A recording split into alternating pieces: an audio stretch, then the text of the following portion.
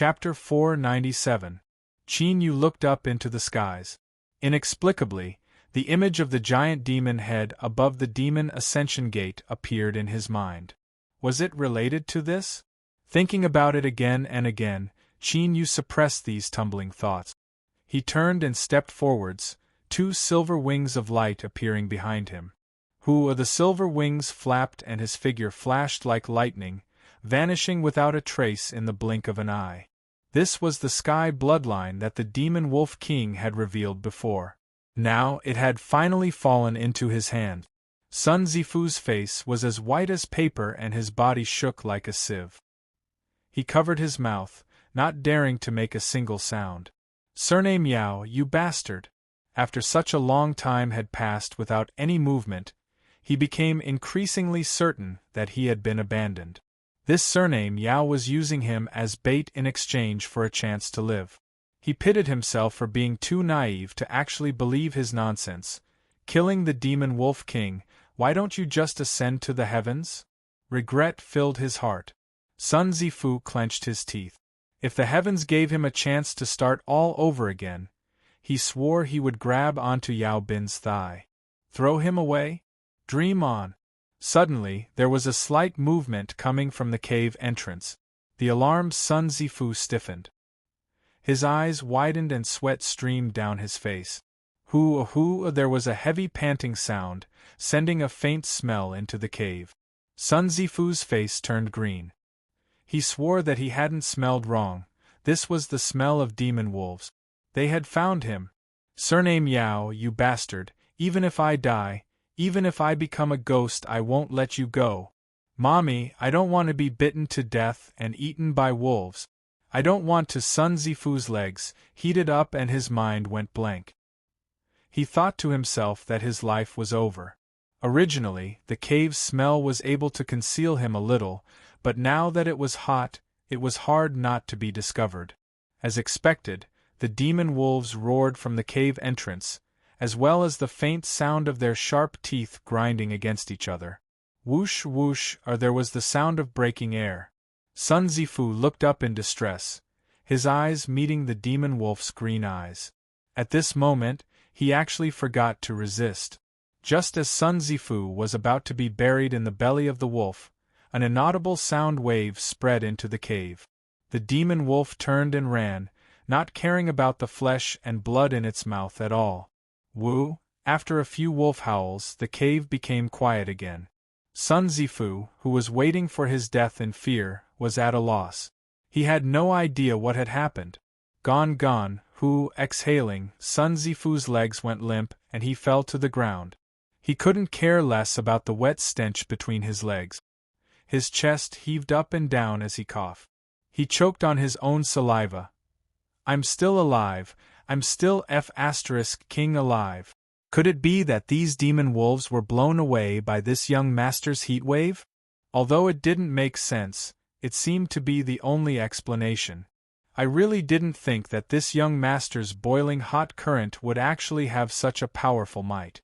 Could it be that I've awakened some kind of powerful bloodline that I don't even know about? His brain seemed to lack oxygen, and his thoughts ran wild. He didn't know where he had wandered off to.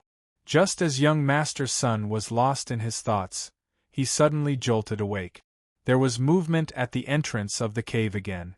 Could it be that the demon wolf had returned? Young Master Sun really wanted to backhand and slap himself twice. "You idiot! You didn't have such a good opportunity to run away and actually stayed here in a daze. The demon wolf had clearly left, so why would it return? Could it be that the heat flow had turned cold?" Just as young Master Sun was wondering if he would be able to make it in time to unleash another attack, a faint voice rang out. "You can come out now." Sun Zifu was stunned. The next moment, he burst into tears. Even though his thoughts were all over the place, he knew that it was only now that he was truly safe. Qin Yu furrowed his eyebrows. Although he was a bit impatient, he still turned around and left to give the old man some time to vent. Fortunately, before he could run out of patience, he heard footsteps behind him. Young Master Sun, who had changed into a new set of robes, had a hesitant expression on his face. Qin Yu lightly said, "It's too dark. I didn't see anything." Young Master Sun's face stiffened. "If you say that, doesn't that mean you've seen everything?" He wanted to cry, but no tears came out. Luckily, Qin Yu now had some credibility in his heart. He could only hope that Qin Yu could keep his mouth shut, otherwise how would he have the face to see others in the future? Qin Yu turned and walked away. Young Master Sun didn't have time to think about anything else. He quickly followed after him. In the dark night of the mountain forest, there was only the sound of the two people's footsteps. The night wind blew past, stirring up the branches and leaves, emitting a light rustling sound. Besides that, there was no other sound. All traces of the demon wolf pack had completely vanished. Sun Zifu looked at the tall and straight back in front of him. Although he wasn't too tall in his eyes, he was like a mountain that pierced into the heavens. Although he didn't know what happened, the Demon Wolf King should have died, right? It was clear that if the Demon Wolf King hadn't died, it would have been impossible for them to walk through here so easily. He couldn't help but suck in a deep breath. Demon Wolf King, this was the Demon Wolf King. He originally thought that he had already thought highly of this surname Yao, but now it seemed that he really was hiding his strength. Perhaps if he followed by his side, he really could leave this place. Thinking of this, a bright light flashed in Sun Zifu's eyes. As he looked at Qin Yu's back, his expression changed a bit. For the next 2 days, whenever Sun Zifu faced Qin Yu, he couldn't help but think of his own embarrassing situation and reveal a bit of awkwardness. But Qin Yu's nonchalant attitude comforted him. Unconsciously, he trusted him even more. On the 4th day, the two of them finally encountered other cultivators. Unfortunately, they were only 2 incomplete corpses. After looking around, they determined that they had been hunted down and eaten by demon beasts. Sun Zifu's complexion paled. When it was time to rest at night, he slowly moved over to Qin Yu's side. Seeing that there wasn't any response, he relaxed and soon fell asleep. Under the curtain of night, demon beasts were much more active than during the day. They could even obtain a certain degree of strength. In a situation where he wasn't sure when he would be able to leave, even Qin Yu tried his best to avoid hurrying through the night. He had already consumed too much of the strength of the sealed pagoda and the spirit of poison. It was impossible for him to repeat the poison attack he used to kill the Demon Wolf King, so he naturally had to be more careful. Sun Zifu woke up from his deep sleep. He instinctively panicked, but as he saw the black-robed figure not too far away, he inexplicably calmed down. Just as he was about to greet him, his complexion suddenly changed. He flipped his hand and took out a stone. As he looked at the black light that flashed on its surface like it was breathing, he revealed a look of ecstasy. "Fellow Taoist Yao, we're saved. Haha, we're saved." After a series of explanations, Qin Yu finally understood the origin of this stone. This was a watchstone that only a cultivator from the demonic path with a deep background could possess. Its effect was that after entering the Demon Ascension Gate's small world, once one encountered trouble, they could call out to each other and gather together. With everyone's combined strength, the degree of danger would be reduced to the minimum. Chapter 498. Of course, activating the watchstone required certain conditions. At the very least, young Master Sun couldn't do it. Now, the surface of the watchstone was flashing with black light, indicating that someone had successfully activated the summoning. In the current situation, if everyone could gather together, it would naturally be better than fighting alone. Furthermore, those who possessed the Guardian Stone were not easy to deal with. Only by being together with the strong would they be able to live longer. It was precisely because of this that young Master Sun was overjoyed. "Fellow Taoist Yao, let's hurry over. Perhaps they've already figured out what happened here." Qin Yu's eyes flashed and he slowly nodded. Sun Zifu was right about this. Even though there was no danger at the moment, these people might have a way to leave the small world. After determining the direction, the two of them immediately set off. The lone peak was like a sword piercing the heavens, filled with baleful aura. The air was filled with the pungent smell of blood. Countless demonic beast corpses nearly buried the foot of the mountain. Pairs of cruel and cold eyes stared at the mountain peak, but none of the demonic beasts dared to charge forward again. It was because all those who had rushed over had already turned into corpses, their bodies soaked in hot blood. At the peak of the mountain, there were several tents set up. There was a certain distance between them, and they exuded indifference and vigilance. Zwalanue clasped his hands behind his back, a look of praise in his eyes. Brother Su's slaughtering demon array is truly tyrannical. It can actually absorb demonic blood and demonic strength for its own use. The more it kills, the stronger it becomes. Su Guzi had a light expression. It's just a minor trick. Seeing that he wasn't willing to talk too much, Zwalanue smiled and didn't mind. You and I intentionally waited a few days before summoning. Those that could rush here must have some strength. Su Guzi was silent for a moment. What you and I are doing is fraught with danger. If one's strength isn't enough, then all that awaits them is death. Zwalanue smiled and nodded. His gaze fell to the base of the mountain where a large number of magical beasts were gathered. This was the final test. Only by passing would one have the qualifications to join them and fight for that great fortune. Watch Stone. Watch and help each other in this world. Only people of the same level could help each other, right? We're here. We've arrived. It's right in front. Sun Zifu was overjoyed and was about to rush out. But just as he moved, he was caught. Qin Yu was expressionless, but his eyes were dignified. What happened? Sun Zifu's heart skipped a beat. During their time together, he had already experienced Qin Yu's methods. There are magical beasts ahead. He paused for a moment, then continued, many magical beasts. Sun Zifu was dumbfounded and murmured, how could this be? The rendezvous point is clearly here, I can't be mistaken. He took out the guardian stone. The black light on its surface was dense, and the frequency of its flickering was astonishing. Sun Zifu probed with his spiritual will and raised his head blankly.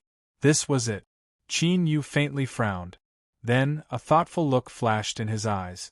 It seemed that the cultivator who opened the watchstone hoped to borrow the strength of the demon beasts to test those who came.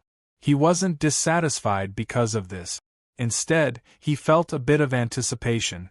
This was because the more the person who opened this place valued strength, the more likely it was that they knew the cause of this change. Otherwise, why would there be a need to eliminate those with insufficient strength? To put it bluntly, it was good to use them as cannon fodder. The biggest possibility was that they didn't want a share of the loot. A sharp light flashed in Qin Yu's eyes. He informed Sun Zifu of his judgment. After a moment of silence, his complexion darkened. Sun Zifu wasn't an idiot.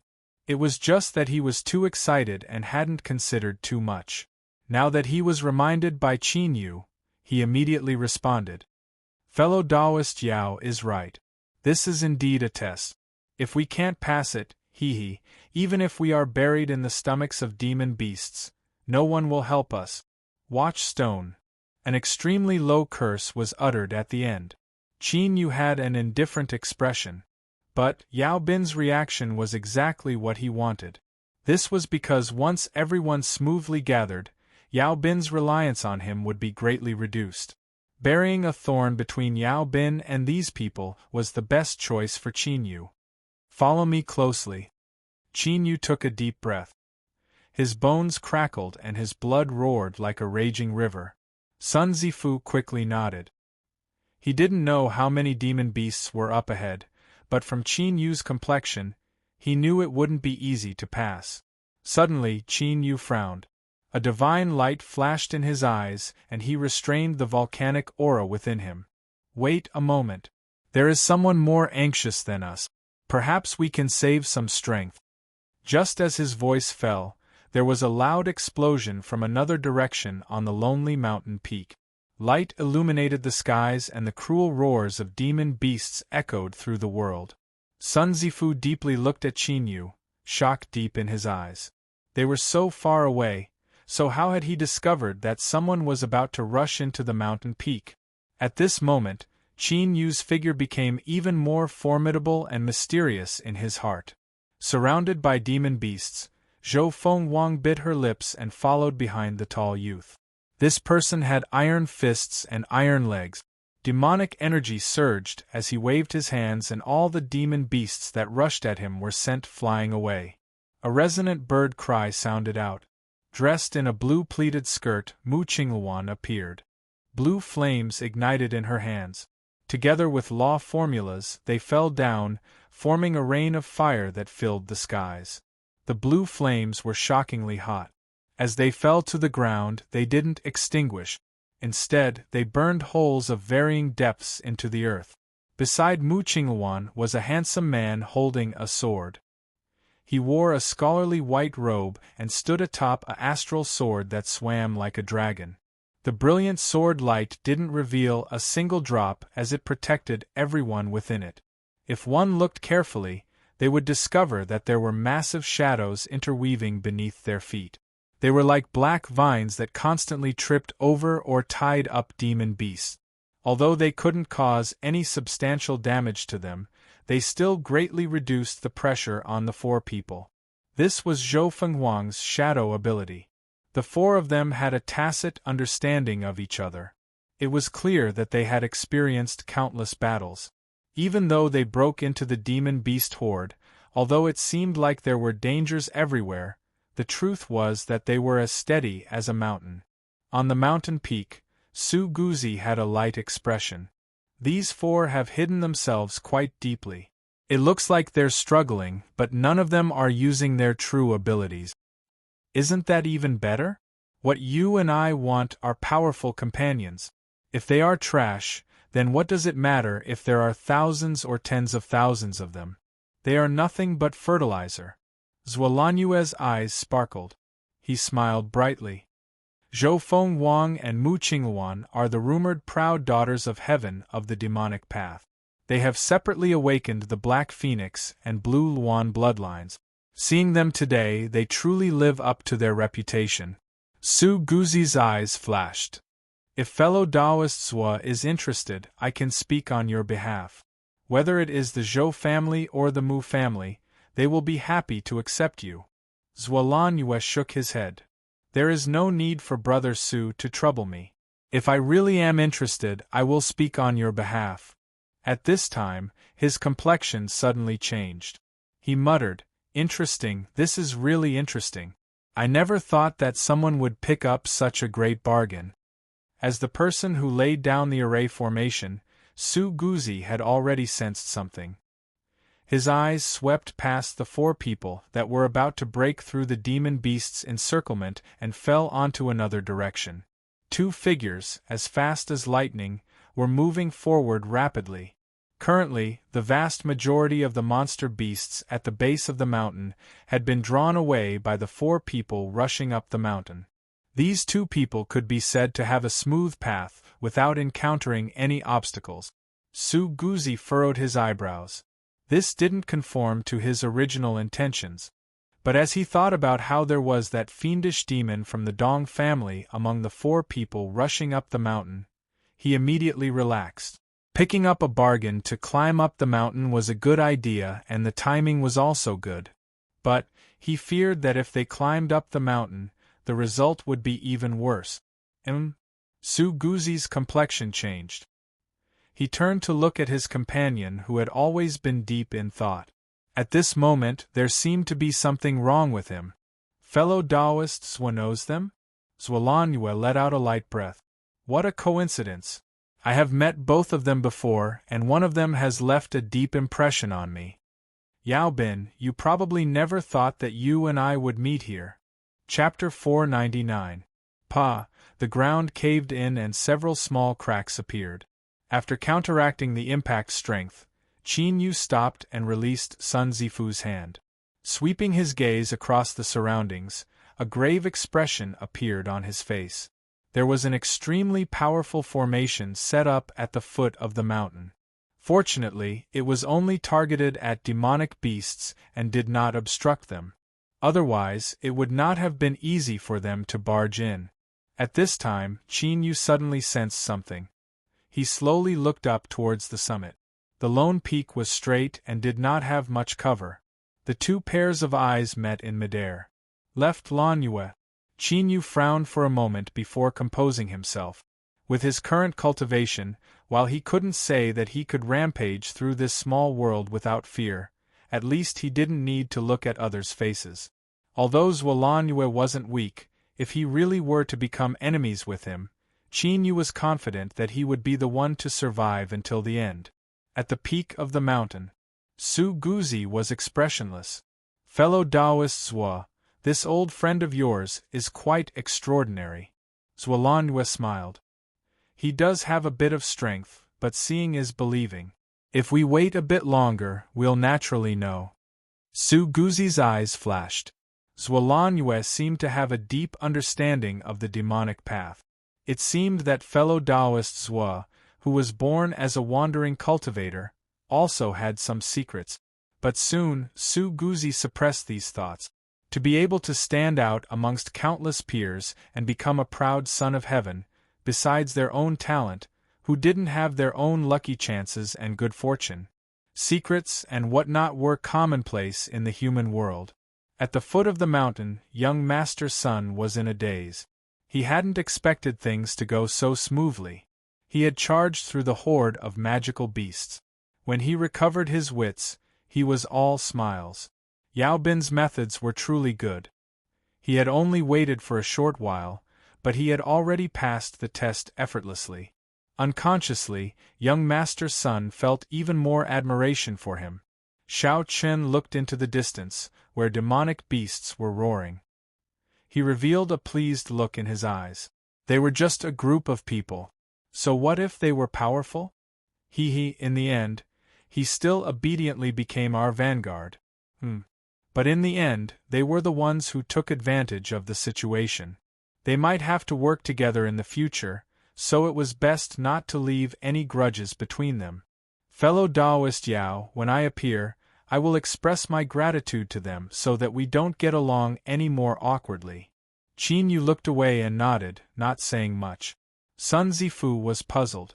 "What's wrong?" Qin Yu lightly said, "I met an acquaintance."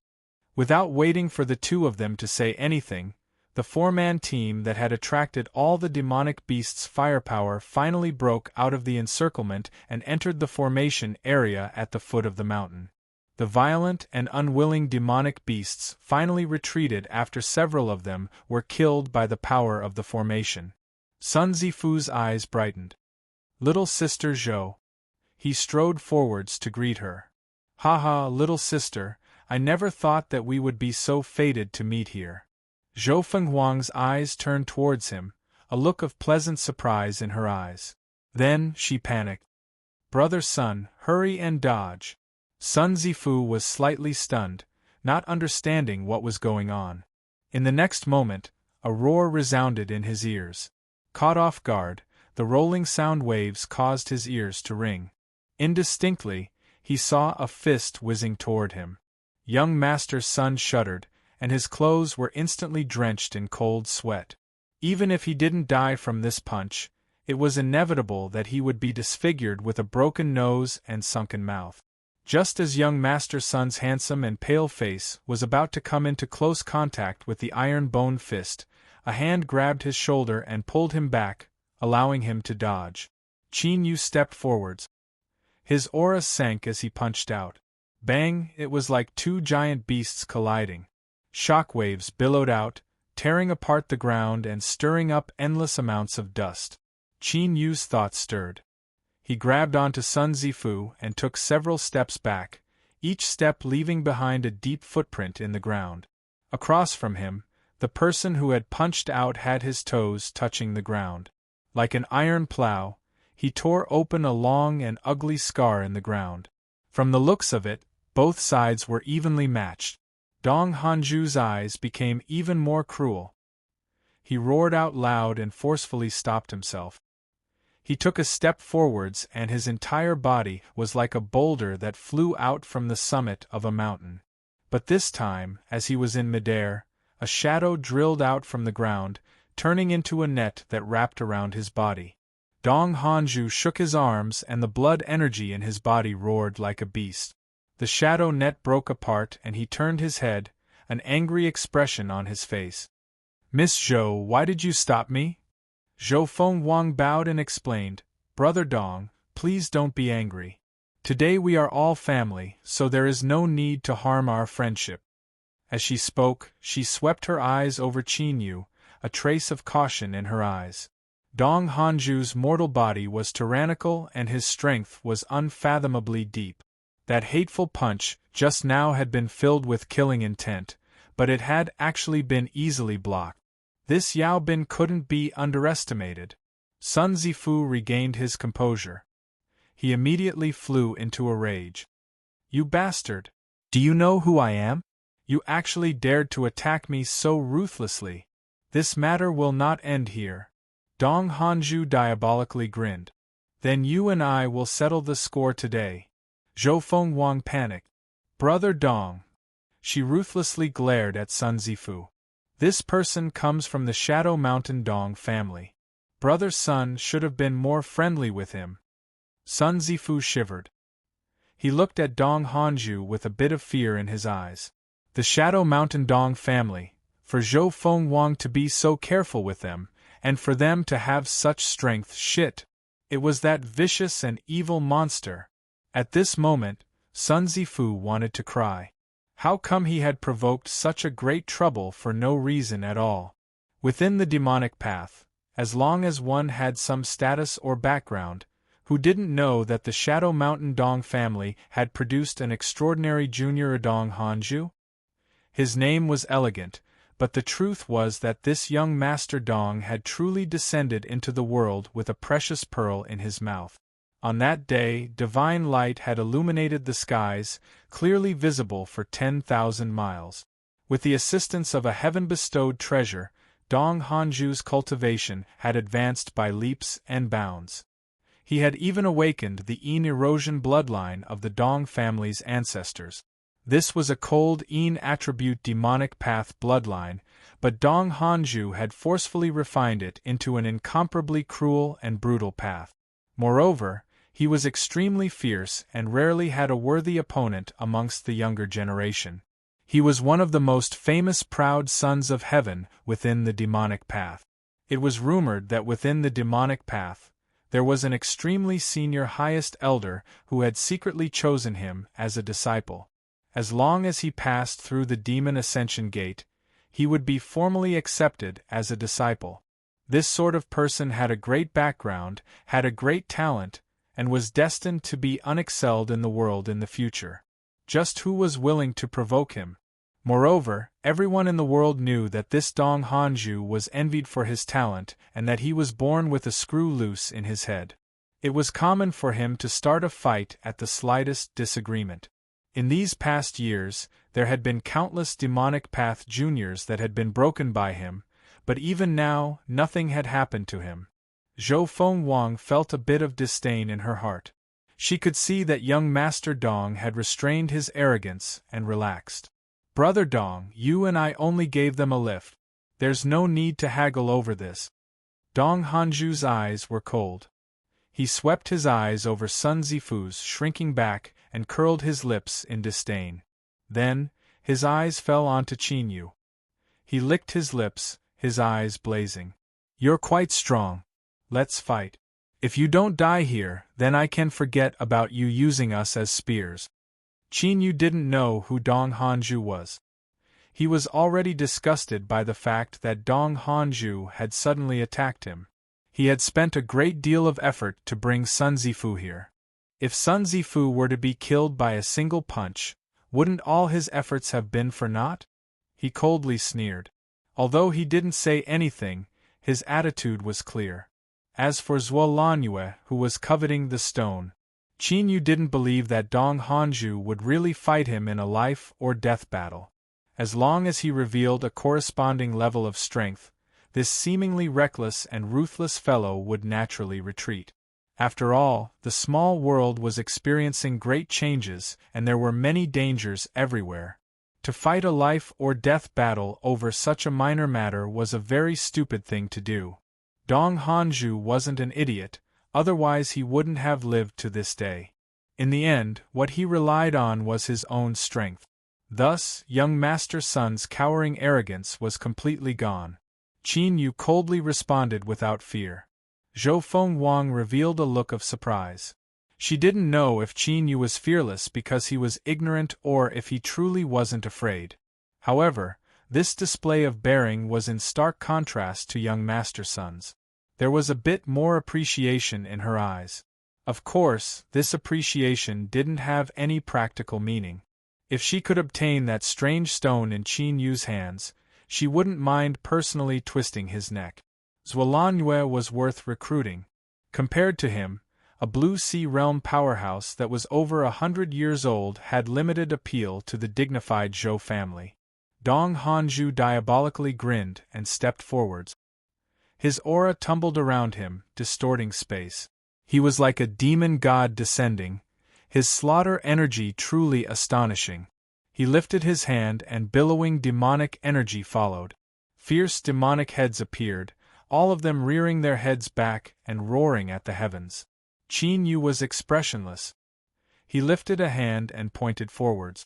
Strong winds rose up and the clouds in the skies tumbled. Boundless blue transformation, boundless blue chaos. The world fell silent. Time and space seemed to come to a standstill. 1/100th of a breath of time seemed to stretch to infinity. Then, there was a loud rumbling that shook the heavens and earth. The demonic heads trembled and collapsed. The demonic energy that gushed out from the void was like white frost dispersing under the scorching sun. A single finger fell and all supernatural powers ceased. Dong Hanju furrowed his eyebrows. He suppressed the tumbling blood energy in his chest, and his eyes began to turn bloodshot. Amidst his ruthlessness, he gave off a calm feeling. But at this time, before he could do anything, 2 figures arrived from the summit of a lonely mountain peak. Su Guzi loudly said, "Fellow Taoist Dong, please calm your anger." Zhuolan Yue was expressionless. But as he swept his eyes over Qin Yu, there was a bit more fluctuation in them. It was unknown what he was thinking. Dong Hanju looked up. "Su Guzi, give me a reason not to attack." Su Guzi was silent for a moment.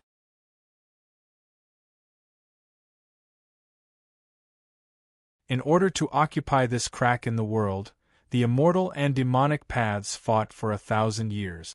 Finally, the demonic path exhausted all of their methods and created an independent small world, completely taking it for themselves. In the past, when they were creating this small world, there was a supreme demonic path existence that took action.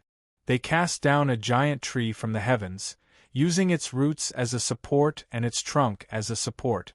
The crown of the tree reached into the heavens, solidifying the foundation of this vanished world. This giant tree was the ancient tree monster. It came from the extreme north, the snowy region. The land of divinity and demons was vast and boundless. The 7 great empires spanned across the skies and seas, but this wasn't the entire territory of the land of divinity and demons. To the north of the Qin and Zhao borders was an extremely cold land. Snow fell all year round and there were few clear days. There was also an icy cold energy that wreaked havoc everywhere.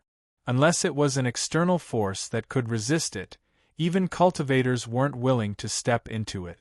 This was a land that had been forgotten by the world. This was the land where the monster race struggled to survive. The ancient tree monster itself was a monster emperor of the monster race. It was hunted down by a supreme elder of the demonic path and suppressed here. Monster Emperor Qin Yu's heart shook. He took a deep breath and barely managed to suppress his tumbling heart. Luckily, this monster emperor had already been killed.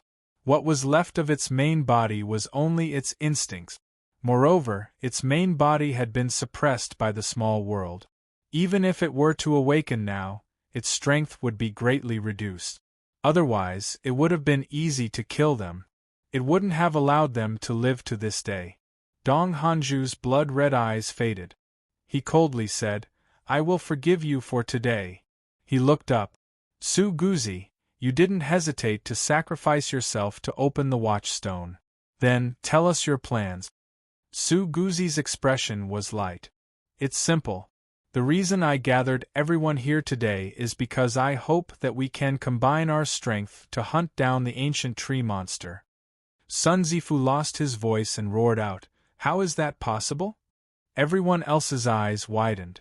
Although they didn't speak, their attitudes were clear. Chapter 500. As everyone was silent, Zhuolangyue slowly said, "The ancient tree monster is indeed terrifying, but right now it is only a remnant body, and it is also suppressed by the small world. Its strength is less than a tenth of its peak. If you and I join forces, we might have a chance to kill it. Of course, this matter is of great importance, so it's normal for you all to hesitate. We will also be waiting for a friend here. Please consider this carefully and make your decision tomorrow." Su Guzi nodded, not saying anything more. He turned with Zhuolangyue and returned to the campsite at the summit. Beside Mu Qingluan was the sword-wielding youth. At this time, he was whispering several words into her ear, as if he were comforting her. Her complexion improved. She nodded and the two of them turned to leave. Although they had traveled together, that was only to protect themselves in a dangerous situation. They weren't truly close. Now that they had arrived at a temporary safe place, their relationship naturally appeared. Dong Hanju glanced at Qin Yu and walked away. Zhou Fengwang said in a low voice, "Brother Dong, I will go and pay my respects." Dong Hanju didn't look back. He waved his hand and soon vanished from sight. Sun Zifu relaxed a little. Then, he awkwardly smiled and said, "I've let Sister Zhou see a joke." Zhou Fengwang had a warm expression. "A wise man submits to the circumstances. Brother Sun knows when to yield and when to stand tall. There is no need to care too much about this." This attitude warmed Sun Zifu's heart and made him feel as if he understood her. This was Dong Hanju. Damn it, who would dare to provoke him? He didn't dare to. This little sister Zhou is such a good person, she understands my heart. Zhou Fengwang smiled. That's enough. This was just a misunderstanding. We can find a chance in the future to resolve it. Her eyes flashed. Brother Sun, I have some words I would like to speak with you in private. I wonder if Brother Sun can come with me? Sun Zifu hesitated for a moment. He looked over. Qin Yu lightly said, "Fellow Taoist son, do not forget our agreement." He turned and left. Zhou Fengwang frowned. "Brother Sun, why are you walking together with this person? In this small world, this person will bring about a great deal of trouble." For some reason, as Sun Zifu listened to these words that seemed like advice, he felt a bit uncomfortable. He smiled. The situation forced me, so there was nothing I could do. Subconsciously, he didn't speak to Zhou Fengwang about his experiences with Qin Yu. I'm still so prideful. Yes, if I say it out loud, how embarrassing would that be? Young Master Sun found the reason. Zhou Fengwang was not in the mood to talk about this. She nodded and did not pursue the matter.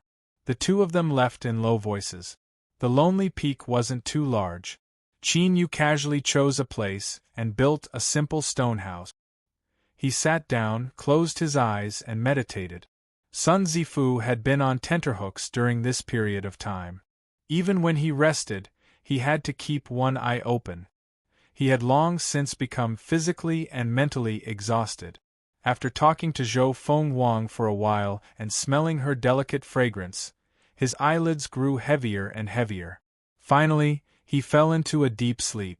When he woke up, the sky outside was pitch black, and the beauty was no longer there. But at this moment, there was a knock on the door. "Brother Sun, are you awake?" Sun Zifu jumped onto the ground. I'm awake. Zhou Shimi, please come in." Zhou Fengwang pushed open the door and walked in. In her hands was a round red plate with jade cups and plates placed atop it. The dishes were still steaming hot and the fragrance wafted through the air. Brother Sun must have had a hard journey. This little sister has made several small dishes. There aren't many ingredients in this desolate place, but luckily the wine is quite good. I think Brother Sun will like it. A candle was lit in the stone house. The light was warm and restrained, sprinkling down, making Zhou Feng Wang appear even more beautiful and refined. Smelling the fragrance of the dishes and wine, looking at the beautiful woman beneath the candlelight, young Master Sun felt as if he had survived a calamity and had finally returned to the world of mortals. This was the life he deserved to enjoy. I've troubled Sister Sunday. I like it very much. Zhou Feng Wang smiled. She set down the cups and poured wine. A toast to Brother Sunday. After 3 to 5 cups of wine entered their stomachs, the two of them laughed and chatted happily. Zhou Feng Wang filled her cup once more. She gently sighed. Brother Sun, about the matter of the ancient tree monster, what do you think? Sun Zifu's complexion changed. He hesitated and said, I fear that what Su Guzi said is reasonable. Zhou Feng Wang nodded. I also think so. From what I saw between him and Zhuolanjue, it's clear that the two of them intend to take action. Before this, when Brother Sun was resting, Zhuolanjue paid a visit to Dong Hanju. Afterwards, I asked him and Dong Hanju agreed to help. She paused for a moment and then continued to say, Su Guzi, Zhuolanjue, Dong Hanju, these 3 people are all tyrannically strong. Although killing the ancient tree monster is risky, there is still a chance of success. Taking a step back, even if you and I don't want to interfere, after leaving them our strength will be greatly weakened. We might not be able to last until the end. Sun Zifu tentatively said, Sister Sun, you mean to join forces with them? Zhou Feng Wang nodded. I do have this intention. I wonder what Brother Sun thinks. Sun Zifu's complexion was cloudy and uncertain. After a long time, he ruefully smiled and said, I know that I am weak. If I don't join forces with you, I fear there will be no way for me to survive. Since Sister Sun has agreed, then I will go with you. Zhou Feng Wang was overjoyed. Her eyes shined. Brother Sun, there is no need to belittle yourself. When we hunt down the ancient tree monster, we will need to rely on Brother Sun's strength. She pursed her lips. I heard that Brother Sun's family bloodline has already awakened. I wonder if this is true? Sun Zifu nodded. It has indeed awakened. That's great. Zhou Feng Wang explained. The ancient tree monster is hidden in a small world. Finding its main body won't be easy at all.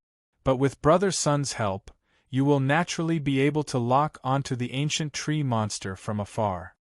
She hesitated for a moment. But there is one more matter that I need Brother Sun's help with. Sun Zifu asked, What is it?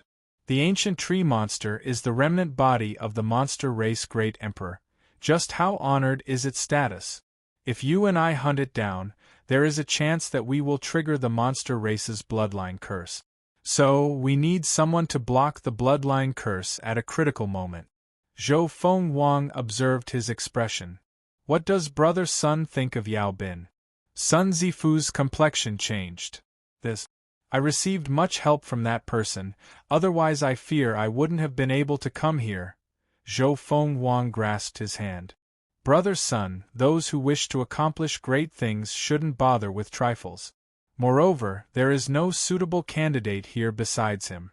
Brother Sun, the monster race's bloodline curse only has a certain chance of being triggered. Perhaps we don't need him to resist it at all. Taking a step back, even if he really does contribute himself, after we leave this small world, we will find a way to compensate him. This time, Sun Zifu really hesitated. His instincts told him that Qin Yu wasn't someone easy to deal with. It wouldn't be so simple to scheme against him. Sister Sun, should we consider this matter at length? Zhou Feng Wang shook her head. This is everyone's decision. Brother Sun, you must not provoke the dissatisfaction of others because of this. It must be known that Yao Bin and we are not people of the same world to begin with. Letting him handle this matter is the best result. Sun Zifu sighed. All right, I know what to do. Zhou Fenghuang grasped his hand again and left behind a jade pendant. After whispering a few words of advice, she turned and floated away. Sun Zifu glanced at this clearly extraordinary jade pendant. His pupils shrank and he bitterly smiled inwardly. Yao Bin, it isn't that I am an ungrateful person who bites the hand that feeds me, but in this situation, if I don't agree to harm you, others will harm me. The monster race's bloodline curse might not be triggered, and even if it is, you might not die. I guarantee that as long as you can leave this small world alive, I will keep my promise and properly compensate you. As he spoke, he picked up the jade pendant, clenched his teeth, and pushed open the door. Qin Yu opened his eyes in the darkness. Who is it? Fellow Taoist Yao, it's me. The stone door opened and Sun Zifu smiled brightly. Fellow Taoist Yao, I wonder if it's convenient for you? Qin Yu moved to the side to let him in. Sun Zifu rambled on and on. The general meaning was that everyone had already decided to hunt down the ancient tree monster, and they wanted him to invite Qin Yu to join them. Fellow Taoist Yao, the situation is dangerous. You and I can only take a gamble. There were many more things he wanted to say, but Qin Yu didn't give him a chance to speak. He nodded in agreement. Young Master Sun nearly choked on his own saliva. He was immediately overjoyed. That's great. Compared to those people on the mountain, I trust fellow Taoist Yao more. You and I must get closer. After some compliments, Sun Zifu left behind a life-saving treasure passed down from his ancestors and bid his farewells with a bright smile. Qin Yu sent him away. As he looked at the jade pendant on the table, a mocking light flashed in his eyes. Without batting an eyelid, he reached out and put away the jade pendant. If he didn't do this, how could he make others feel at ease? As Qin Yu was putting away the jade pendant, in another stone house on the summit, Su Guzi opened his eyes and slowly nodded. Everything is ready. Once everyone is gathered tomorrow, we will immediately leave. He looked up at Sun Zifu who had just arrived. Fellow Taoist Sun, I'll have to rely on you tomorrow. Young Master Sun absent-mindedly nodded. He always felt that this matter had gone a bit too smoothly, so smoothly that it felt unreal. Was Yao Bin really so easy to deal with? Chapter 501. Zhualanyue's lips curled up in a mocking smile. Although this surname Yao had some strength, in their eyes he was nothing more than a chess piece that could be discarded at any time. The monster race bloodline backlash might not be triggered, but he would inevitably die in the end. This was because no one present wanted another person to share the harvests with. It had to be known that although the ancient tree monster was terrifying, it also contained unimaginable good fortune. Zhou Fenghuang had a light expression. She didn't care about his life or death at all. A blue sea that was over 100 years old was destined to have limited future achievements. How could he compare with the people here today? Moreover, what came next was the most important matter: the distribution of the crystals. Ancient tree monster, if they really succeeded, thinking of this, Zhou Fenghuang took a deep breath and her face blushed red. Dong Hanju crossed his arms across his chest.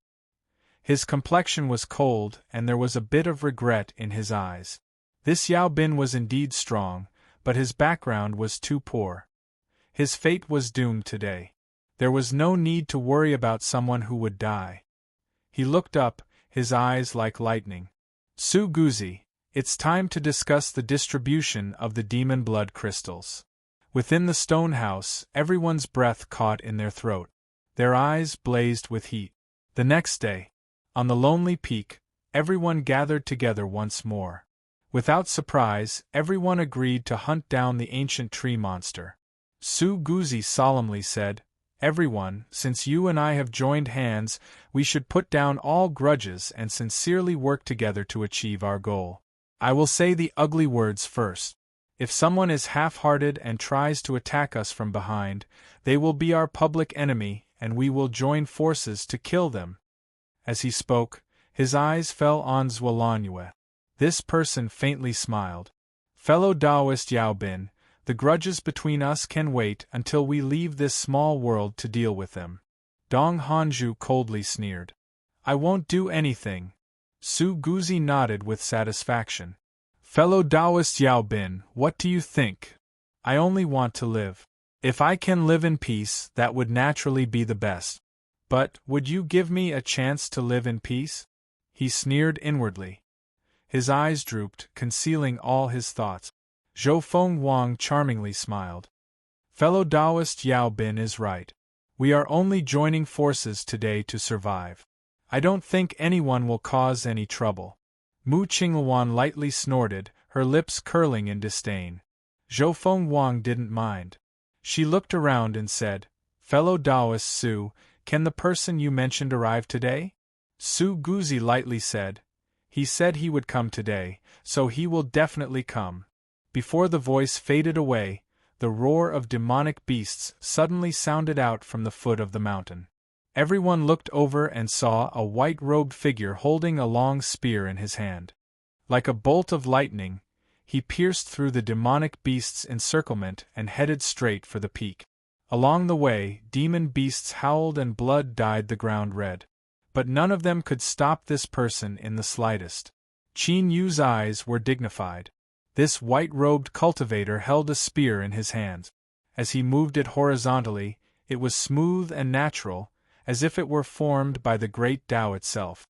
The spear point formed a sphere, and any demon beast that came within 30 feet of him would be pierced by this spear. This person, what terrifying strength! White-robed dragon spear Zhao Qianyuan. Zhao. It's actually him. A series of exclamations rang out, and the expressions of the people on the mountain peak changed. Zhuolanjue's pupils shrank. He looked deeply at Zhao Qianyuan, whose spear was like a swimming dragon. His eyes fell on Su Guzi, and a gloomy light flashed in his eyes. With this, things had become a bit troublesome. Dong Hanju's breathing became rough. His eyes shined brightly, a burning fighting spirit burning within them. Everyone knew that Dong Hanju had a cruel and ruthless temperament and that he had injured countless people in his life. But what they didn't know was that several years ago, he had been suppressed by someone's spear. Even though he hadn't lowered his head, he had still vomited several mouthfuls of blood and had to recuperate for half a year before recovering. Zhao. Zhou Fenghuang's eyes brightened with excitement. The demonic path's younger generation had countless masters, and there were many outstanding ones among them. But she was the Zhou family's direct descendant and had awakened her dark phoenix bloodline. Her vision was naturally high, and although she feigned civility, she didn't place them in her eyes at all. Except for Zhao Qianyuan. The Zhao, Qian, Sun, and Li family were the four great demonic path aristocratic families. Zhao Qianyuan came from the number 1 demonic path aristocratic family, but he wasn't a direct descendant of the Zhao family. He was only a concubine junior. In the first 20 years, Zhao Qianyuan lived up to his name. He was like a flood dragon that dove into the abyss, not showing off his brilliance. But 20 years later, he was unstoppable. In just a short 10 years, his reputation had risen and he had established himself as the strongest of the demonic path's younger generation. And what was most terrifying was that Zhao Qianyuan hadn't awakened any demonic bloodline at all.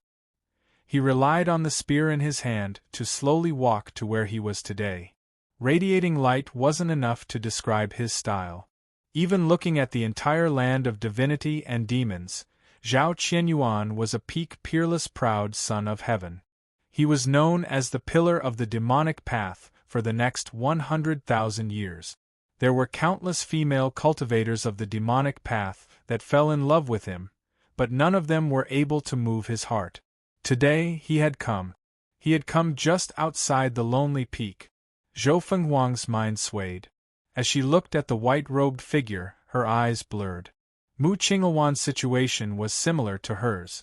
No, it was more accurate to say that it was even more serious than Zhou Fenghuang's. Her watery eyes had nearly turned into the shape of a heart. On the side, Li Mingxuan's complexion paled and the muscles in his hand bulged. Unfortunately, no matter how angry he was, he didn't dare to erupt. Zhao Qianyuan, this was Zhao Qianyuan, the #1 junior of the demonic path's noble family. His title of heir was bestowed upon him by the demonic path. If it could be said that Dong Hanju was born with a screw loose in his head, that he was easily angered, and that no one was willing to provoke, then Zhao Qianyuan was someone that every influence of the demonic path wanted to befriend. Everyone knew that as long as he didn't perish midway, Zhao Qianyuan was destined to step into the peak ranks of the world. He might even have the chance to dominate an era. Who dared to not pay attention to such a character? Su Guzi took in everyone's expressions. He faintly smiled and said, "The person you and I are waiting for has arrived. Everyone, please follow me down to welcome him." They were all proud and arrogant young elites of the demonic path. Even if they knew they were weaker than others, none of them were willing to lower their heads so easily.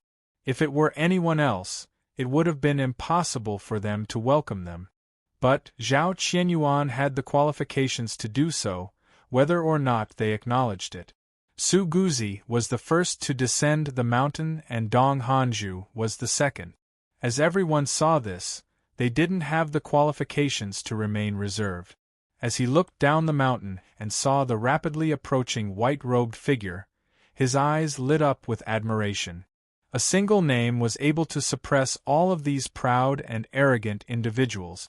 If he hadn't seen it with his own eyes, he would have found it hard to believe. The more it was like this, the more it proved how strong this person was. The ancient tree monster had awakened and sealed off the small world. In such a situation, Qin Yu was naturally happy to see a powerful companion appear. Just as everyone arrived at the foot of the mountain, they saw a shocking scene. The crazed demon beasts that had surrounded them were actually retreating like a tide. Their eyes that were filled with killing intent were now filled with fear. Zhao Qianyuan grasped his spear. His face was firm and his eyebrows were like swords. He slowly walked forwards, and wherever he passed, the demon beasts would flee. Even though everyone knew that Zhao Qianyuan's strength was heaven-defying, they still felt their hearts tumble and shock fill their faces. When Zhao Qianyuan stepped into the range of the array formation and entered the lonely peak, the demon beasts that had gathered at the foot of the mountain had all fled. A complex light flashed in Su Guzi's eyes. He cupped his hands together and said, "Scion Zhao's cultivation has risen even further. I fear you aren't too far away from becoming a calamity immortal. This is truly a cause for celebration." Zuolanjue's heart shook. He focused his senses and indeed, he could feel a bit of suppression coming from Zhao Qianyuan's body. This suppression wasn't intentional. Rather, wherever he walked, the rules of the world would change and naturally emit this suppression. This was a feeling he had only felt from his teacher. As for his teacher, although he hadn't stepped into the calamity immortal realm, the difference was only a single level. Zhao Qianyuan had actually reached this boundary? He wasn't his teacher who had stepped into a bottleneck and couldn't break free. It seemed that ever since his eruption, Zhao Qianyuan's growth had never stopped. In 3 years, 5 years, or at most 10 years, he would definitely be able to become a calamity immortal. Zuolanjue fell silent. He had always been proud and arrogant, believing that he was no worse than any of his peers in the world. But now, he couldn't help but admit just how sad it was to be born in the same era as Zhao Qianyuan. All of them were destined to be completely overshadowed by his brilliance. At this moment, the same feeling appeared in the hearts of everyone at the foot of the mountain. Even the lawless and vicious Dong Hanju had no choice but to lower his head and suppress his thoughts of wiping away his shame. Because if he did, he would only be bringing disgrace upon himself.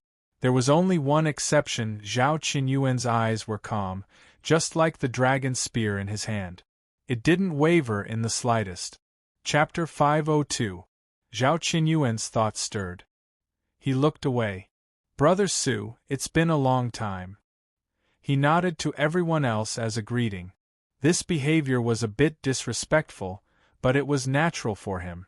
Even someone as cold and cruel as Dong Hanju didn't feel like he was being looked down upon. In the end, strength determined status. Su Guzi's smile was bright. He glanced at the stiff-faced Zhuo Yue and said, "Your Highness, I and the other fellow Taoists have decided to join forces to cut down the ancient tree monster." Zhao Qianyuan nodded. "Good. Then let's go."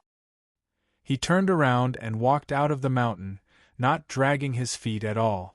Zhou Fengwang and Mu Qinghuan's eyes lit up at the same time as they followed. Their figures moved. As they saw each other's movements, their gentle eyes instantly turned fierce and fierce. They ruthlessly glared at each other and their steps quickened. Li Mingxian sucked in a deep breath, his complexion still pale. Sun Zifu sighed. He muttered, "If there is a day when I can have Xian Zhao's elegance, I can die without regrets." Qin Yu nodded. He is indeed strong. Beneath the Calamity Immortal Realm, besides the South Shine Nation's old ancestor, this Zhao Qianyuan was the strongest person he had ever seen. Sun Zifu bitterly smiled. He's more than strong, he's strong to the point of leaving one in despair. To live in the same era as such a person is a mistake. Beneath the bright moon, even if the stars are bright, they can only be reduced to a background, a foil. He glanced at Zhou Fengwang who was chasing after him, and his eyes turned sour. Zhao Qianyuan is the bright moon and you and I are the stars. It's just that you are a bit brighter and he is a bit darker. Qin Yu smiled, not saying anything else. Su Guzi put away the array formation disc, and everyone left the isolated peak area. Young Master Sun, who had been lamenting himself just a moment ago, soon became the focus of everyone's attention. Fellow Taoist Sun, the Sun family's supernatural bloodline is famous far and wide. I ask that you help determine the location of the ancient tree monster. Sun Zifu nodded, trying his best not to show any fear in front of everyone. He sat down and lifted a hand to touch his forehead. His eyes immediately turned dark red, as if a sea of blood was surging within them. An eyeball appeared from the sea of blood. It wasn't clear and was blurry, but it gave off an extremely strange feeling. After several breaths of time, Sun Zifu stuffily coughed and his face paled. The eyeball between his eyebrows collapsed and the sea of blood faded with it. He opened his eyes and spat out a mouthful of blood. Su Guzi's complexion changed. He pointed a finger and poured magic into him. Sun Zifu trembled for a moment before he barely managed to calm himself. "Many thanks, fellow Taoist Su." Sun Zifu's voice was deep and hoarse, like two gravel rubbing against each other in a dried-up river. Zhou Fengwang hesitated for a moment before squatting down. A delicate fragrance wafted into her nose. "Brother Sun, did you find it?" Sun Zifu weakly nodded. "I found it. Unfortunately, the ancient tree monster's aura is too terrifying and it also has an extremely strong sensing ability. Just as I locked onto it, my divine sense was shaken away and my soul was heavily damaged. I, shall I only I can.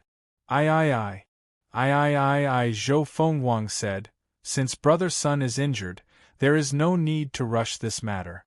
You and I will first rush to the approximate location. Once Brother Sun recovers from his injuries, we can try again.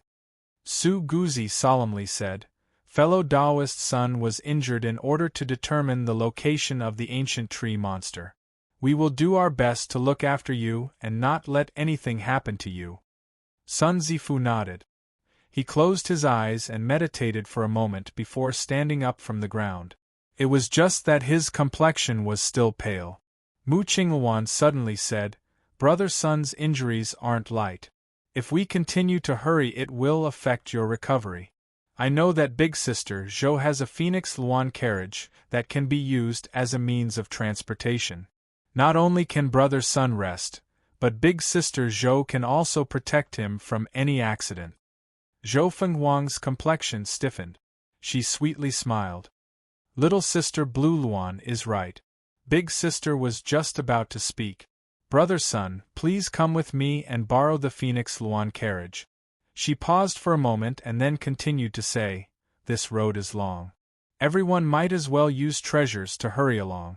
Even if we encounter any sudden dangers, we can still calmly deal with them. Su Guzi hesitated for a moment. Miss Zhou's words are reasonable. There are dangers everywhere in this small world. It is necessary for us to maintain our peak condition at all times. He turned and smiled. Scion Zhao, I have an ardent sun carriage that can be considered spacious. I wonder if Scion is willing to ride with me? Zhao Qianyuan cupped his hands together. Thank you for Brother Su's good intentions. I will hurry along on my own. Su Guzi smiled, not embarrassed at all. It was as if he had already expected this. That's also good. With Scion's strength, there is no need to fear monster beast attacks. Brother Zhua, how about we ride together? Zuolan Yue nodded. All right. Mu Qingluan's eyes wished she could hang on to Zhao Qinyuan's body. Unfortunately, even Su Guzi had returned empty-handed, so she only dared to glance at him a few more times. Together with Li Mingxian, they boarded his 100-sword boat. Speaking of which, this boat was quite famous. It was pitch black all over and seemed like wood, but the truth was that it was forged from hundreds of broken divine swords. The Li family was a direct descendant of the demonic path's sword path. They had a long inheritance, and there were many sword path powerhouses under their tutelage. For these broken swords to enter their eyes and be chosen as materials for the boat, they were naturally extraordinary. In the rumors, one of these swords was called Killing Sunday. Countless souls had perished beneath this sword, and it was a demonic sword that had drunk the blood of countless lives. Afterwards, it rebelled against its master and was finally destroyed. Thus, this 100-sword boat could be said to be overflowing with sword intent and surging with slaughter energy. As soon as it appeared, it attracted everyone's attention, causing Li Mingxuan's complexion to brighten. In the end, he wasn't an idiot. Although he enjoyed the feeling of being in the limelight, he restrained the aura of the 100-sword boat and made it seem ordinary. However, everyone knew that once they encountered danger, this 100-sword boat could turn into a killing machine in the blink of an eye. Mu Qingluan's attention was pulled back a little. Dong Hanzhu hesitated for a moment. He walked over to Zhao Qinyuan's side. I am not your match right now, but there will be a day when I defeat you. Zhao Qianyuan nodded. He didn't show any coldness or ridicule. These two people had clearly chosen to act alone. Qin Yu smiled inwardly. Indeed, powerhouses didn't like to gather in group. As for those that gathered in groups, they often harbored malicious intentions. His eyes swept over Su Guzi, Zuolan Yue, Zhou Fengwang, and the others, a trace of ridicule in his eyes. He had seen these sorts of people who appeared warm on the surface but harbored evil intentions in their hearts. But now that he was here, he realized that these people's acting skills couldn't be underestimated. Thinking about it, the following journey would surely be lively and bustling. Perhaps in the eyes of these people, he was only a chess piece that was destined to be played. But what a pity! This chess piece of his would likely leave them disappointed. Qin Yu's eyes fell on Sun Zifu. His eyes flashed for a moment before returning to tranquility. There were some roads that could not be turned back once they were chosen. There were some things that could not be forgiven once they were done. Let's continue watching. Zhou Fenghuang's phoenix carriage was incomparably gorgeous. Black and gold wove together to form patterns. It was naturally noble and mysterious, causing one to instinctively feel awe in their hearts. The hanging curtains gently swayed in the wind. It seemed delicate and fragile, but the golden runes on its surface were like living creatures. Once they were attacked, they would erupt with black phoenix flames that could destroy all. Young Master Sun was comfortably lying down on a warm white blanket. As he smelled the faint fragrance, he felt so comfortable that he wanted to moan. Zhou Fengwang faintly smiled. She seemed to be saying something to him. There was a bit of impatience in her eyes, but it was well hidden, making it hard for others to sense it. "Brother, I've made you suffer today. But as long as we can find the ancient tree monster, no one will be able to ignore your merits. You will definitely obtain the harvest you deserve."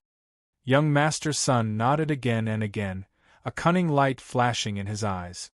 The ancient tree monster was indeed strong, but he hadn't faced it head-on.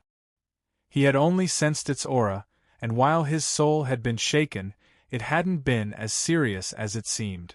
But if he were to be locked onto, who would pay any more attention to him? Perhaps right now, he wouldn't even be able to enter this comfortable phoenix carriage. As long as he didn't lock onto the ancient tree monster for even a moment, he would be an indispensable member of the team. Of course, the distribution that Zhou Fenghuang had mentioned was also an important reason. Everyone had already signed a contract to not harm each other. He believed that no one would dare to violate it, so Sun Zifu wasn't too worried about his own safety. Moreover, although in terms of strength he was at the bottom of the group, as a direct descendant disciple of the Sun family, it wasn't as if he didn't have methods to preserve his own life. With Xian Zhao joining them, their chances of hunting down the ancient tree monster would increase. No matter what, he had to take a share of the profits. A smug look flashed in his eyes. His eyes fell to the back of the group. At this time, he seemed to sense something and looked up. Their eyes met. Young Master Sun's heart trembled. He tried his best to maintain his calm, smiling and lowering his head. The smug feeling in his heart suddenly vanished, replaced by a great deal of restlessness. There wasn't a problem with Yao Bin's gaze just now, but for some unknown reason, he felt as if he had been seen through, as if there were no secrets left to hide. But that was impossible. Although the summit of this lonely mountain peak wasn't too large, Su Guzi had used the minor Sumer treasure to isolate the outside from the outside. It was impossible for Yao Bin to discover their secret discussion. But why did he feel so uncomfortable? Could it be that he had a guilty conscience? "Fellow Taoist Yao, I didn't want to do this, but the situation was beyond my control, so don't blame me." Beneath the ancient tree monster, the edges of the mottled furnace were covered with tree roots. The ends of the furnace cracked open, beads of blood falling down like rain. It was unknown how much blood had been poured into the furnace, but it wasn't even half full. It was clear that there was another world within. The sage's eyes were warm and he smiled. "What a bunch of clever little fellows. You were actually able to find the position of the ancient tree monster. Although my ultimate goal was to draw you all here, I still haven't finished my business, so I can't let you come here too early. Maybe I'll have to find something for you on the way." As his words fell, he reached out a hand and patted the incomparably thick trunk of the ancient tree monster several times. A pair of giant eyes slowly appeared, opening wide and revealing an icy chill. The sage bowed. "Lord Monster Emperor, I need your help." This was a squad formed from the most elite juniors of the demonic path. Although there weren't many of them, their combat strength couldn't be underestimated. Although the small world had become dangerous, there was nothing that could stop them. Qin Yu was at the back of the squad. He discovered that he was particularly idle, not to mention a chance to attack, but before he could even react, the demon beasts that appeared had already been cut down. The ones who attacked were mostly Xian Zhao and Dong Hanju. The former held a dragon spear in his hands. No matter how strong or weak a demon beast was, as long as it appeared in front of him, he would thrust his spear and kill it. There was no demon beast that could escape. The Dong family was a fiendish monster, his every movement overflowing with cruelty. The demon beasts that attacked him would often have their corpses broken, and the blood of their slaughter would overflow. On the surface, both sides seemed to be of similar levels. There wasn't a single demon beast that was a match for the two of them. But in terms of the details, compared to Xian Zhao's casual attacks, Dong Hanju's methods were far too crude. Qin Yu couldn't help but sigh once more. Zhao Qinyuan's strength was truly unfathomable. Up until now, he had only seen simple stabbing techniques with his spear. He hadn't used any of his true supernatural abilities. If he attacked with his full strength, he feared his strength would rise by several times over. Qin Yu asked himself, if the two of them were to fight in a life-or-death battle, he might not even have a 50% chance of victory. And this chance of victory was calculated after he considered all of his trump cards. He couldn't help but sigh with emotion. He really couldn't underestimate the heroes of the world. But he didn't know that if others in this group were to learn that Qin Yu dared to say that he had a 50% chance of victory in a life-or-death battle with Zhao Qianyuan, they would likely laugh their heads off. Little brother, where does your confidence come from? Zhao Qianyuan's name wasn't exaggerated at all. From his status as a Zhao family branch junior, he had walked step by step to where he was today. Although he hadn't spent too much time, the tempering he had experienced wasn't any less. One step at a time, everyone knew just how strong he was. In the entire land of divinity and demons, there weren't many people that dared to say that they would have a 50% chance of victory in a battle with Zhao Qianyuan. Suddenly, Qin Yu furrowed his eyebrows. His feet quietly separated, changing to the most suitable angle for exerting strength. Within his chest, his heart fiercely beat, pushing blood like waves through his blood vessels. Quietly, he had already prepared to attack. At this time, Zhao Qianyuan came to a sudden stop. Be careful, something is coming. Qin Yu's eyebrows shot up, surprise in his eyes. This scion Zhao had such keen senses. Indeed, compared to these true chosen prides of heaven, after he left his trump cards, the difference wasn't just a little bit. Rumble, rumble, rumble, rumble. Terrifying sounds spread out from the cliffs on both sides. Large boulders tumbled down, smashing into trees and filling the skies with broken branches and leaves. It was like a hurricane was roaring towards them. Zhou Fenghuang's eyes instantly turned dark. Countless shadows rose up from the ground, weaving together into layer upon layer of a net. The falling boulders smashed through layer after layer, their speed becoming increasingly slow until they finally stopped several hundred feet above everyone's head. Roar with an angry roar, a black ape appeared on top of a cliff. Its fangs were bared and its eyes shined with a golden light. It held a pitch-black staff in its hands and a cruel aura soared into the heavens. Commander-level demon beast. The black ape exerted strength in its feet. Its majestic body pressed down like a mountain. It raised the staff in its hands high and smashed it down, stirring up waves of wind. Before it fell, a terrifying aura had already arrived. With a loud cracking sound, the ground began to crack apart like a spider web. Dong Hanju coldly sneered, "Come, this is a good opportunity to stretch my muscles." Dong Hanju shot into the skies. The ground exploded and Dong Hanju shot into the skies. With a wave of his hand, a dark steel staff appeared in his hand. With a loud shout, he swung it upwards.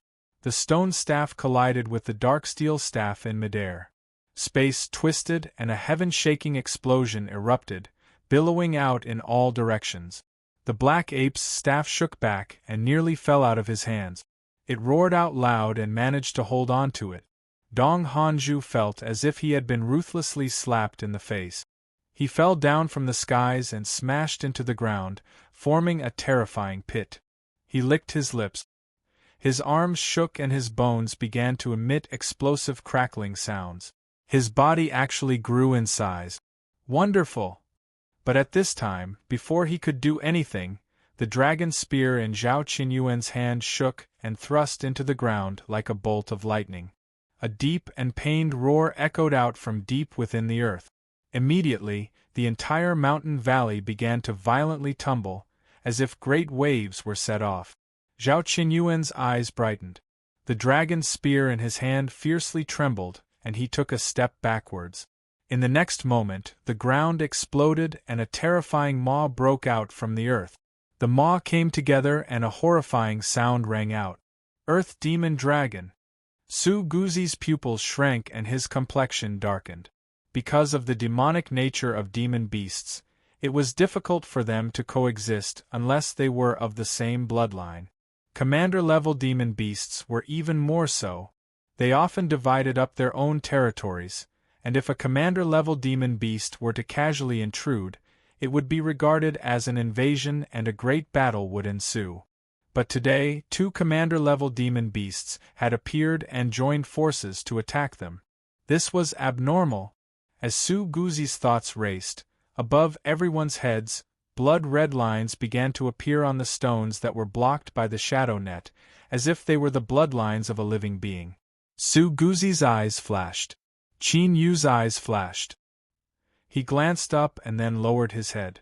In the next moment, these giant stones soared into the air and gathered together, turning into a terrifying stone giant.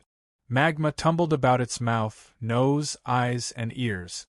Raging flames burned and released a terrifyingly high temperature. From high above, the stone giant was like a mountain peak, casting a shadow that covered the phoenix carriage. Chapter 503. The ground instantly melted, turning into tumbling magma. Waves of heat surged out, burning and twisting the air. But at this moment, a smear of black appeared. It was like a speck of ink falling into a crimson sea. After a slight pause, it began to expand outwards at an astonishing speed. Wherever the ink spread, everything was frozen solid. The raging flames and magma that had been raging just a moment ago instantly turned into giant blocks of black ice. A cold chill rose up, causing the temperature to plummet. Icicles condensed in the air, slowly falling to the ground. Cacio cracks appeared on the black ice. Then, a second, a third, and finally more and more cracks appeared. The entire block of ice shattered into countless pieces and fell to the ground, revealing the crimson red within. The flames and magma were actually frozen as they burned. The luxurious and noble phoenix carriage's appearance had changed greatly. On the soft curtains, a layer of black circles had been drawn on the edges of the golden runes. The terrifying black flames were being released from these black circles. Zhou Fenghuang's eyes were pitch black, like the eternal darkness of the starry skies. Black and gold runes crawled up her fair and beautiful face, causing her to lose all of her charm and be replaced with an austere, killing intent. She lifted a hand. With a cry, the phantom of a divine black phoenix appeared in the skies above the phoenix carriage. Its icy cold eyes glared at the giant rock demon. And at this time, the 4th commander-level demon beast appeared. Before it even appeared, a layer of pale green fog spread through the air. The lush and verdant plants on both sides of the mountain valley seemed to be sucked out of their vitality as soon as they were touched by this fog. Yellow spots began to appear, turning pitch black and finally turning into powder that fell to the ground. Zhuolanjue's complexion changed. "Be careful, there's poison gas." He instantly sealed off his body. It was unknown what method he used, but a layer of blue light covered his body. Fluctuations fluctuated, faintly forming the shape of a suit of armor. Puff, there was a muffled sound, as if a great umbrella had been opened. A white spiderweb appeared above Zhuolanjue's head. What made one's scalp tingle was that every strand of this spiderweb was covered with dense black fangs, as if they were ferocious maws. After covering Zhuolanjue, the web fiercely shrank. The black fangs crisscrossed together like countless sharp knives, ready to shred their prey to pieces. The 4th commander-level magical beast finally appeared. It was as fast as a shadow, pouncing on the prey that was trapped like a spider web. Its 8 slender limbs pierced in like lightning. Unfortunately, the leg that stabbed out didn't feel the delightful feeling of flesh and blood being torn apart. Instead, it felt as if it had fallen into a quagmire. Bang! The spiderweb exploded and a fist punched out. It was wrapped in a layer of scales condensed from demonic energy, as if it had completed some sort of transformation. The 7-eyed demon spider's 8 limbs suddenly exerted force, narrowly dodging the attack aimed at its abdomen. It opened its mouth and let out a mournful howl. "Humph!" Zhuolanjue sneered, as if he didn't sense the pain in his soul at all. He strode forwards and punched out again. The seven-eyed demon spider opened its mouth, but what it spat out was not a spider web, but a ball of green mucus. Left grasping Moon turned his fist into a palm strike. The green goo was sent flying away, and as luck would have it, it flew straight towards Qin Yu. Bang! The green goo exploded. Several times more poisonous green fog instantly spread out, submerging Qin Yu's figure. Hesitation flashed in Zhuo eyes. He didn't believe that with Qin Yu's cultivation, he wouldn't be able to avoid it. But at this time, he didn't have time to think about it. The seven-eyed demon spider's limbs had already pierced out like lightning. Within the green poison fog, Qin Yu had a calm expression. Runes began to appear on his right index finger. Under his deliberate control, he didn't absorb the poison fog, but rather used it as his best barrier. Unless one was like him and had the ability to be immune to poison, then whether it was these fellows with ulterior motives or the powerful demon beasts that joined hands to hunt them down, none of them were willing to approach the poison fog spewed out by the commander-level magical beast. If Qin Yu stayed in the poison fog, he could temporarily escape from this chaotic slaughter and watch the actions of these people from the sidelines. On the lonely peak where everyone had gathered, Su Guzi's minor summer treasure had been able to conceal one's aura and conceal yin and yang senses. But he had no way to conceal everyone's soul fluctuations. When they met in private, everyone was careful not to release the least bit of their aura. But what they didn't know was that with the help of the cosmic Seacross spell, there was nothing they could hide from Qin Yu. In Mimi's words, the life forms of your world were extremely sinister. Qin Yu also thought this. For instance, the fiendish Dong Hanju, who was known to be ruthless and overbearing, a person who lacked a single cord in his head, was actually able to hold his own against Su Guzi. He turned around and had a brief meeting with the sword-wielding Li Mingxian. For instance, when Zhuo paid a visit to Zhou Fenghuang, he didn't know what the two of them spoke about, but the joy in their soul fluctuations was clear. It was clear the two had reached some sort of agreement. After bidding his farewells, Zhuo immediately went to find Mu Qingluan. The two of them had a rather congenial conversation. For instance, even though Zhou Fenghuang and Mu Qingluan had opposed each other in front of everyone and were jealous of each other, the truth was that their relationship wasn't so bad. In this chaotic mess there were two exceptions. One was Zhao Qianyuan, who had arrived last, and the other was the snoring Sun Zifu. Along the way, nearly everyone had come into private contact with Zhao Qianyuan, but in the end they hadn't harvested anything. This could be seen as the self-confidence of a powerhouse. Thinking about it, there was only one last fool left. He was still having a very important sweet dream. Qin Yu shook his head. His eyes fell onto the Phoenix Luan carriage and Sun Zifu, who was nervously looking at them. Young Master Sun couldn't see him, but Qin Yu could see every minute expression on Sun Zifu's face. He was indeed worried. This bastard wasn't completely black-hearted. Qin Yu's complexion eased a little, but he wouldn't say or do anything. No matter what he thought, Sun Zifu's actions had already placed him in a perilous situation. For instance, that so-called family heirloom life-saving jade pendant. That was indeed a good thing, but what was hidden inside, although Qin Yu didn't know what it was, he definitely wouldn't touch it. Whatever. He would continue watching for now. If Sun Zifu realized his error, Qin Yu didn't mind giving him a chance to make a new choice.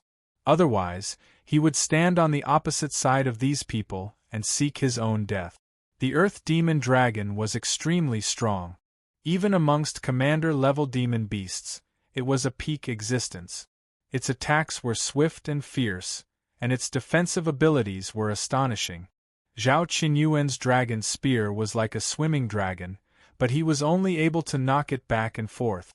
He wasn't able to kill it in a short period of time, and he even had to be careful of its sudden and fierce attack. The black ape that wielded the stone staff had an inconceivably powerful mortal body. In addition to its infinite strength, Every strike contained a terrifying strength that could annihilate all. Dong Hanju's path was completely the same as his. As the two sides fought, it was like a collision of stars. Rumble, rumble, rumble, rumble, rumble, their auras filling the skies. Zhuolanjue's battle with the seven-eyed demon spider was far more mediocre than the previous two.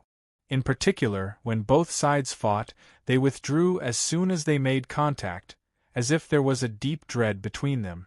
Zhou Fenghuang, who was fighting the rock demon giant alone, was actually the most relaxed out of everyone. Her black phoenix black flames naturally restrained the rock demon giant's strength. Wherever the black flames passed, all things in the world would freeze. In this chaotic battle, Li Mingxian felt a bit helpless.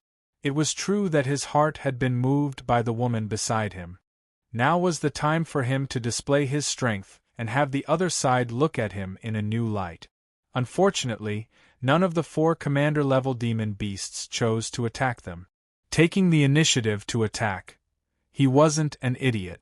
Although everyone was working together and had signed a demonic path contract, the chances of them harming each other weren't high. But, preserving his strength so that he was in his peak state was undoubtedly the best choice.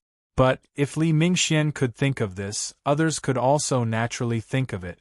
They were fighting a bloody battle from the sidelines, and you were just watching from the sidelines.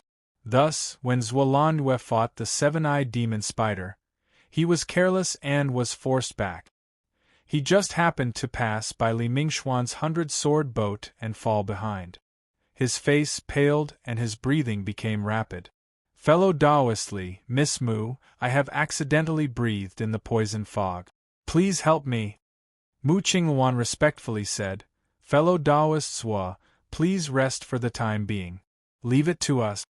As she spoke, she eagerly looked over. The bit of anger in Li Mingxuan's heart immediately dissipated, replaced by a heroic spirit. "Sister, rest assured that with me here, I won't allow this ugly demon beast to harm you in the least." "Humph. Surname Zhuo, I'll remember this first." He lifted a hand and slapped out. The 100-sword boat trembled and howled as it flew out. The tip shrank and shrank, transforming into a terrifying great sword. Black infernal energy tumbled about, nearly condensing into essence. Phantoms of living beings appeared, all of them rearing their heads back and howling. Using a sword to forge a boat, the boat was a sword. Although it was incomplete, 100 broken parts were truly fierce. It was unknown how much blood and slaughter it had been stained with, but when it merged together, one could imagine how terrifying its might was. With a single sword strike, infernal energy shocked the world. Before it even slashed down, it had already seized the enemy's heart and soul. The seven-eyed demon spider screeched. With a crisp sound, one of its legs beneath its abdomen was severed at the base. Whoosh, like an arrow released from a bow, it shot straight towards the 100-sword boat. Both sides collided. The leg violently trembled. After a single breath of time, the surface of the leg began to crack, and then it collapsed into fragments that filled the skies. The seven-eyed demon spider seemed to have already expected this. It instantly crouched on the ground, hiding its soft abdomen beneath the carapace on its back.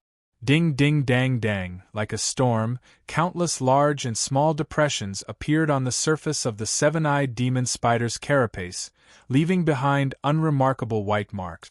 As for Li Mingxian, he suffered a great loss. As he dodged, not only were several holes torn in his robes, but there was also a wound on his face. What left him even more furious was that there was no blood flowing out from this wound.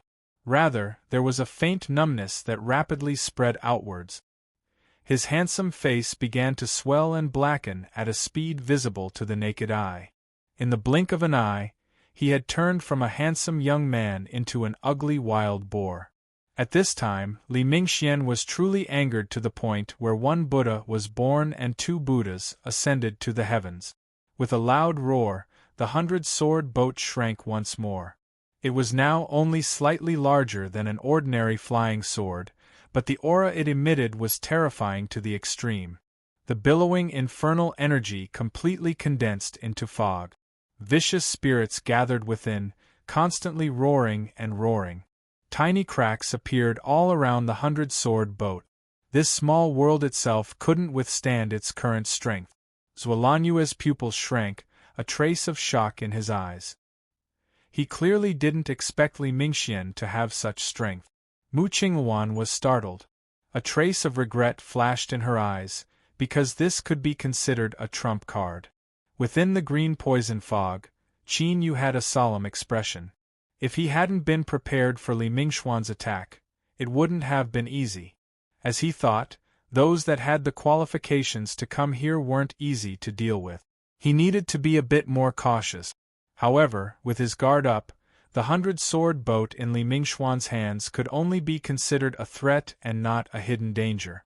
This was also an important reason why he had hidden himself in the poison fog and decided to coldly watch on from the sidelines. Know yourself and know your enemy, and you will never be defeated. Commander-level demon beasts were tyrannical to the extreme. Even if he tried to hide himself, he would still be forced to reveal some of his abilities. These people didn't have any good intentions towards him. If he could understand a little more, there would be no harm in doing so. Li Mingxian attacked with hatred in his heart.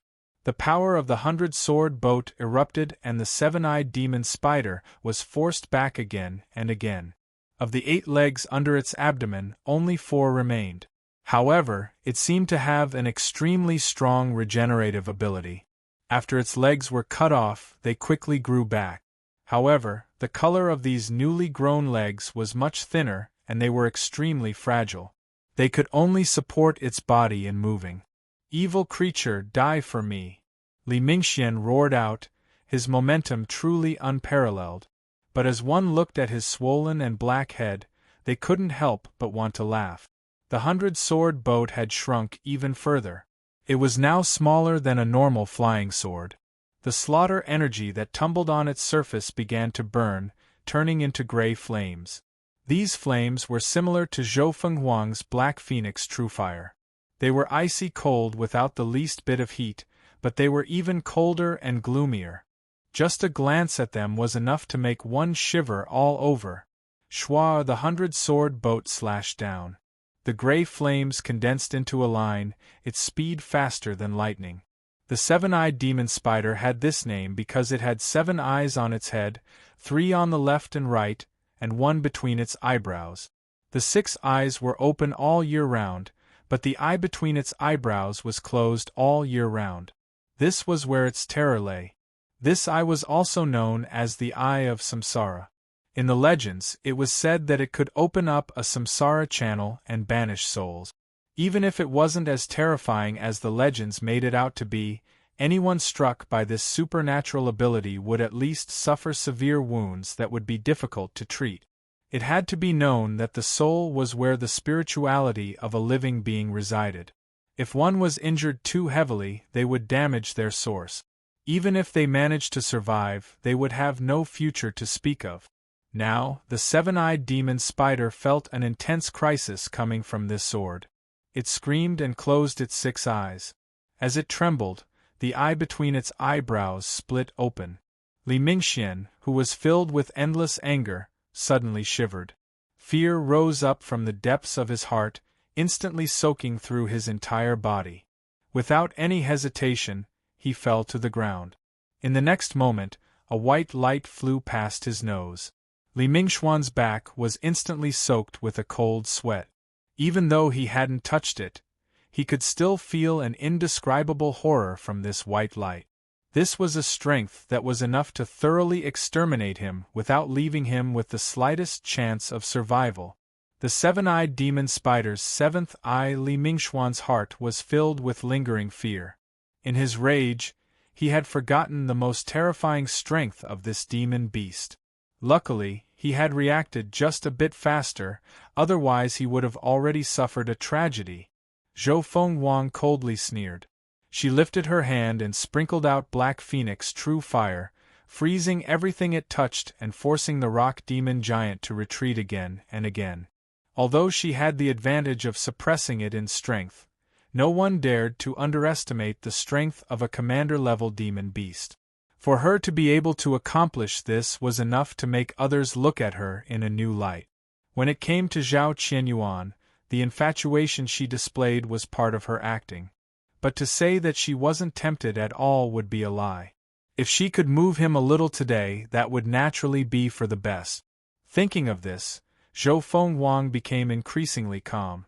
Every movement she made was filled with charm. As she stood atop the incomparably dignified phoenix carriage, she truly seemed like a phoenix maiden descending from the highest heavens. Unfortunately, there was a burden behind her. Sun Zifu wasn't bad. Although he was a bit clever, he wasn't a shrewd person. If she were to give herself to him, it wouldn't be difficult for her to become the master of the family in the future. She might even be able to indirectly control the massive ship that was the Sun family. Wealth moved the hearts of men. When one's wealth surpassed a certain limit, no one could underestimate them in the least. The Sun family had the qualifications to not be underestimated. Zhou Fengwang had once hesitated. She had also tried to persuade herself that Sun Zifu was a good choice, but she was still unwilling in her heart. As all sorts of thoughts raced through her mind, a horrifying aura suddenly descended upon her heart. Zhou Fengwang was shocked. Her eyes turned pitch black and she fiercely looked forwards. A misty white light howled out from the distance. Passing through this white light was the seven-eyed demon spider. Her soul trembled and screamed, telling her just how terrifying this white light was. If she touched it, she wouldn't be able to retreat. Her feet moved, but she immediately paused. This was because Zhou Fengwang suddenly thought of Sun Zifu, who was right behind her. If she avoided it, then with Sun Zifu's strength, there was no way he could survive. In other words, he might die. A trace of hesitation flashed in her eyes, but it was only a trace. Zhou Fengwang had thoughts towards the ancient tree monster, so she naturally wouldn't allow herself to be severely wounded ahead of time. She might even be able to bury her entire future along with her. So, after pausing for a moment, Zhou Fengwang gently floated forwards. Sun Zifu's eyes widened. As he looked at the white light howling towards him, he was stunned at first, but then it turned into a deep fear. At this moment, his mind was blank. Suddenly, a black shadow appeared in his peripheral vision. It rushed in front of him like a bolt of lightning and grasped out a hand. Qin Yu felt his entire body turn cold, as if he had fallen into an ancient cave of ice. His mortal body and soul shivered beneath this chill. Within his soul space, faint traces of white frost appeared, rapidly spreading outwards. The white light hung in the air, ripples spreading outwards. At this moment, Qin Yu could feel an intense threat, as if the world would collapse. And the source of this threat came from the ripples around the white light, as if an extremely terrifying existence was about to appear. Unfortunately, Qin Yu didn't, or to be more accurate, it was the existence within his soul space that didn't have the chance to appear. With a flash of light, the cosmic Seacross bell vanished. Mimi's eyes widened as she looked at the white light. She licked her lips. Suddenly, her complexion changed. She angrily said, "You dare to steal it from me?" Her hand grasped forwards.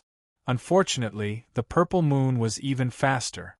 The halo of light that fell down instantly swept away half of the white light. In the blink of an eye, the white frost that had condensed in his soul space, and was preparing to use its ultimate move, was cleanly divided up. With half of the white light in her hand, Mimi clenched her teeth. "Give it back to me." The purple moon was silent, perhaps disdainful of responding. After a long time, Mimi coldly snorted and swallowed the white light, restoring her original appearance. Chapter 504. The seven-eyed demon spider had already been executed. Its fierce head with 7 eyes had been cut in half, and its blood mixed with green venom was scattered everywhere. Li Mingxian let out a long breath of relief. He suddenly felt a bit of pride in himself. In the end, he was the one who had the last laugh. Thus, he subconsciously turned his head to look at the white light that had nearly killed him. Where had it run off to? Then, his mouth suddenly opened wide. Zhuo Lanyue's complexion was strange. There was a look of surprise on his face, as well as a look of ridicule on his face. What benefits had Sun Zifu promised him? He had risked his life to save him. Yao Bin, Yao Bin, are you seeking your own death? But to him, this was clearly a good thing. As long as he could obtain the heaven-mending stone, his strength would rise in the near future. Su Guzi was surprised. He never thought that this would be the final result. Regardless of what sort of agreement Sun Zifu and Yao Bin had reached in private, just the courage of Sun Zifu not hesitating to help even though he knew death was near was enough to be admired. But admiration was admiration. Su Guzi didn't approve of this method. And most importantly, if Yao Bin died, how would he deal with the backlash of the monster race bloodline? Zhao Qinyuan's battle with the Earth Demon Dragon seemed fierce and dangerous, but the truth was that everything was under his control. It was just that he didn't want to consume too much energy to kill it. Thus, he had spare energy to calmly observe the entire battlefield. He wasn't the only smart person here. If he could think of this, then Zhao Qinyuan could naturally think of it as well. After Li Mingxian avoided the white light from the seven-eyed demon spider's seventh eye by a hair, he knew that Zhou Fenghuang would face a choice. And as expected, this proud daughter of heaven hesitated for a moment and then dodged without hesitation. Ridicule rose in his heart, but his eyes remained indifferent. He had risen from humble beginnings and walked step by step to where he was today. He had already developed a heart of stone. He wouldn't do anything. Whether Sun Zifu died or was injured, that was his choice and his destiny. It had nothing to do with him. Accidents always occurred when one was defenseless. This was why it was called an accident. Xian Zhao's eyebrows arched up. He watched as Qin Yu broke through the fog, as Qin Yu stepped down, as Qin Yu blocked in front of him, and as Qin Yu raised his hand. Decisive and resolute, without the least bit of hesitation. If he had hesitated even the tiniest bit, he would have lost the chance to save Qin Yu. Hiding in the poisonous fog and sitting on the fishing platform, this was clearly the choice of a smart person. What was the reason that made him choose to attack? Was it really because Sun Zifu had made a huge promise to him in private? But in this world, what could be more important than one's own life and future? Zhao Qianyuan couldn't figure out what was going on, but there was one thing he was sure of, and that was that nothing would happen to Yao Bin. How could a person who could make him feel fear in his heart after sensing his aura so easily place himself in a hopeless situation? His eyes flickered, and he became even more curious about this unfamiliar companion of his. Zhou Fenghuang's face tightened and her beautiful eyes widened. She was shocked and ashamed, but in the blink of an eye she completely hid it. She was not wrong. With how terrifying the seven-eyed demon spider was, the first thought anyone would have when facing the white light would be to protect themselves. Not to mention that she had yet to marry Sun Zifu. Even if the two of them were husband and wife, her choice would not change. She forced herself to remain calm, but the gazes of the people around her were like invisible flames, causing her to feel a burning pain. In particular, when Zhao Qianyuan swept his gaze over her, although his eyes were faint, she could still feel the coldness in them. Zhou Fenghuang clenched her fists, her nails piercing into her palms. She raised her head, revealing her pure white neck to maintain her pride. Escaping from death was a very simple and straightforward phrase, but only those who had personally experienced it would understand its true meaning. Sun Zifu's shivering body stiffened like iron. He stared at the black-robed figure in front of him, unable to regain his composure for a long time. Yao Bin saved him, how could he dare? Moreover, there was no reason at all. Although the demon body tempering pill was precious, compared to his life and future, it was nothing at all. But Yao Bin had moved, resolutely blocking in front of him. There was only one explanation for all of this. Yao Bin had regarded him as a friend, thus he had helped him without hesitation in this dangerous moment. As soon as Sun Zifu thought of this, he was incomparably moved. Then, he felt ashamed. Yao Bin had regarded him as a friend, but he had secretly conspired with everyone else to place him in a dangerous situation. If there was a crack in the ground, Sun Zifu would have jumped right in.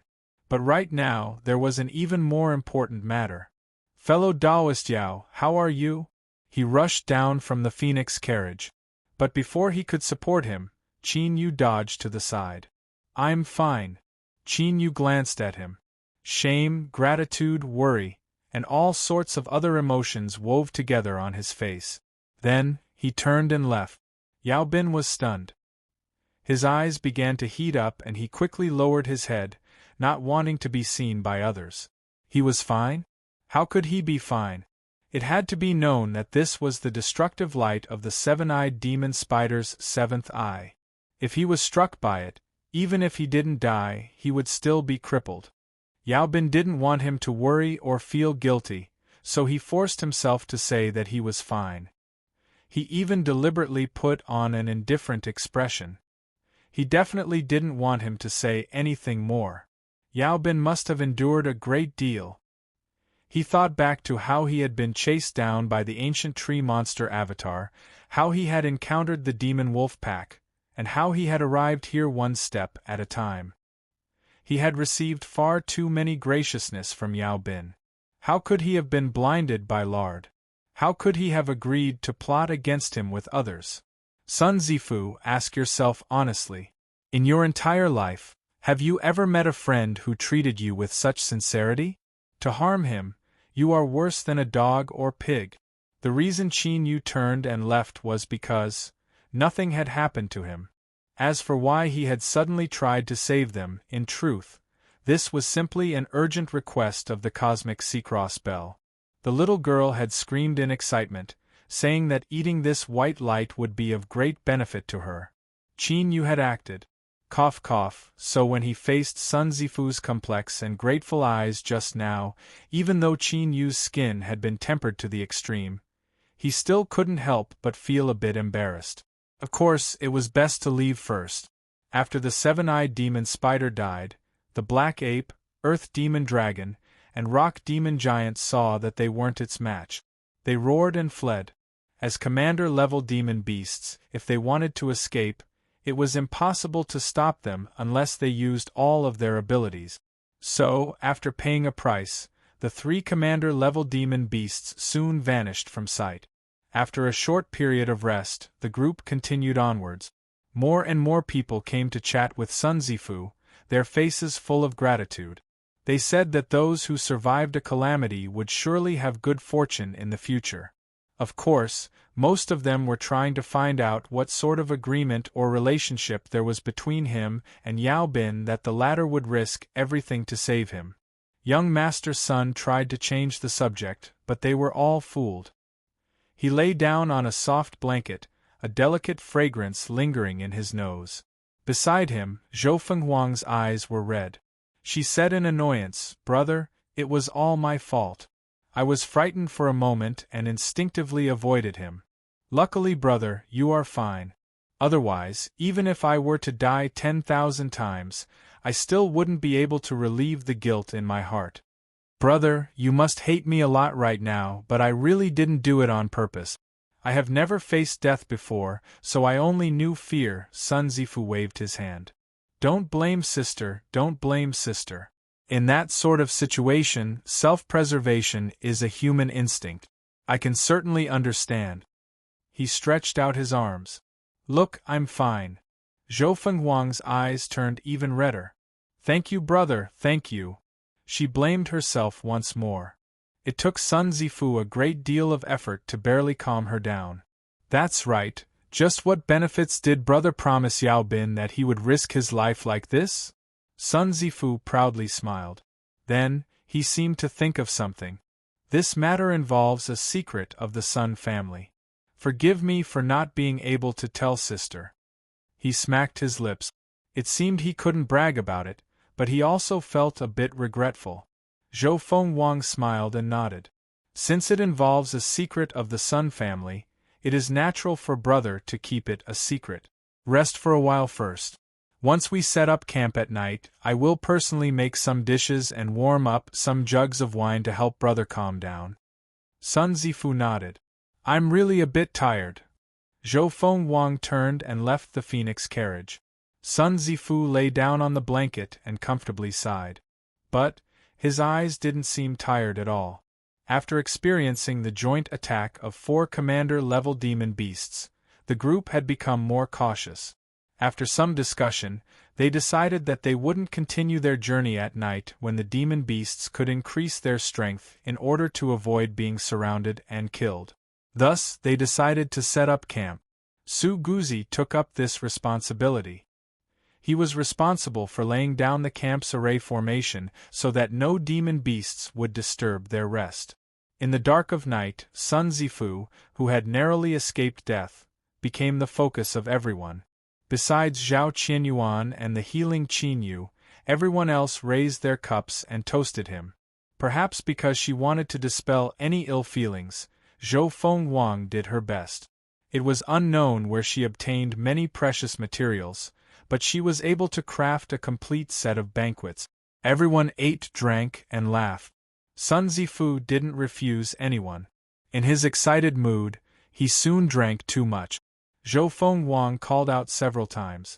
But as she saw him leaning against the campfire, holding onto a blanket and sleeping soundly, she revealed a look of disdain and no longer called out to him. After all, it was a bit inconvenient for the two of them to sleep together in the phoenix carriage at night. She was happy to do so. As the night deepened, everyone set up their own arrangements and began to cultivate. After today's great battle with the 4 commander-level demon beasts, everyone had suffered losses. Naturally, they had to restore themselves to peak condition as soon as possible. Beside the campfire, the drunken and unconscious Sun Zifu muttered several words to himself as he struggled to crawl up. He fiddled with his waist a few times, seeming to think of something. Then, he staggered towards the edge of the camp. In the darkness, Qin Yu's eyes slowly opened. He looked at young Master Sun, who was standing several dozen feet away, angrily pissing himself in the wind. "Fellow Taoist Yao, I apologize. Time is of the essence, so don't ask anything. Just listen to me." Sun Zifu's voice sounded out in his ears. "Fellow Taoist Yao, the jade pendant that I gave you that day, you absolutely must not wear it with you, otherwise there will be great danger. But you cannot throw it away, otherwise Su Guzi will immediately sense it. It is best if you can find a way to seal it away so that it can't touch your aura. Also, hunting down the ancient tree monster is not as simple as fellow Taoist knowing it. The ancient tree monster in this small world is the remnant body of a great emperor of the monster race. It has been rooted here for countless years and has absorbed the demonic energy of this small world. Demon blood crystals have already formed within its body. To those of my demonic path, this is an inconceivable treasure. If you can obtain it and refine it, you will definitely be able to awaken your bloodline. If your bloodline has already awakened, you can borrow the strength of the demon blood crystal to complete your advancement. Everyone here has evil intentions towards fellow Taoist Yao. You must be careful not to be schemed against by others. I know that I have wronged you. Tonight, I pretended to be drunk and told you all of this in order to feel at ease. I don't dare to ask for anything more." He casually shook his hand and let out a comfortable sigh. Then, he pulled up his pants and walked away. He stumbled over to the campfire and fell asleep once more. Qin Yu faintly smiled. He could roughly guess why Sun Zifu had undergone such a great change. Demon blood crystals? His eyes flashed, and he inadvertently swept his eyes over the camp. Young Master Sun thought himself smart, but what he didn't know was that his actions weren't a secret at all. In the tent, Su Guzi flicked his sleeves. The scene in front of him twisted for a moment before vanishing from sight. He turned around and hesitated for a moment. What does fellow Taoist Zhua think? Zhualanyue didn't answer and instead asked, "Does Brother Su suspect Sun Zifu?" Su Guzi remained expressionless. "Fellow Taoist Zhua, why are you avoiding the important and focusing on the trivial? You should know that this isn't what I'm concerned about." Zhualanyue smiled. I don't know. He stood up and paced back and forth several times. You and I both know how terrifying the seven-eyed demon spider is. Yao Bin is currently safe and sound, and while I don't know the reason for this, there is one thing I can be sure of. This person is unfathomably deep. Su Guzi's eyes darkened. This is what I'm worried about. A chess piece that has already been set in place suddenly has the ability to resist. I find it hard to feel at ease. Zhuolanyu lightly said, Brother Su has already remedied the situation. If not for this, why would you allow Sun Zifu to leak information to him? He paused for a moment. Now that he knows about the existence of the demon blood crystal, even if he knows he has been schemed against, his best choice would still be to remain silent. Of course, the premise of this is that he is truly in an unharmed state. Otherwise, Su Guzi leisurely said, he will choose to leave. Zhuolanyu smiled. So, we just need to be patient and wait a little longer. The next day, as the skies brightened, everyone walked out of their tents. After a hangover, young Master Sun was finally willing to wake up. He awkwardly smiled and began to wash himself. Before he could clean himself up, the tranquility of the morning was broken by something. Qin Yu bid his farewells and left on his own initiative. He didn't say why, but everyone had already filled in their own thoughts. Indeed, that white light from yesterday wasn't easy to deal with. Sun Zifu opened his mouth to speak, but in the end he fell silent. It was dangerous to leave the group, but if he continued to stay here, he feared it would be difficult to escape this calamity. Su Guzi lightly sighed. If fellow Taoist Yao insists on doing this, then I won't try to persuade you any further. It's just that this small world is filled with perils. Fellow Taoist should be careful. Qin Yu cupped his hands together and turned to leave. Wait a moment. Sun Zifu tossed it over. With a cold expression, he said, Fellow Taoist Yao, since you are leaving halfway, please return the precious jade I gave you. What am I doing? Ah, I must be going crazy. Qin Yu glanced at him. He took out the jade pendant and placed it in Sun Zifu's hand. His feet moved and he soon vanished from sight. Seeing Qin Yu be so straightforward, Sun Zifu was stunned for a moment. Then, he grit his teeth.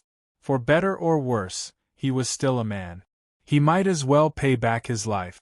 Yao Bin, this is all I can do. I hope that their thoughts are all on the ancient tree monster and they will let you live. Sun Zifu took a deep breath and turned around. He smiled and said, Everyone, let's hurry on our way.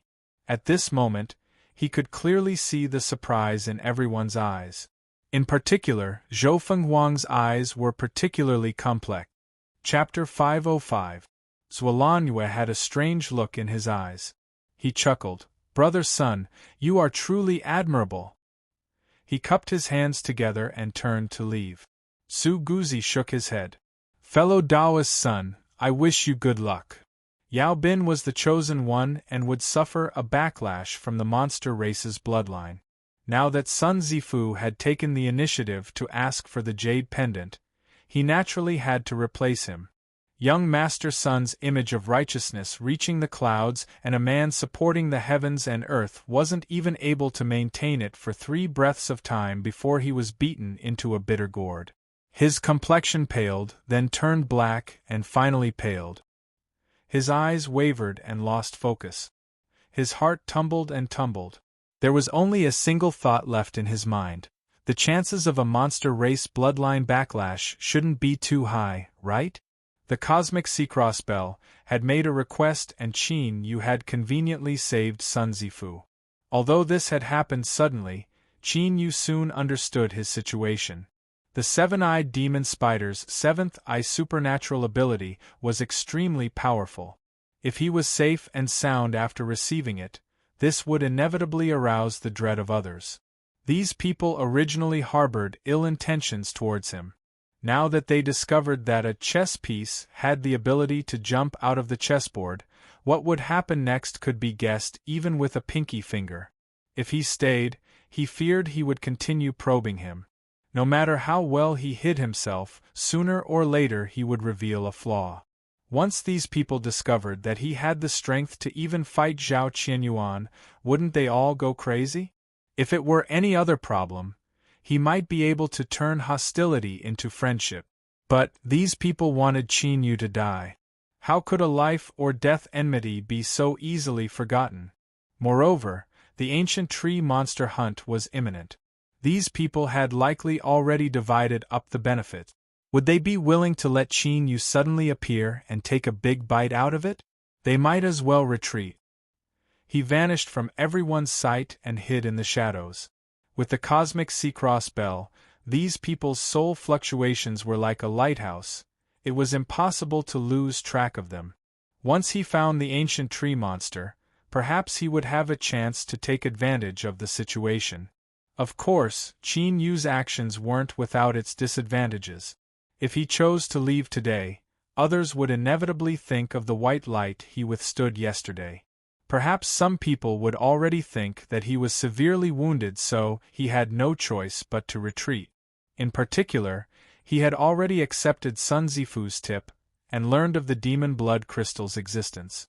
Perhaps someone would soon catch up. But would Qin Yu care about these disadvantages? Sun Zifu remained in the carriage, but Zhou Fenghuang's attitude had become cold. The Sun family's wealth was astonishing, and no one dared to underestimate them. However, as a last resort, some things still had to be done. Sun Zifu was a direct descendant of the Sun family. If there were no accidents, he would inherit the position of the Sun family patriarch in the future and become an influential figure. However, it was precisely because of this that he couldn't leave the small world in one piece. That was because he would never forget today's event. The others in the squad would not allow him to have another powerful enemy in the future. Since there was no way to save him, then let him die. Zhou Fenghuang was well aware of this point. Naturally, she couldn't continue approaching him and give others the wrong impression that they were still entangled. Night fell and it was time to set up camp. Zhou Fenghuang took a step forward and flew away like a colorful phoenix. Sun Zifu walked down silently. His eyes swept across the ground and his face stiffened. Because at this moment, a person was missing from the group. It was Zhuolangyue. Yao Bin, in the end, I still couldn't help you. Whether you live or die, it all depends on your luck. There was no one in the thick grass. It was mixed with thorns and thorny vines. Even a thick-skinned wild boar would have a layer of flesh scraped off if it were to drill in here. A black-robed figure quietly walked through. His aura was completely sealed off and his footsteps were silent. He was like an ethereal shadow. Invisible fluctuations of strength flowed like a river. Wherever he passed, the weeds, thorns, and thorny vines quietly bent down, opening a path for him to pass through. Suddenly, the black-robed figure frowned. He slowly looked up to reveal a calm face. It was Qin Yu. His voice was a bit curious. I can't figure it out. How did you find me? Up ahead, thorns covered the ground. Zhuolangyue stepped out. I am also curious as to how Brother Yao discovered my whereabouts. Qin Yu shook his head. It looks like fellow Taoists doesn't plan on telling me. Zhuolangyue smiled. Everyone has their own secret. Perhaps it would be better to leave a bit of mystery in this world. Qin Yu's eyes flashed. Since fellow Taoists knows that I have been following you all this time, you should have guessed that yesterday's white light didn't harm me.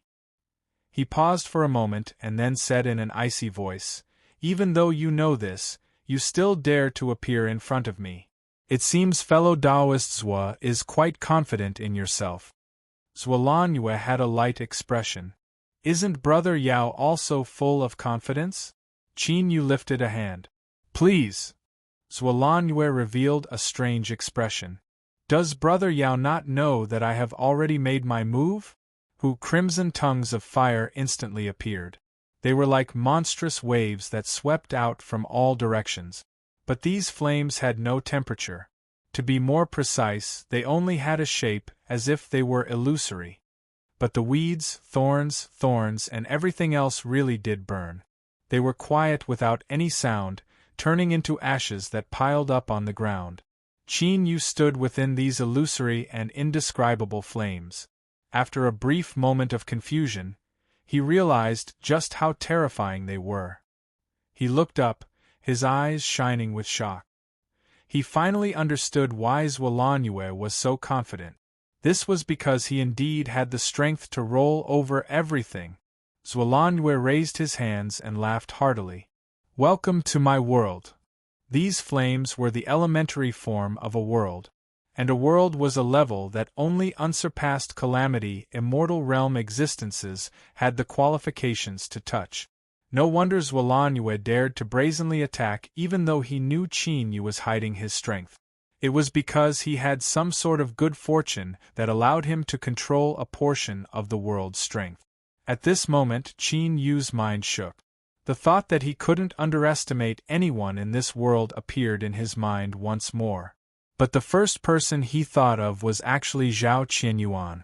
That person had been officially conferred the title of High Prince by the Demonic Path, and was known as the #1 junior of the Demonic Path. Just how strong was he? This was because Zhuolanjue's fear of him wasn't fake. He really wanted to experience it for himself. Qin Yu sighed inwardly. But this was destined to be a matter of the future.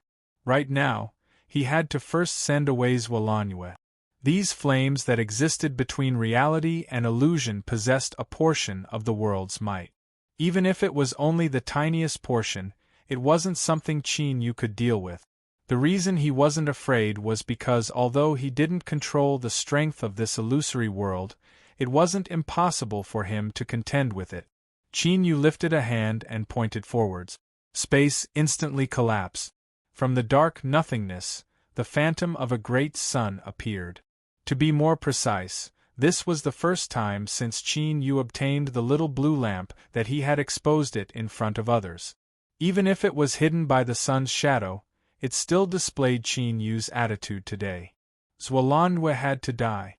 The existence of the little blue lamp was his greatest secret. It could not be exposed. Even if there was only a 1 in 10,000 chance, Qin Yu still had to thoroughly strangle it. The great sun phantom trembled. A fluctuation was released from it, summoning the flames to descend. Zhuolanjue, who thought he had everything in his grasp, suddenly stiffened. His eyes filled with shock. The flames began to extinguish.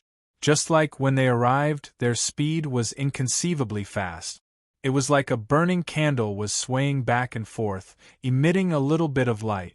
But then it was directly extinguished by 2 fingers. That's right, it had been so easy. Zhuolanjue seemed to suffer a heavy blow. His complexion paled and blood flowed out from his head. He knew that Qin Yu wasn't easy to deal with. Thus, he didn't dare to underestimate him and directly used his strongest attack.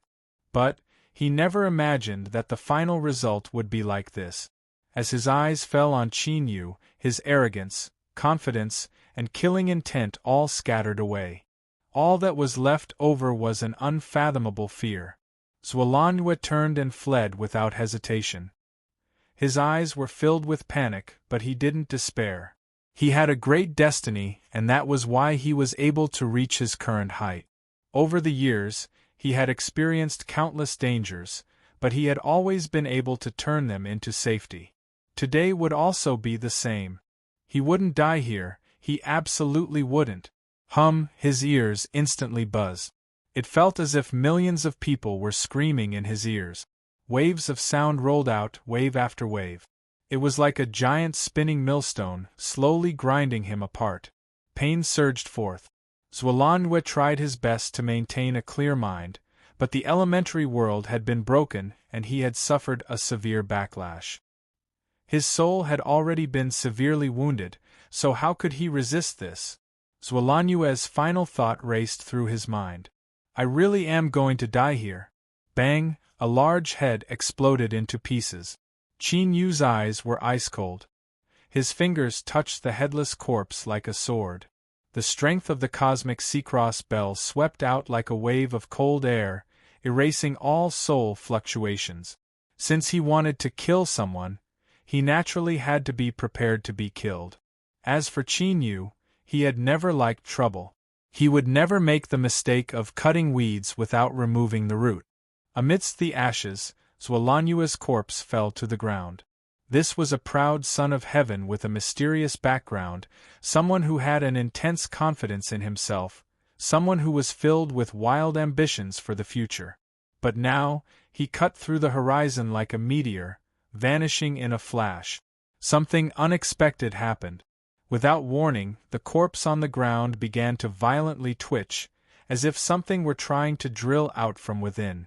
Soon after, there was an inaudible howl. It was like an invisible sword that could cut apart a person's soul. Zhuolanjue's corpse withered, as if all of his flesh and blood had been stolen away. A blood-red bug flew out from his chest, shooting straight towards Qin Yu's chest. Unfortunately, before it could approach, Qin Yu drew back, not daring to touch it with his mortal body. He flicked his sleeves and a silver light appeared. Bang! With a dull thumping sound, the blood-red bug was sent flying away. But Qin Yu's all-out attack of the path of metal had only left behind a shallow cut on its carapace. It hadn't caused any actual damage. Qin Yu's pupils shrank. This bug had a terrifying defense. Moreover, what was even more strange was that the cosmic Sea-Cross bell couldn't sense the soul aura of this bug, as if it were nothing more than a walking corpse. The blood-red bug stabilized itself. Its cruel eyes glared at Qin Yu before it turned and flew away, vanishing from sight. Qin Yu's complexion was heavy. If there were no soul fluctuations, then where did its spiritual wisdom come from? But this bug clearly seemed to hate him to the bone. Chapter 506. Within the camp, Zhao Qinyuan's eyes flashed open. He looked at the dark night behind him, a look of shock on his face. Just now, there were fluctuations of world strength. This was already astonishing enough, but what left him even more incredulous was that Zhuolanjue, who had erupted with world strength, had actually died. Indeed, his senses hadn't been wrong. This Yao Bin was the one who had hidden himself the most. As he thought about how Su Guzi and the others had chosen him as a chess piece, Zhao Qinyuan revealed a mocking expression. After a moment of thought, he closed his eyes. He casually tapped a finger behind him, and a shadow flashed on the ground, instantly vanishing from sight. The aura of world strength was enough to frighten away all demon beasts that moved in the dark night. Thus, this place of ashes was a good place to stay at night. Qin Yu chose a place. After making some arrangements, he was about to sit down cross-legged when he suddenly frowned. He turned around. A black shadow wriggled in front of him, rapidly rising up to form the outline of a tall and straight figure. This figure's face was a bit blurry and it was impossible to see it clearly. But the aura he exuded seemed as if it could tear apart the air. One could immediately determine his identity. Xian Zhao. The phantom cupped his hands together. Fellow Taoist Yao. Qin Yu took a deep breath. Xian, did you come here to take revenge for Zhuolanjue? Zhao Qinyuan lightly said, I don't have that kind of friendship with fellow Taoists Zhua. He paused for a moment. Today, I wish to join forces with fellow Taoist Yao. Qin Yu's expression was leisurely. Xian already has many formidable companions, right? Zhao Qinyuan said, although they aren't weak, their horizons are too high. They overestimate themselves and look down on others. There are definitely more than one intelligent person in this small world. If we can think of something, how could others not? Hunting down the ancient tree monster might not be as smooth as they thought it would be.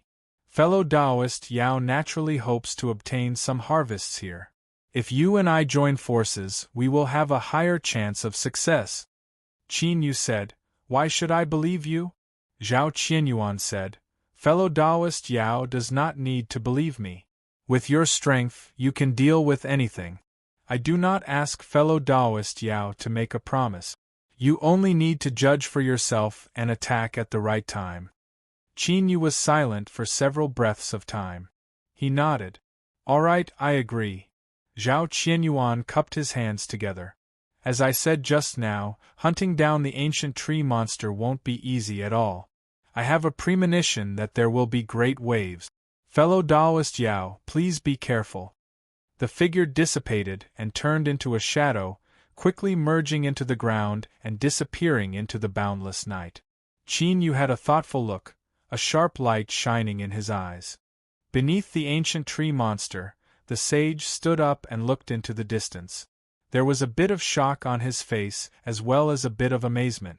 It is hard to imagine that besides Zhao Qianyuan, there is actually another proud son of heaven in the demonic path.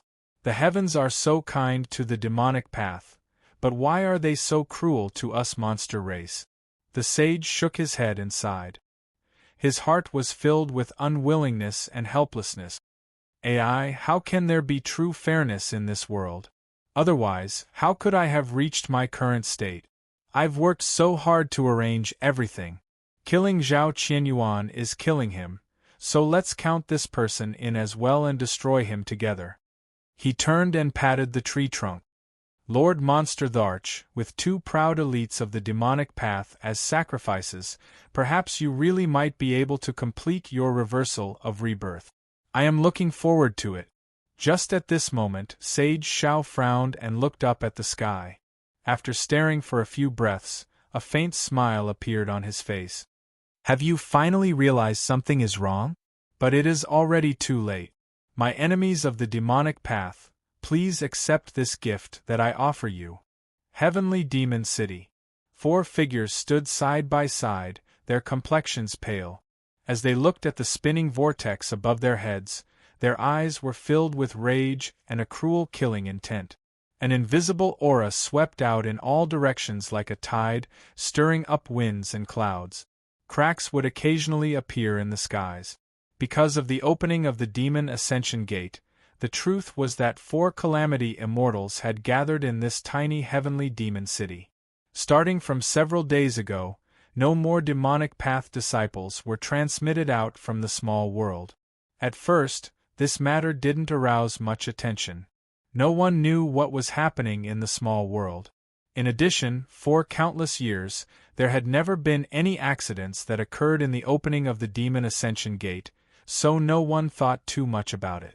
But as this continued for many days, this matter was finally reported to the higher-ups.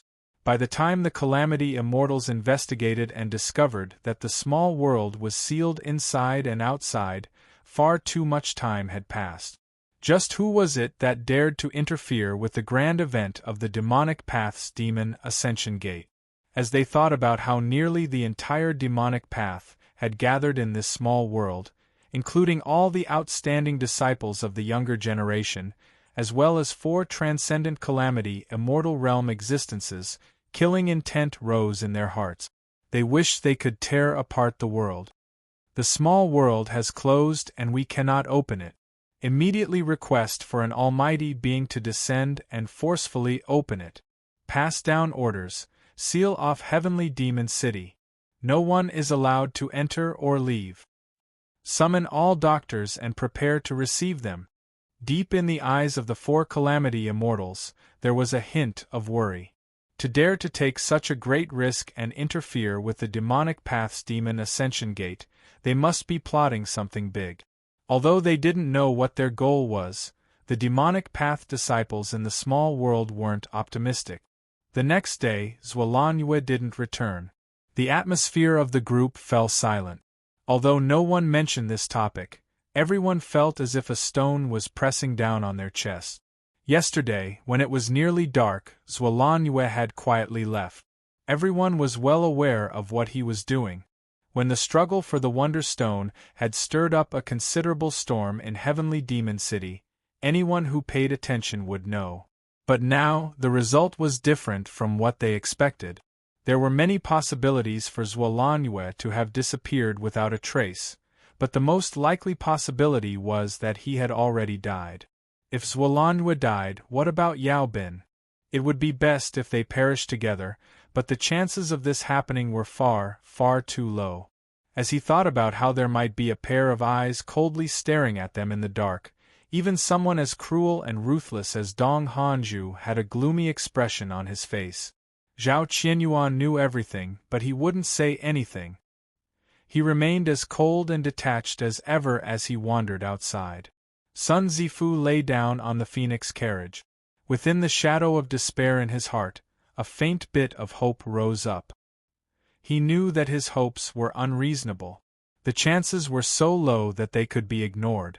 But at the very least, he didn't need to wait for death to arrive. Moreover, Yao Bin had always been someone who could create miracles. The group continued forwards. In the small world, halfway up a mountain peak, a fierce battle was currently erupting. 3 commander-level demon beasts joined forces to attack, and a group of cultivators were bitterly resisting. There was a speed car in this group. No matter how fierce the attacks of the demon beasts were, they were forcefully pushed back, unable to approach the speed car even half a step. Finally, seeing that they couldn't gain an advantage, the 3 commander-level demon beasts retreated with wounds all over their bodies. The group seemed to have long since experienced this. They began to repair themselves in an orderly manner. The door of the speed car quietly opened and an incomparably pale and beautiful girl stepped out. Her eyes were beautiful and watery, and no matter who she looked at, it was like she was silently telling them something. "Miss Blue, why did you come down? Your injuries haven't healed yet, so you should have stayed in the car and rested." A man hurried over, his face pale. In the battle just now, he had fought against one of the demon beasts by himself, and was the strongest in the group. At least on the surface, he was indeed the strongest. Blue Cloud had a guilty look in her eyes. "It's all my fault. If I hadn't been injured because I was careless, I wouldn't have implicated everyone and they wouldn't have spent so much effort to take care of me." Another cultivator smiled. "Miss Blue, there is no need to be like this. In our group, anyone can leave, but we cannot do so without misguidance." These words caused everyone to nod in agreement. Even the 2 female cultivators didn't have any resentment in their eyes, even though they felt bitter in their hearts. Miss Blue was indeed an indispensable member of the group. If it weren't for her leading the way, how could these people have found the rumored divine tree that hid a transcendent good fortune? That's right, the goal of this group was also the ancient tree monster in this small world. Blue Cloud's smile was pure and pure. "Thank you everyone. I don't have much to do, so I'll give these pills to everyone. They might be of some help." Everyone's eyes brightened. They expressed their thanks and distributed the pills to each of them. Along the way, they had already eaten a great deal of pills. Although they didn't know what materials were used to refine the pills provided by Blue Cloud, the effects were amazing. Not only could they quickly replenish their lost strength, but they could also speed up the recovery of their injuries. If it weren't for these pills, it would have been impossible for them to arrive here so easily. They would likely have already suffered some losses. As Blue Cloud saw everyone eat the pills, her smile became even brighter. "Fellow Taoists, we aren't too far away from the divine tree. If everyone works together, we will definitely succeed." At the same time, at the new campsite, Sun Zifu was conducting a third sensing process. By relying on his bloodline ability, he finally locked onto the position of the ancient tree monster. As everyone was smiling, his heart was filled with bitterness. It wasn't that young Master Sun didn't want to do anything in private, but that Su Guzi wanted to lend him a helping hand.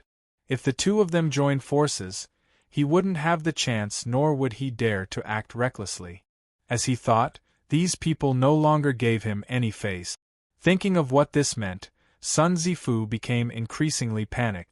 Su Guzi adjusted his breathing for a moment.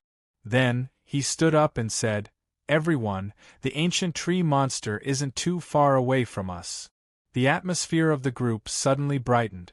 No matter what thoughts they had in their hearts, hunting down the ancient tree monster and obtaining the demon blood crystal was their ultimate goal. Night arrived. As everyone was preparing to rest, a group of uninvited guests appeared around the campsite. Su Guzi's eyes flashed open, a gloomy expression on his face.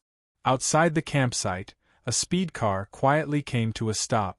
Standing at the front of the group, Lung Feng also had an ugly complexion. Although they had chosen the same location as the campsite to show that everyone had similar visions, this wasn't something to be happy about. After ascetically training for several days, they were about to reach the end. Just as they were preparing to rest and prepare to welcome the great battle in their peak condition to seize their unsurpassed lucky chances and good fortune, a group of people suddenly jumped out at them. No one would feel comfortable about this. Both sides faced each other across the campsite's array formation. No one spoke, so the atmosphere was naturally heavy. The car door opened and Blue Cloud stepped out.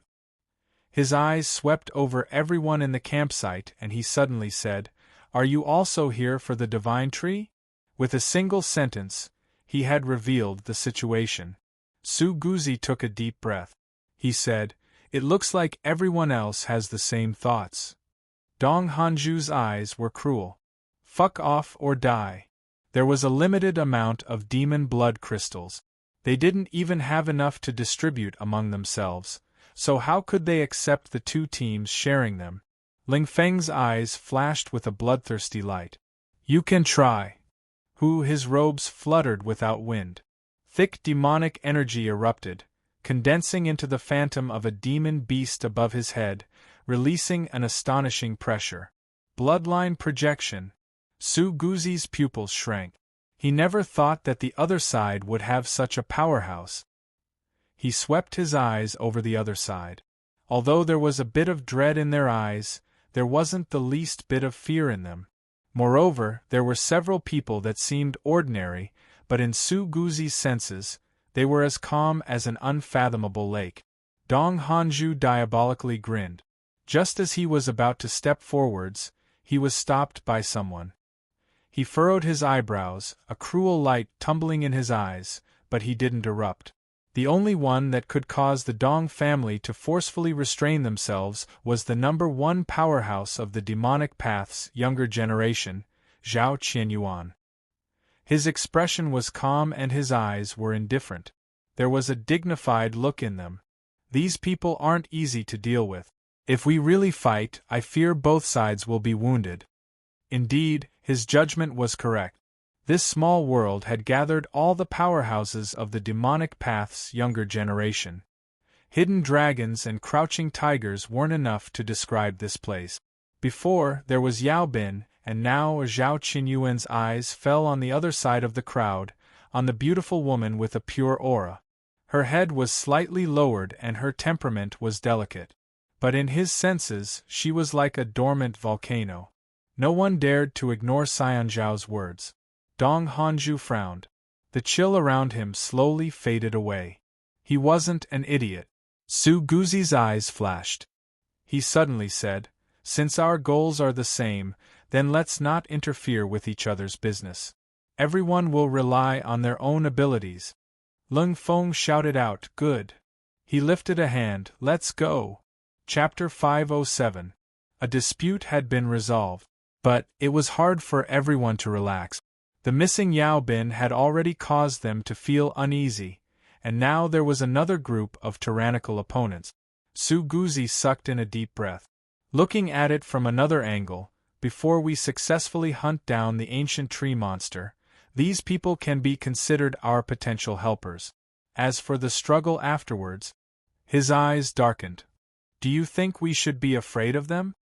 Zhou Fenghuang's eyes subconsciously fell on Zhao Qianyuan. She relaxed a little. She immediately thought that her performance was far too shameful. Just as she was about to cover it up, she discovered that the expressions of those around her weren't much different. It seemed that everyone had taken Zhao Qianyuan as their greatest backer. Inexplicably, Zhou Fenghuang thought of the currently missing Yao Bin. He had casually helped Sun Zifu block the white light from the seven-eyed demon spider's seventh eye, and he had even managed to keep Zhuolanjue here.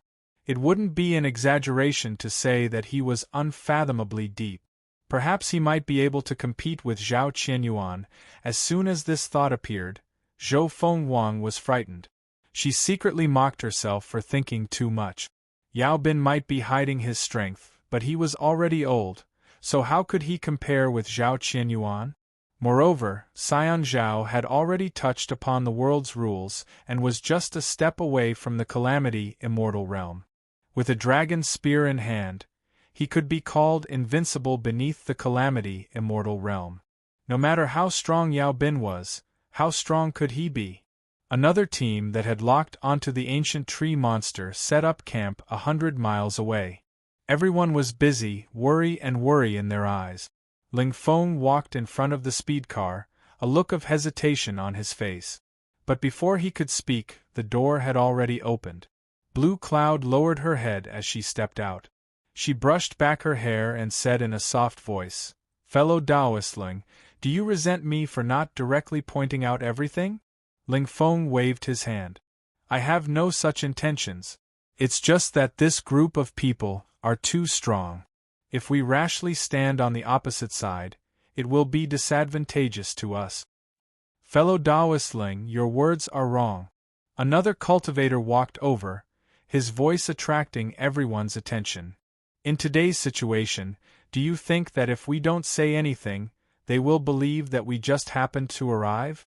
Miss Blue Cloud directly pointed it out. "This is a tough attitude.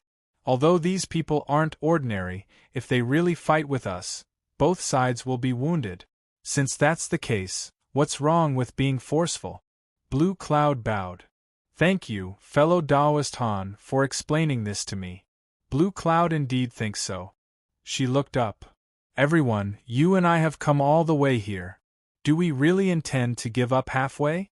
Ling Feng's face darkened. "Han Qing, it's not that I'm dissatisfied. Miss Qing, please don't think too much, I'm just a little worried." These words made everyone secretly nod their heads. Who wouldn't be worried? Although they had only met face to face, the people in the group were simply too famous. For instance, that fiendish Dong Hanju, or the incomparably intelligent and calculating Su Guzi, those with great reputations had to have a reason for it. Competing with such people wasn't easy at all. Qin Yun softly said, "I understand what fellow Taoistling is thinking. It's natural for everyone to be worried, but we're not willing to retreat, so we can only fight with them." Her eyes flashed. "We might still have a chance of winning." Young Miss Qing is right. It's only because our backgrounds are inferior that we don't have their prestige. If we were to really fight them, we might not necessarily be weaker than them. The fortune of the divine tree is an opportunity for us to change our lives. If we succeed, our future achievements will be limitless. With good fortune before us, the brave can seize it. I will never give up. The crowd was stirred up. Qin Yun spoke a few more words with the others. Then, she revealed a tired expression and returned to the speed car to rest. After arranging the guards, everyone began to adjust their breathing. Su Guzi and Dong Hanju quietly appeared outside the camp. As they swept their eyes over the quiet camp, they relaxed a little. It seemed that the other side didn't have any intention of secretly attacking them. Although this was within reason, it was only after confirming this point that they could rest in peace tonight. "Fellow Taoist Dong, let's go back to avoid any misunderstandings." After a sound transmission, the two nodded and were about to leave. Suddenly, a heaven-shaking explosion sounded out from behind them. Flames soared into the heavens, illuminating their faces.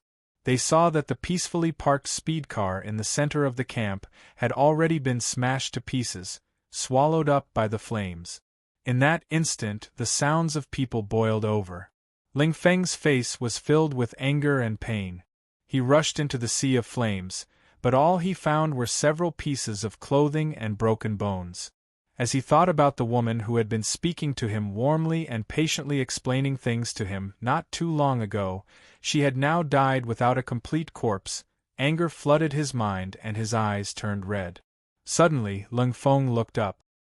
His ice-cold and cruel eyes locked onto the two faces outside the camp that were illuminated by the flames. "It's you!" he roared like a wounded beast. Besides Su Guzi, who was skilled in array formations, who else could quietly pass through the camp and kill Qin Yun? They were the ones who killed Qin Yun, damn it, all of them should die. Bang, the ground collapsed. Ling Feng shot into the skies like a vicious beast as he rushed forwards. Su Guzi's complexion changed. Now that they had appeared here, if he said that this matter had nothing to do with them, these people definitely wouldn't believe him. This was really like yellow mud falling on one's pants. Even if it wasn't something, it was still something. It had always been him who schemed against others, but today he was actually being used by others. His face flushed red with anger and shame. Run! With a deep roar, Su Guzi's figure flashed and he retreated like a bolt of lightning. Dong Hanju followed close behind. Although he was arrogant, he didn't have the arrogance to challenge these people. If he didn't leave now, he feared he would be surrounded and beaten to death by these enraged cultivators. Han Xing angrily roared, "Kill them all and take revenge for the miss." He hadn't even displayed his true strength to capture the beauty yet, so how could she die? At this moment, raging anger gushed out from the depths of his heart, sweeping through his entire body. He wished he could destroy the entire world. Kill them all! Kill! Su Guzi clenched his teeth and fled. He was well aware that no matter how much he said, it was impossible for him to explain himself. Moreover, if the two of them ran away, that would be the same as admitting to the matter. Whoosh! With the sound of breaking air, a dazzling white light appeared, falling in front of the two. Zhao Qianyuan grasped his dragon spear, his bearing graceful. He frowned. What happened? Su Guzi hurriedly said, "When we went over to investigate, their speed car suddenly exploded, killing the woman inside. Those people are already rushing over." But at this time, Ling Feng's fist came crashing down. "You will all die." Zhao Qianyuan lifted his hand. The dragon's spear thrust out like a bolt of lightning. With this spear, it seemed as if even the heavens and earth could be easily pierced through. Killing intent rushed into Ling Feng's mind. He shivered. His fist turned into a palm and he thrust it forwards. The palm collided with the spear shaft. A vast strength surged outwards and Ling Feng was sent flying away like a boulder. Blood gushed out from his nose and mouth. Ling Feng stumbled to the ground. He stared at the dragon's spear and cried out, "Xian Zhao." As Han Xing and the other cultivators rushed over, they happened to hear these words. Their complexions immediately changed. A man's fame was like a tree's shadow. The #1 demonic path noble family's Kirin's son Zhao Qianyuan had shocked the world with a single brilliant feat 20 years later, soaring into the skies and transforming into a heavenly dragon. With a dragon spear in hand, he had once killed 6 peak blue sea martial artists, his strength shocking the heavens and earth. No one imagined that the callous and reserved youth they saw at sunset was actually the #1 junior of the demonic path. How could they fight? If they really did fight, all of them would be buried here. Zhao Qianyuan slowly said, "I don't know what happened, but fellow Taoists Su and Dong only went to investigate the situation and ensure that both sides were safe. They wouldn't secretly kill each other. There must be some hidden story behind this." Ling Feng clenched his teeth. Hidden story? Miss Blue has already died. Xian Zhao, please tell me, what hidden story is behind this? His eyes swept over everyone. I am indeed not a match for Xian Zhao, but I will not let this matter rest like this. He turned and left. Han Xing took a deep breath. With a wave of his hand, he led everyone away. A cold light flashed in the depths of Zhao Qianyuan's eyes. From his humble beginnings to where he was today, his hands were already stained with blood. It wasn't that he was cruel and merciless, but that if he didn't kill, he would be killed. Thus, he didn't mind leaving those people behind. But, after hesitating again and again, he didn't do anything. This was because there was something very wrong with this matter. Zhao Qianyuan could clearly see that although that Miss Blue seemed delicate and weak, she was actually incomparably strong. How could such a character be so easily schemed to death? Su Guzi relaxed. He cupped his hands together. Luckily Xian Zhao appeared, otherwise a great battle would have been inevitable today. Zhao Qianyuan gathered his thoughts. Let's leave this place first. The three of them quickly left. They ran into a group of people waiting for them. After a few simple words, they hurried away with gloomy expressions. Someone dying on the other side should have been a good thing, but now that someone had died, it wasn't so wonderful. Both sides were enemies to begin with. Now that someone had died, there was no need to mention the hostility between them. And what was most terrifying was that Su Guzi and Dong Hanju hadn't done anything yet someone had died on the other side. Could it be that there was another group of people hiding in the dark, provoking the two sides to kill each other and watching from the sidelines as a fisherman reaped the benefits wasn't a profound strategy? Everyone could think of it. Both sides left and the night returned to tranquility. Suddenly, the darkness parted like water and an incomparably beautiful girl in a white dress stepped out. In the darkness, she was like a blooming white lotus, pure and dazzling. This girl was Blue Cloud, who should have been buried in that explosion not too long ago. But she was actually standing here safe and sound. Her beautiful face was originally gentle and meek, but now it had turned into a faint alienation.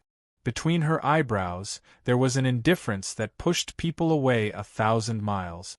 She looked up in the direction that Zhao Qianyuan and the others left in. Blue Cloud's lips curled up in a smile. It was like 100 flowers had bloomed, illuminating the dark night. Have you already begun to doubt me? You are truly worthy of being the illustrious number 1 person of the demonic path. What a pity, from the moment you stepped into this small world, you were doomed to perish here.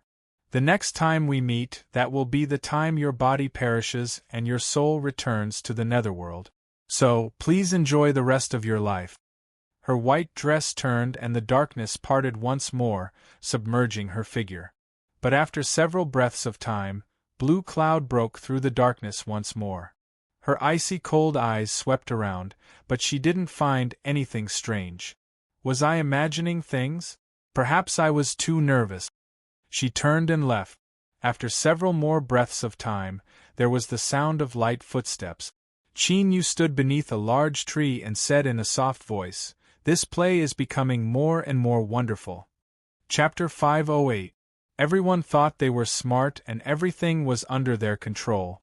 But the truth was that they were nothing more than a clown on stage in the eyes of others.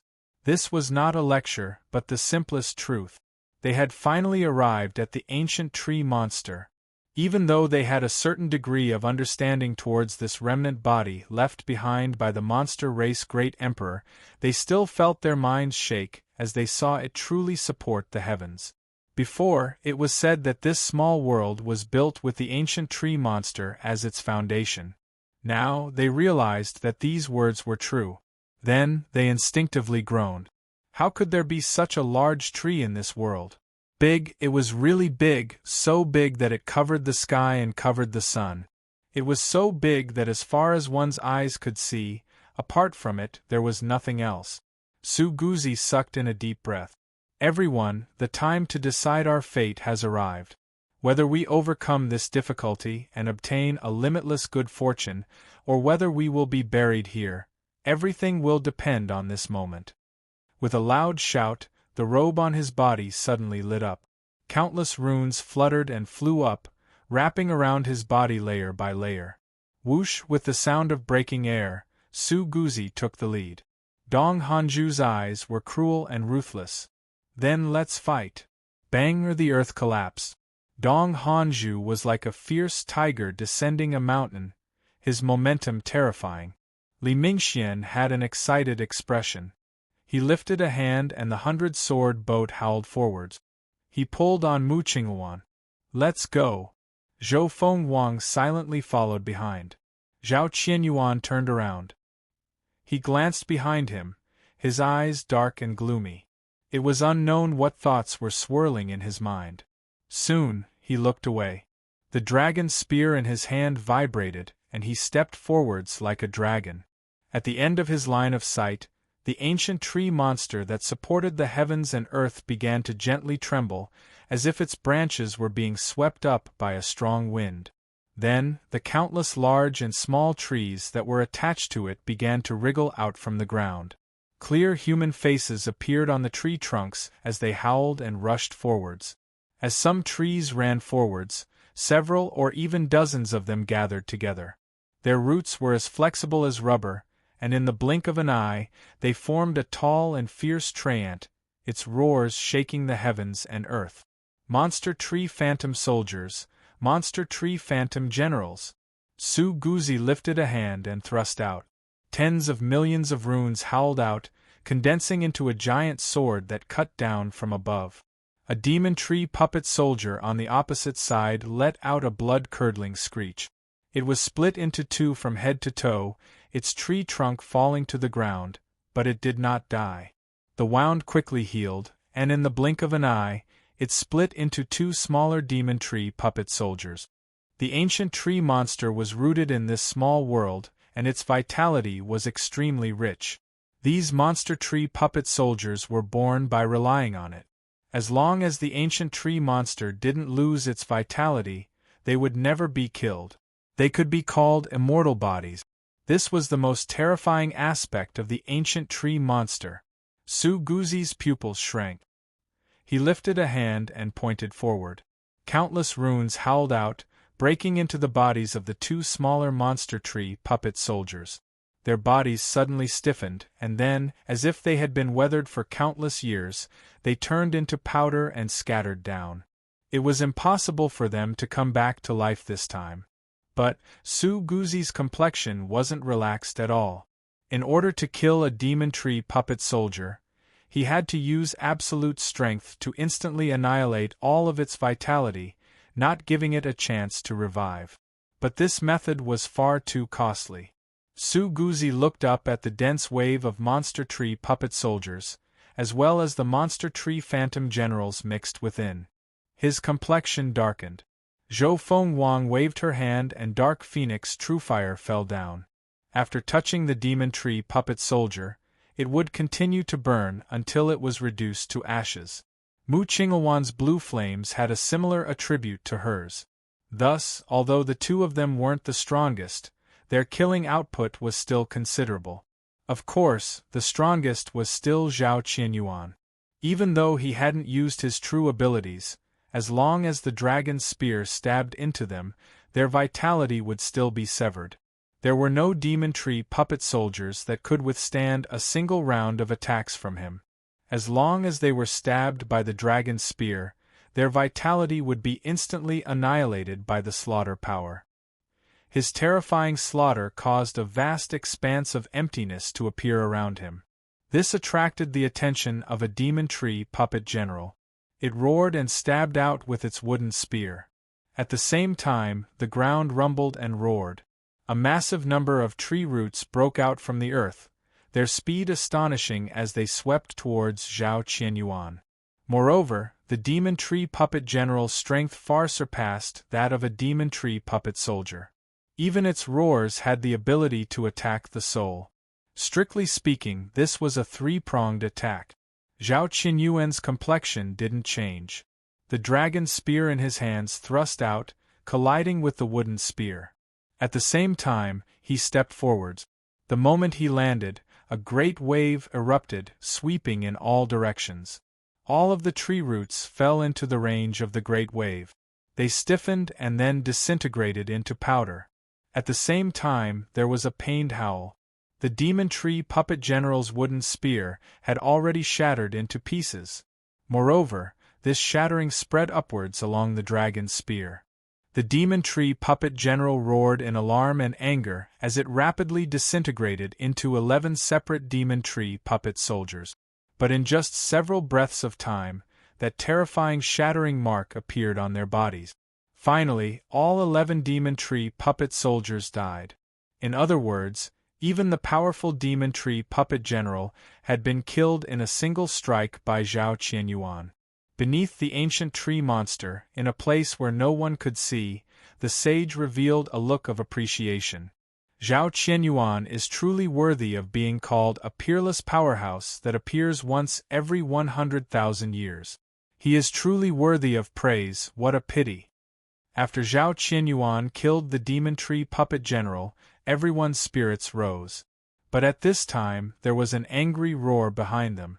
Countless tree roots drilled out from the ground, forcing out a group of hidden cultivators.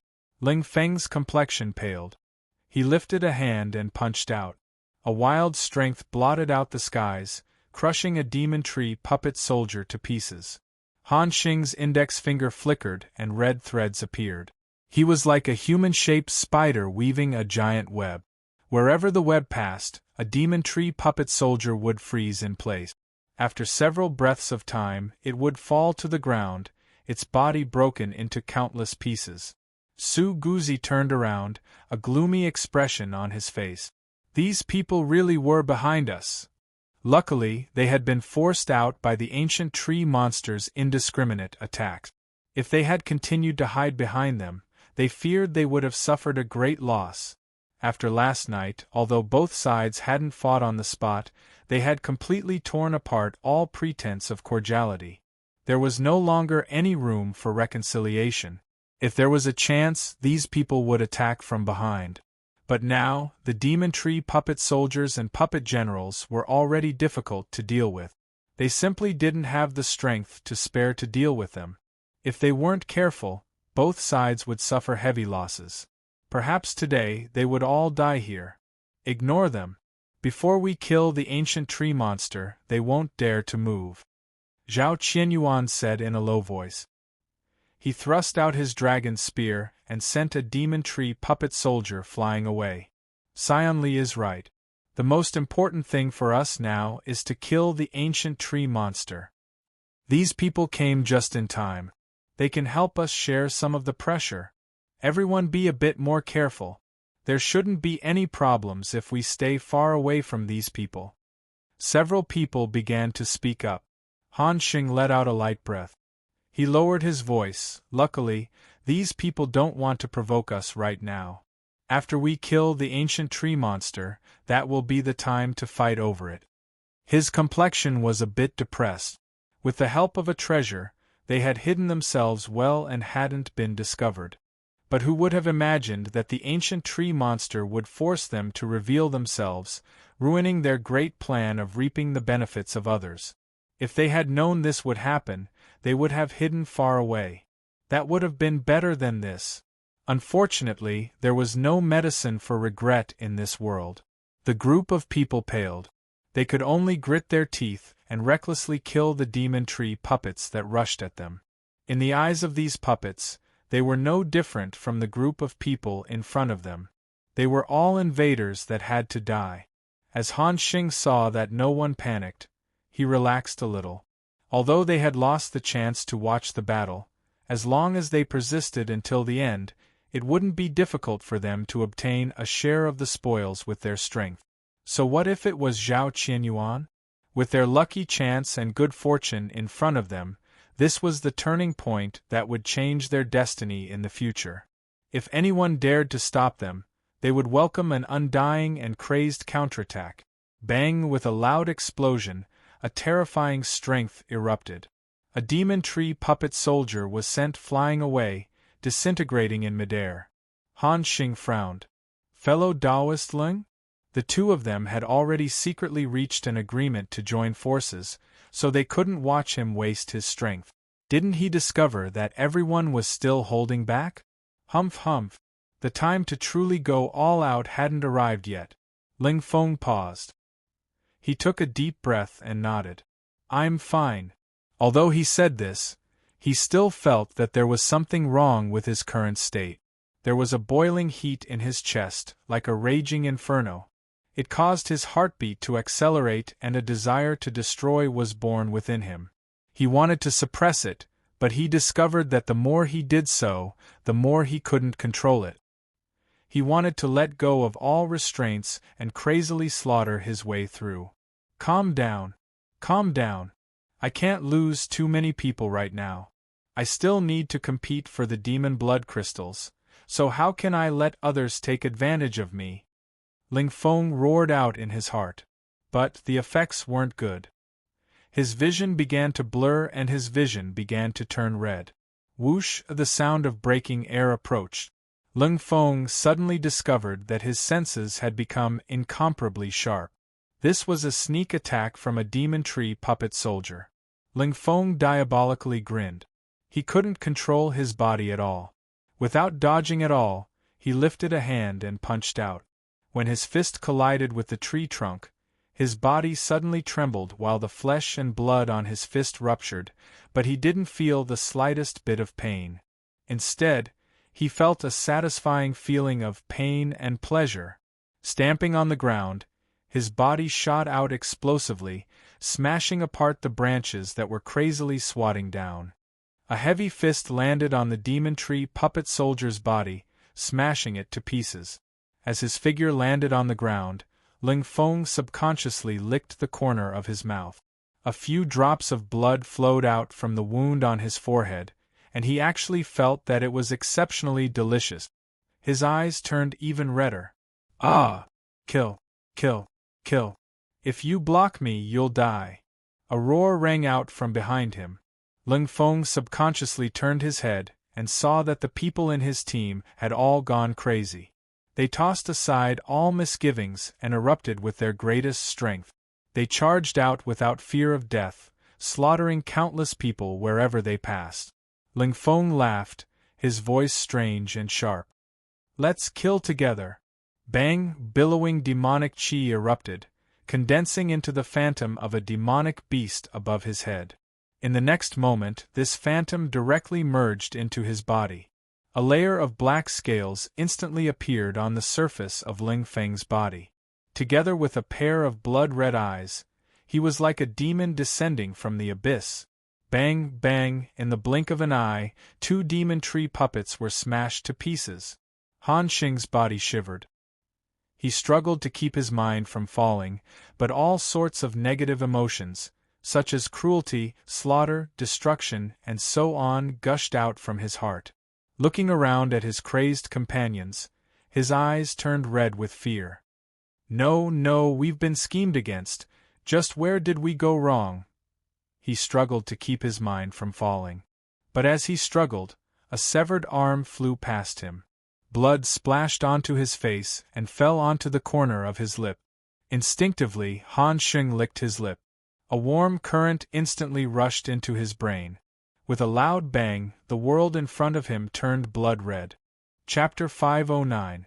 Zhao Qinyuan's dragon spear was like a bolt of lightning, killing a monster tree puppet soldier. He turned to look at the crazed crowd, his complexion dignified. Demonic chi invading the spirit.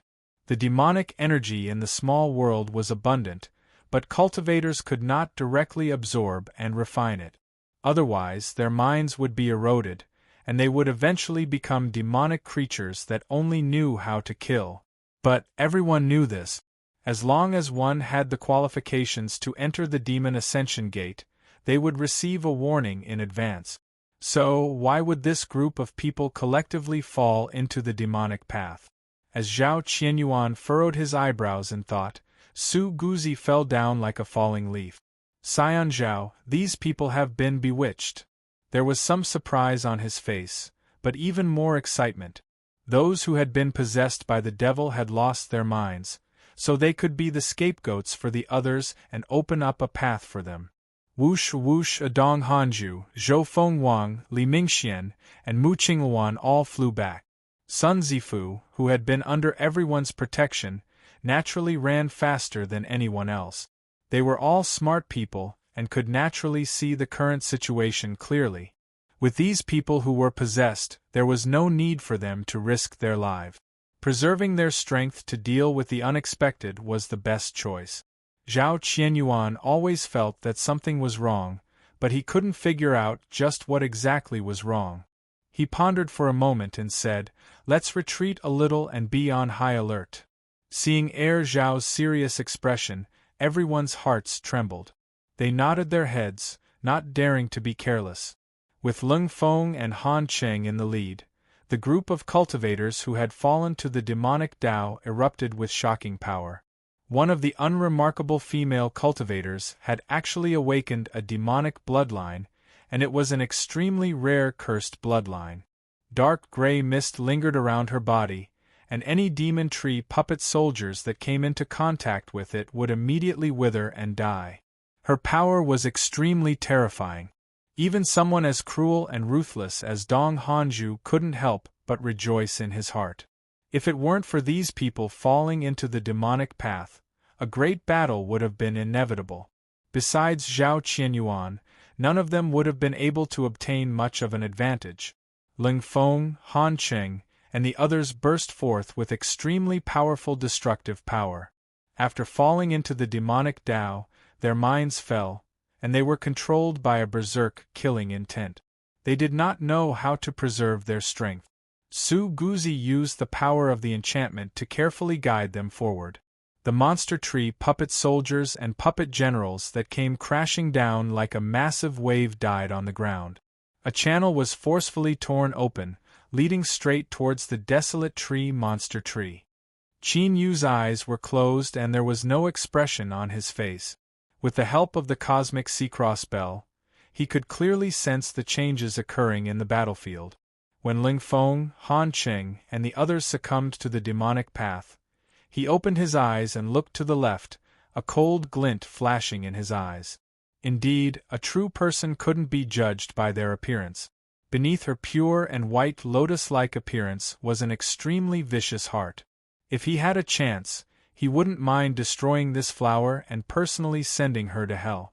As for whether these people collectively falling into the demonic path had anything to do with Qin Yun, this kind of matter that was placed on the table, there was really no need to consider it. Suddenly, Qin Yu's complexion changed. At the same time, within his soul space, the cosmic sea-cross bell began to ring out, rapid and sharp. Qin Yu! Qin Yu! Quickly leave, quickly leave! Little Mei screamed with all her might, her face filled with terror. Zhao Qianyuan paused for a moment. He looked up, his eyes like lightning as he stubbornly stared at the distant ancient tree monster. A blue light flashed in his eyes. In the next moment, the space in front of him distorted slightly, and the scenery changed drastically. He could see that in the crown of the ancient tree monster, countless branches had gathered together, forming something similar to an embryo. Dong dong, or some invisible rhythmic beating spread out, like countless thunderclaps roaring out, piercing straight into the depths of his soul. Zhao Qianyuan's pupils shrank. Rebirth! A deep roar instantly spread into everyone's ears. As they saw his appearance as if he were facing a great enemy, their complexions changed. Su Guzi hurriedly asked, "Scion Zhao, what did you discover?" Zhao Qianyuan was about to speak when he stuffily coughed and blood flowed out from the corners of his lip. Beneath the ancient tree monster, the sage revealed a look of surprise. "I never thought that I would be able to discover this secret from so far away." He shook his head. "It looks like I can only activate it ahead of time. Although it isn't perfect, it should be enough." He looked up at the ancient tree monster that supported the heavens and began to chant in a low voice. The ancient and boundless syllables revolved around the inconceivably thick tree trunk, constantly shaking. Thus, the entire ancient tree monster began to shake. Then, the entire small world began to tremble. Rumble, rumble, above their heads, the skies changed colors. Countless black clouds drilled out, weaving together into a black curtain that blocked out the skies. Blood-red thunder instantly arrived.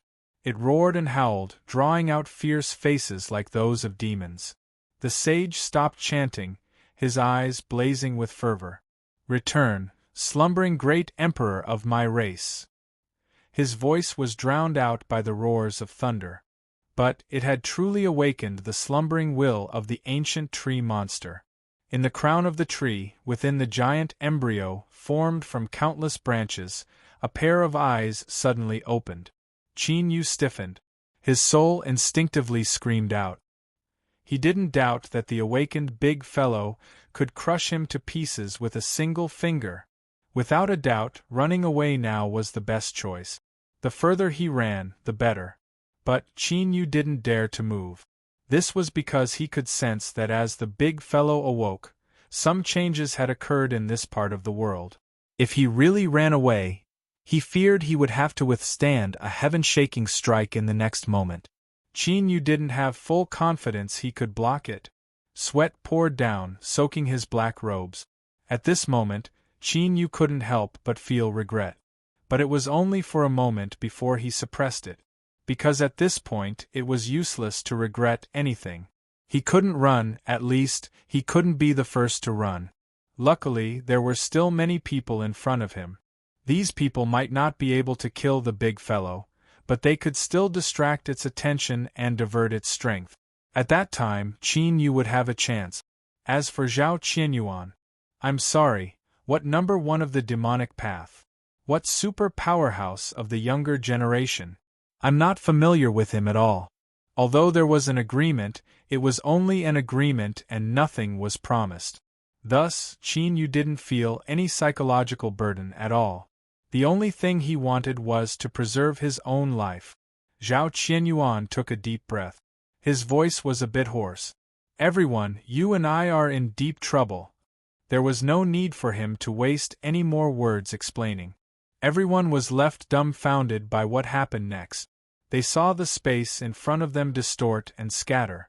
It was like a painting being peeled off, revealing the true scene of the world. The ancient tree monster stood between the heavens and earth. Branches wove together in the crown of the tree, forming an embryo. As it contracted and expanded, a heartbeat sounded out from this embryo, becoming louder and stronger. Su Guzi finally understood what Zhao Qianyuan meant by rebirth. His face paled and fear filled his eyes. In the land of death, to walk towards life, to reverse yin and yang, to rewrite the will of heaven, this was rebirth. After everyone heard this, their bodies stiffened. Their faces were drained of all color. In the ancient legends there were almighty beings in the world. After they perished, their bodies and souls scattered, but they didn't perish. After experiencing endless years, they condensed their souls from nothingness, broke through the isolation of yin and yang, and descended upon the world once more. What Su Guzi said was a general description of this process. But the reason that legends were called legends was because they could only hear the sound and not see the reality. For countless years, no one had ever heard of a dead almighty being able to return from the dead. But now they seemed to be witnessing a historic scene. Witnessing history was supposed to be an exciting thing. At this moment everyone shivered. But this had nothing to do with excitement, but endless fear. The ancient tree monster had come back to life. To be more accurate, the monster race great emperor that had been hunted down by a demonic path, almighty being in the past, and used his ruined body to create a small world, had returned from the dead. How could they even play? What bullshit hunt, what bullshit distribution of demon blood crystals, what bullshit opportunity to change one's destiny. This was clearly seeking death on his own initiative. Although this situation was completely self-inflicted, everyone still couldn't help but curse out Su Guzi's 88 generations of ancestors. All of them were women. You damn thing, if you want to die then go die. Why did you activate the watchstone and drag us down with you? Zhao Qianyuan was certain that for some unknown reason, he had been targeted. This wasn't intuition, but a clear judgment. The rules of the world had changed, forming an invisible cage around him. Simply put, there was nowhere he could run. But his expression remained calm. It wasn't that he wasn't panicking, but that he couldn't panic. Otherwise, all of these people that were closely surrounding him would run away in the blink of an eye. Zhao Qianyuan took a deep breath and said, "The situation is indeed terrifying, but that doesn't mean that we don't have the slightest chance of survival." He lifted a finger. "Between life and death, there is a great tribulation. You must know that breaking through the barrier of yin and yang is not a simple matter. Even if the monster race great emperor returns, he will still be in his weakest state. Although his aura is terrifying, his true strength might not be any stronger than when he was in his ruined state. Now that we are panicking, you and I will die without a doubt. But if we join forces to fight, it is unknown just who will be the final victor." Su Guzi's eyes brightened. "That's right. I suddenly thought of something. I once saw a similar record in some ancient text. To break through yin and yang, one must pay a great price. Perhaps the current ancient tree monster is even weaker than before. He swept his eyes over the massive number of monster tree puppet soldiers and puppet generals. They are proof. If they were strong enough, why would they have these puppets frantically block us? Everyone's spirits rose as they heard this. Dong Hanju licked his lips. Whether they are strong or weak, I will not resign myself to death. Let's see just who lives and who dies today. Li Mingxian roared, let's go all out. Zhou Fengwang said, now is not the time for us to go all out. There are still people ahead of us. Shua, everyone's eyes fell on Ling Feng, Han Xing, and the others. But accidents always occurred so suddenly. Atop the ancient tree monster, there was a sudden roar from the embryo. Vast and boundless, an invisible pressure instantly swept through the world. Their eyes were blood red, their minds were corroded by killing intent, and they had completely lost all reasoning. The demonized cultivators that only knew how to kill and destroy suddenly stopped. They turned around, their blood-red eyes locking onto the crowd. Deep in their throats, they emitted roars like wild beasts. Layers of black scales appeared on the surface of their bodies. In the blink of an eye, these people had completely demonized. Bang bang, the ground shattered. Demonic people crazily rushed forwards. At the same time, the monster tree puppet soldiers and puppet generals that were crazily surrounding them gave up on trying to stop these people. With loud rumbling sounds, they rushed towards the crowd. In an instant, the situation changed.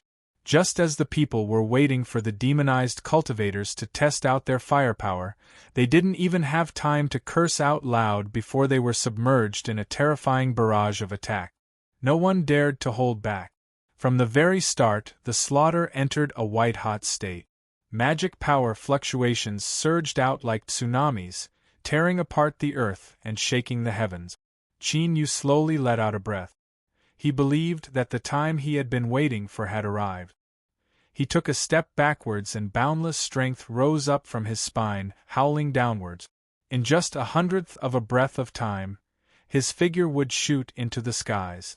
But in the blink of an eye, Qin Yu's complexion changed. The speed at which he stepped forwards increased, but he also changed the direction of his strength. A wild strength rushed deep into the earth. The ground instantly exploded. Countless tree roots broke out from the earth. They were a strange crimson color. As they fell into the raging tide of strength, they only paused for a brief moment before rushing forwards once more. Luckily, this bit of time was enough for Qin Yu to escape. But his complexion still paled, because he knew that he no longer had a chance to escape. As he thought, the earth exploded again and again. Crimson tree roots shot up into the skies, like great waves crashing down, forcing Qin Yu towards the ancient tree monster. His thoughts raced. He discovered that he didn't have full confidence he could tear through the waves of tree root. He could only sigh and rapidly retreat. A white dress, pure and beautiful like a lotus. Blue Cloud stood atop the ancient tree, looking at the distant battle. There was a faint smile on his indifferent face. He had finally waited for this day. Lord Sage, I have already fulfilled my promise. I hope that you do not disappoint me, otherwise I will be very unhappy. He lifted a hand and a blue flower appeared. Blue Cloud pressed it between his eyebrows. This blue flower fused into his flesh and blood. A halo of light flowed on its surface, making it look lifelike. Beneath the ancient tree monster, the sage had a gratified expression. You are the one that I have chosen. As the next guardian of my race, I will naturally do my best to help you. But as for whether or not you can obtain this good fortune, that will all depend on your own luck. He turned and took a step forward. His entire body fused into the ancient tree monster. In the crown of the tree, within the embryo of the branches, the one who opened his eyes was a naked, extremely handsome young man. As if he was being supported by an invisible force, he floated in midair. There was something that looked like an umbilical cord. It was made up of countless thin threads that grew from branches, and the end of it was connected to the upper end of his spine, slightly below his neck. He was the mortal body that the monster race great emperor had formed by breaking through yin and yang and using the vitality of the ancient tree monster. Now, the young man's eyes flashed with ridicule before he immediately composed himself. He had already left for far, far too long, so long that everyone had forgotten just how majestic he was. To be able to return from the brink of death was enough to prove just how strong he was. And someone as strong as him, how could he possibly be injured by ants? The current juniors of his race were far too naive. Then, once he returned, he would carry out a thorough purge. The corners of his lips curled up in a light smile. But there was no warmth at all, only an icy cold bloodthirsty aura. You schemed against me, we both had black hearts. Chapter 510. Sun Zifu's face was deathly pale, and he rolled to the side to avoid it. His head hit something, and with a buzzing sound, his vision turned black. When he finally regained his composure and regained his focus, he saw a monster tree puppet soldier howling as it rushed towards him. Help! Save me! Unfortunately, at this moment, everyone was in a bitter battle and had no time to pay attention to him. Moreover, there was no longer a need to deal with the backlash of the monster race bloodline. Young Master Sun was useless, so who would care about him? Whoosh, whoosh, a large number of branches whizzed down, enough to crush a small mountain. If nothing unexpected happened, young Master Sun would be turned into a pile of minced meat in the next instant. My life is over. Suddenly, Sun Zifu felt a great force. He felt his but instantly split into 18 pieces. His entire body was sent flying, barely dodging the falling branches. Tears instantly flowed down her face. Of course, it was because of the pain.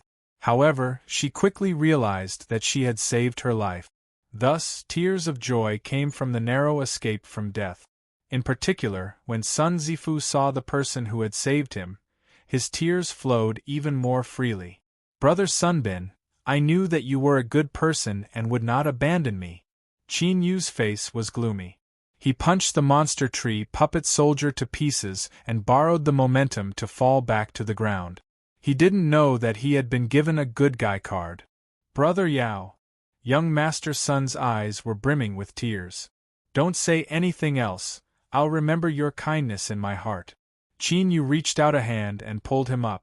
If you have a chance later, run away. Junior Master Sun was startled. In this sort of situation, how could he possibly have a chance to escape? But Brother Yao Bin's words warmed his heart. He nodded vigorously, thinking that if he didn't die this time, he would chop off the chicken's head and drink the blood wine. He would kowtow to Brother Yao Bin and become sworn brothers. Qin Yu didn't know what Zhao Qianyuan was thinking. His complexion became increasingly ugly.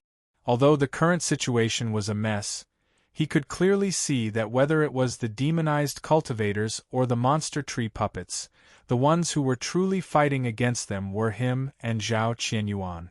To put it simply, everyone, including Sun Zifu, was caught in the crossfire and suffered along the way.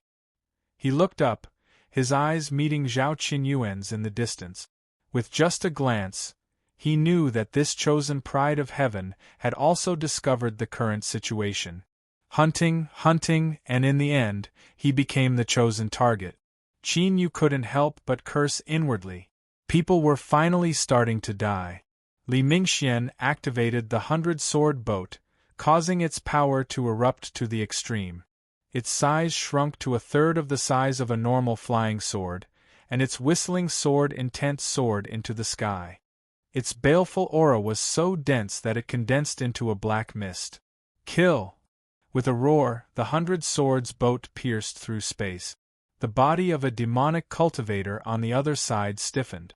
In the next moment, it exploded into pieces, and all the flesh and blood were minced into a bloody mist by the terrifying sword light. However, just as he killed someone with a single sword strike, his strength was severely depleted, and it was difficult for him to replenish it in a short period of time. Suddenly, the ground exploded. A cluster of crimson tree roots intertwined with each other, forming something like a tentacle. It whizzed over and tore open his chest. Confusion flashed in Li Mingxuan's eyes. He struggled to turn his head and discovered that Mu Qingluan, who should have been guarding behind him, was now standing together with Zhou Fengwang. Ah! With a roar of resentment or regret, Li Mingxuan's body was entangled by the roots and pulled deep into the ground. After that, he was never able to walk out from the ground again. Dong Hanju's eyes were blood-red and a cruel aura tumbled around him. The black iron staff in his hands drew out a series of afterimages in the air. Wherever it swept through, space cracked. Whether it was the monster tree puppets or the demonic cultivators, anything that approached was instantly sent flying away. Bones were broken and tendons snapped. Powder flew into the air. But his complexion became increasingly pale. The boiling blood in his body was constantly evaporating as it wildly flowed out. He couldn't last much longer. He had to escape, otherwise he would eventually become a skeleton here. Suddenly, Dong Hanju's field of vision darkened. It was like he had been pulled into endless darkness. The aura of death arrived. He roared out loud and swept out the black iron staff in his hand. Puff, he hit. But before any joy could rise in his heart, it was frozen by a terrifying cold. An icy palm tore open his chest and forcefully grasped. But the place where his heart should have been was now empty. Thus, this grasp didn't cause any fatal damage to him. The darkness in front of him rapidly dispersed. Dong Hanju saw a demonic woman. Her chest and abdomen had been broken apart by the black iron staff and had fallen to the ground not too far away. Half of her body was severed, and her heart, liver, spleen, and lungs hung there. Her crimson eyes were filled with a crazy killing intent as she tried to pull out the arm that was tightly bound by his flesh and blood. At this moment, even someone as cruel and tyrannical as Dong Hanju felt a chill run down his spine. His lips twitched and he smashed her head to pieces without hesitation. He pulled out the arm from his chest and tossed the broken corpse aside. Dong Hanju opened his mouth and a common-looking bead flew out. The Dong family's Qilin child was born with a bead in his mouth. Dong Hanju's name came from this bead. Countless people had speculated about the might this bead possessed. There were countless rumors, but no one had ever seen it with their own eyes. Today was the first time it had been exposed to the public. On the surface of this bead, a multicolored halo of light flashed. When the 7 colors gathered together, a boundless aura erupted from within. Space shattered, revealing a pitch-black void. Like a great mouth, it swallowed up Dong Hanju. In the next moment, the void restored itself. Dong Hanju had disappeared without a trace. The corners of Su Guzi's eyes twitched. He had seen Dong Hanju escape with his own eyes. If he said he wasn't envious, he would be lying to himself. But right now, jealousy would only make him die faster. He suppressed these thoughts and turned around. Zhou Fengwang, Mu Qingluan, I can lay down an array formation to bring the 3 of us away. But I need you 2 to buy me some time. Okay. Fellow Taoist Su, please hurry. Zhou Fengwang and Mu Qingluan nodded without hesitation. The 2 of them joined forces to sprinkle out a sea of fire. Black and blue flames wove together, covering the 3 of them. Su Guzi turned and hurriedly laid down the array formation. His hands constantly formed law seals, forming countless runes that fused into the depths of the earth. His eyes flashed with a cold light. That's right, he had grasped the secret array formation and could borrow its power to tear open space. But the power of the secret array formation could at most send a single person away. He lifted a hand and pointed between his eyebrows. A golden light appeared and shot into the array formation, completing the arrangement of the secret array formation. But Su Guzi's hand seals didn't stop at all. He casually stepped forwards. As long as he entered the secret array formation, he could instantly activate it. But just as he was about to step into the secret array formation, a terrifying scorching aura gushed out from underground, drilling into his body. Su Guzi froze. The joy in his eyes turned to despair. In the next moment, a scorching aura erupted from within his body, smashing apart the insides of his body. Bang! Su Guzi's body exploded. Only his head remained intact. Zhou Fengwang and Mu Qingluan drew back their hands at the same time. Their complexions didn't change at all, as if the one who attacked wasn't them. Su Guzi's lips moved, his voice weak and shrill. The secret array formation can only send one person away, only one person. He wanted to see these two vicious women panic and kill each other. He wanted to see neither of them leave alive. But Su Guzi was destined to be disappointed. Zhou Fengwang and Mu Qingluan's complexions didn't change at all because of his words. Their eyes flashed with ridicule. They stepped forwards at the same time and fused together. This was a true fusion. She became a woman that was different from the two of them, but also similar in many ways. She said in a soft voice, "Thank you, fellow Taoist Su. One person is enough." As soon as she stepped in, the secret array formation was stirred up. Layers upon layers of array formation runes appeared, submerging her like waves. "No!" Su Guzi screamed. His voice came to a screeching halt. His two eyeballs were the first to be unable to withstand it. They bulged outwards, burst open, and then exploded into pieces. Black and blue flames flashed, burning everything to ashes. Sun Zifu had seen Zhou Fengwang and Mu Qingluan combine as one to kill Su Guzi. His eyes widened and his face was a mess. This world. He really couldn't understand it. Before he could regain his composure, he was ruthlessly tossed away. Qin Yu's icy voice echoed in his ears. "Whether you live or die, that will depend on your own luck." Whoosh! Young Master Sun howled away. Qin Yu drew back his hand. His expression was dignified. He no longer had the energy to care for Sun Zifu. What followed was a moment of life and death. He had to bring out his greatest strength. Bang! The ground fiercely collapsed. Qin Yu stormed forwards. He lifted a hand and pressed forwards. Space twisted and the monster tree puppet general wildly struggled, but it couldn't change its fate of being crushed to pieces. He looked up and his eyes met with Zhao Qinyuan's. Without any discussion, the two instantly understood each other's intentions. "Kill!" With a loud shout, Zhao Qinyuan ruthlessly thrust the dragon's spear in his hands into the earth. In the next moment, the ground tumbled like boiling water. Countless dragon spear phantoms tore through the earth and flew out.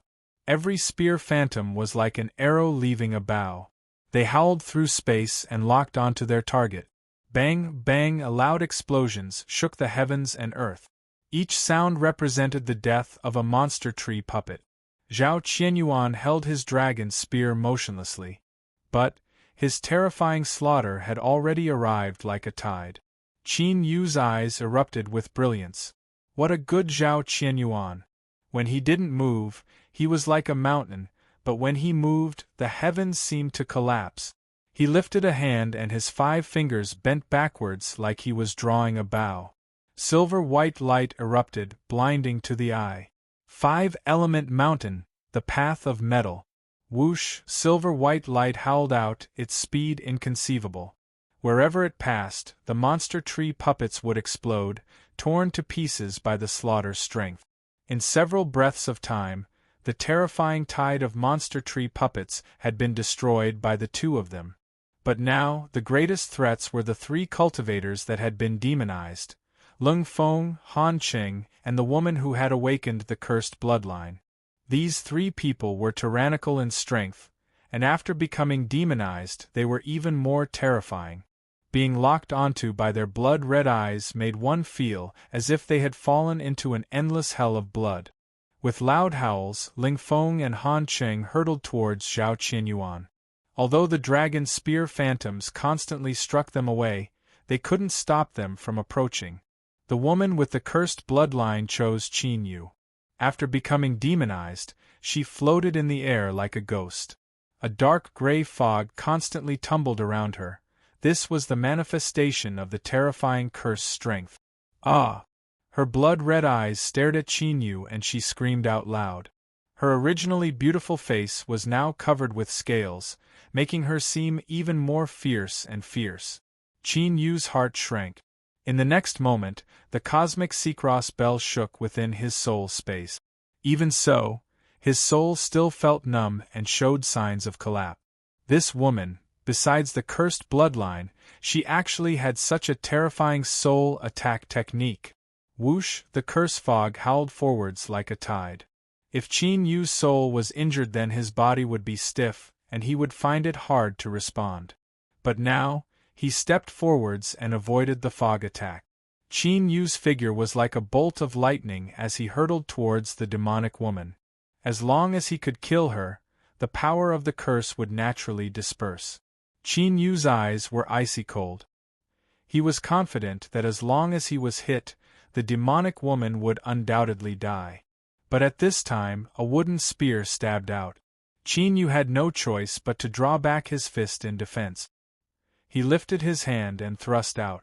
The wooden spear broke apart. The monster would succubus general roared out in pain, but it didn't retreat. It continued to take several steps forwards, and all of its branches spread out, covering Qin like a net that covered the skies. The monster would succubus general's body completely disintegrated, turning into twisting branches. These branches wound around Qin layer after layer, wildly wriggling and contracting like countless snakes teaming up to kill their prey. Bang bang, a deep rumbling sound erupted. The layers of branches violently trembled, and the wriggling became increasingly slow. Finally, with a loud bang, it was forcefully blown apart. Qin strode forwards. The dark curse fog had already been taken back. The demonic woman didn't seem to have lost her sanity. She was nearly killed in a single exchange, causing her to be incomparably angry. With a scream, the curse fog wildly gathered, wrapping around her and condensing into a giant snake. Its eyes were blood-red. These were the eyes of the demonic woman. The snake hissed and swept its tail outwards as it rushed forwards. Although this snake was condensed from the power of the curse, it had some unknown secret technique that made it seem as if it were a living being. The aura it emitted was even more astonishing. Qin didn't dare to face it head-on.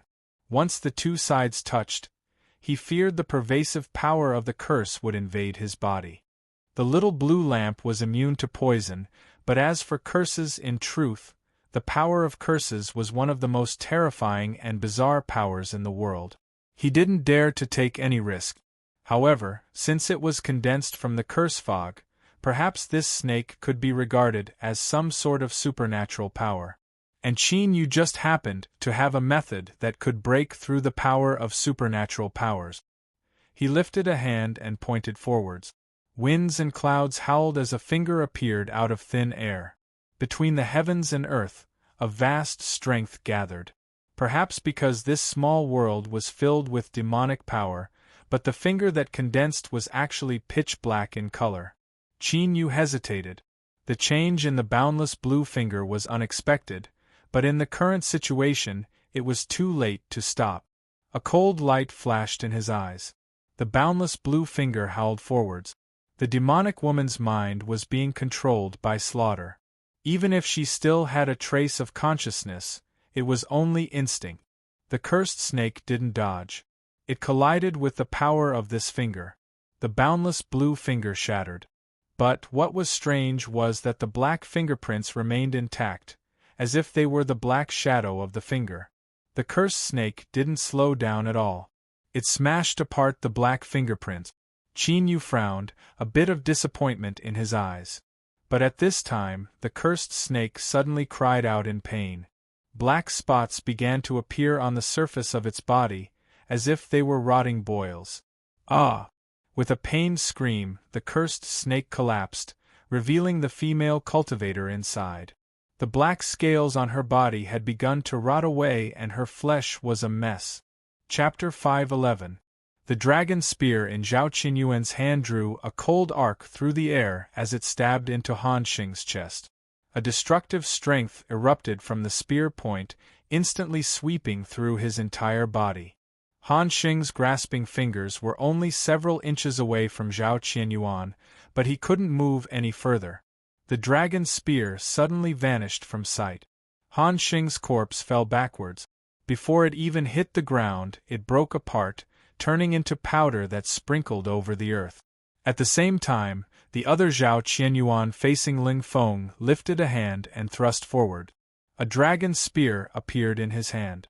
The spear point trembled slightly, completely ignoring Ling Feng's powerful defenses. It pierced through between his eyebrows and red and white matter shot outwards. The two Zhao Qinyuans burst like bubbles, simultaneously vanishing from sight.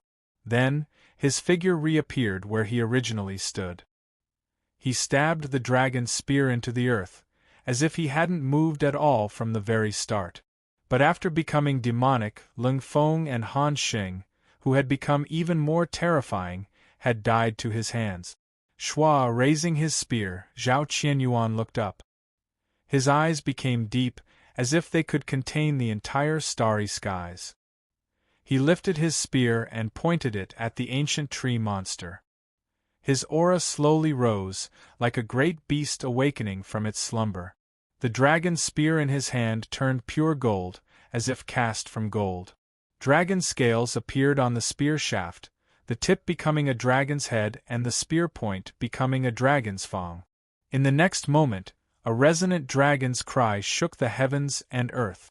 A great golden dragon flew out from Zhao Qinyuan's body, soaring into the skies. At this moment, Zhao Qinyuan's aura reached its strongest point. Wherever his spear pointed, the world became like a mirror. Countless cracks appeared. Wherever it passed, countless tree monster puppets froze in place. Then, like the wind, they turned into powder. Within the ancient tree monster, there was a wooden house. The sage had a dignified expression. The praise in his eyes had disappeared, replaced by a bit of dread. Before this, he had always regarded Zhao Qianyuan as a rising star of the demonic path. No matter how amazing his talent was, it would still take a period of time for him to truly grow. But now, the sage actually felt a threat from him. Even if it was only the faintest bit, it was still unimaginable. It had to be known that as the sage of the monster race, he was the one who guided his people forward. Although he wasn't the strongest, he had the confidence to not fear anyone. What made him feel threatened was that Zhao Qianyuan already had the ability to harm him. If he didn't personally feel this, he would have never believed it.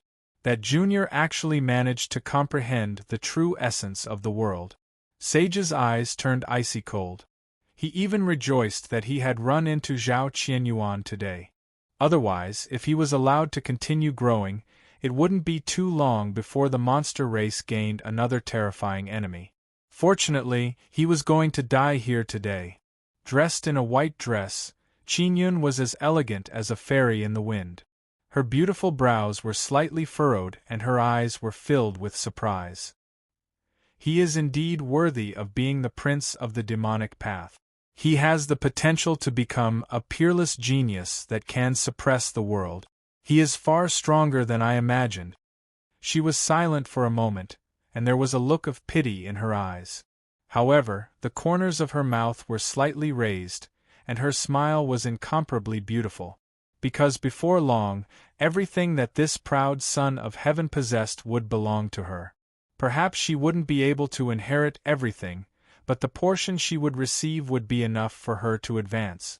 At that time, her future would be even brighter, and no one would be able to compare to her. Perhaps she could achieve an unprecedented realm in the monster race, becoming the first person to truly leave the world. Qin Yu's eyes were dignified and he sighed inwardly. Although he had made many guesses, Zhao Qinyuan's strength still surpassed his expectations. If they were to engage in a life-or-death struggle, just what were his chances of victory? Qin Yu shook his head, suppressing these untimely thoughts.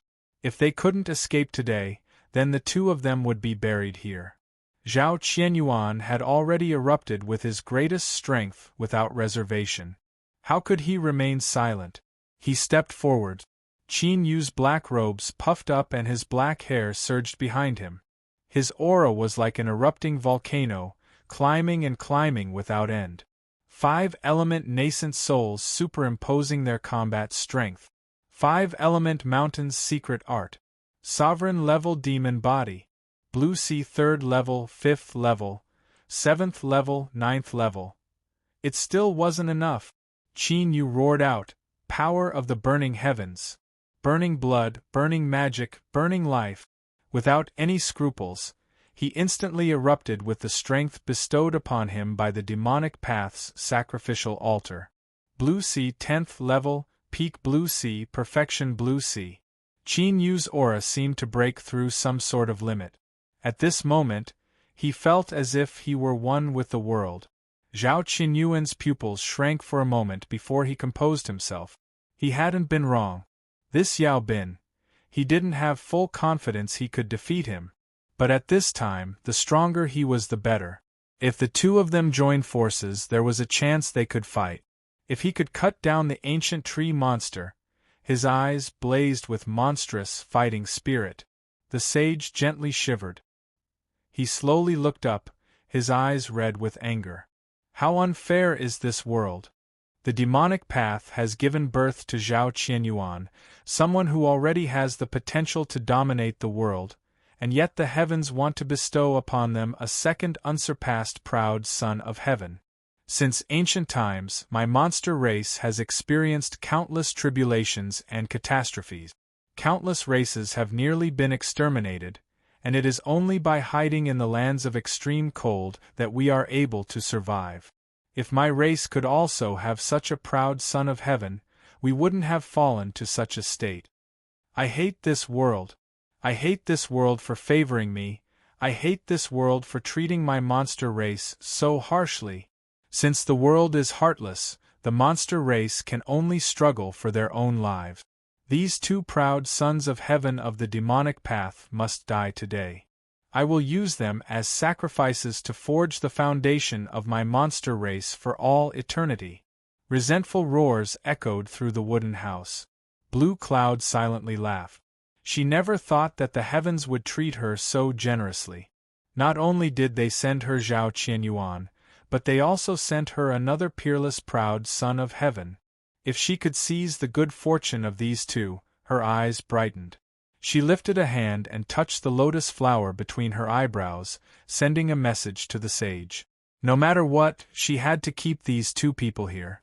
Between the canopy of trees, within the embryo, where layers of branches wove together, the handsome youth revealed a hint of excitement.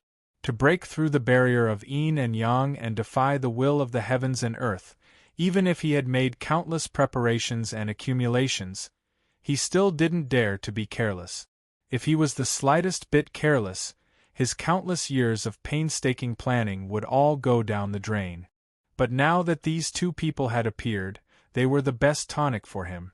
His chances of success today were originally only 50%, but now he had an 80% chance. How could he not be overjoyed? As for the cultivators that had fallen into depravity, and the monster tree puppets being unable to stop them at all, this resurrected monster race great emperor didn't care about this at all. This was because he wanted to personally suppress these two people and plunder all of their strength for his own use. The handsome youth's eyes flashed with ridicule. Once they discovered that he could mobilize a portion of their strength, just what sort of expressions would they have?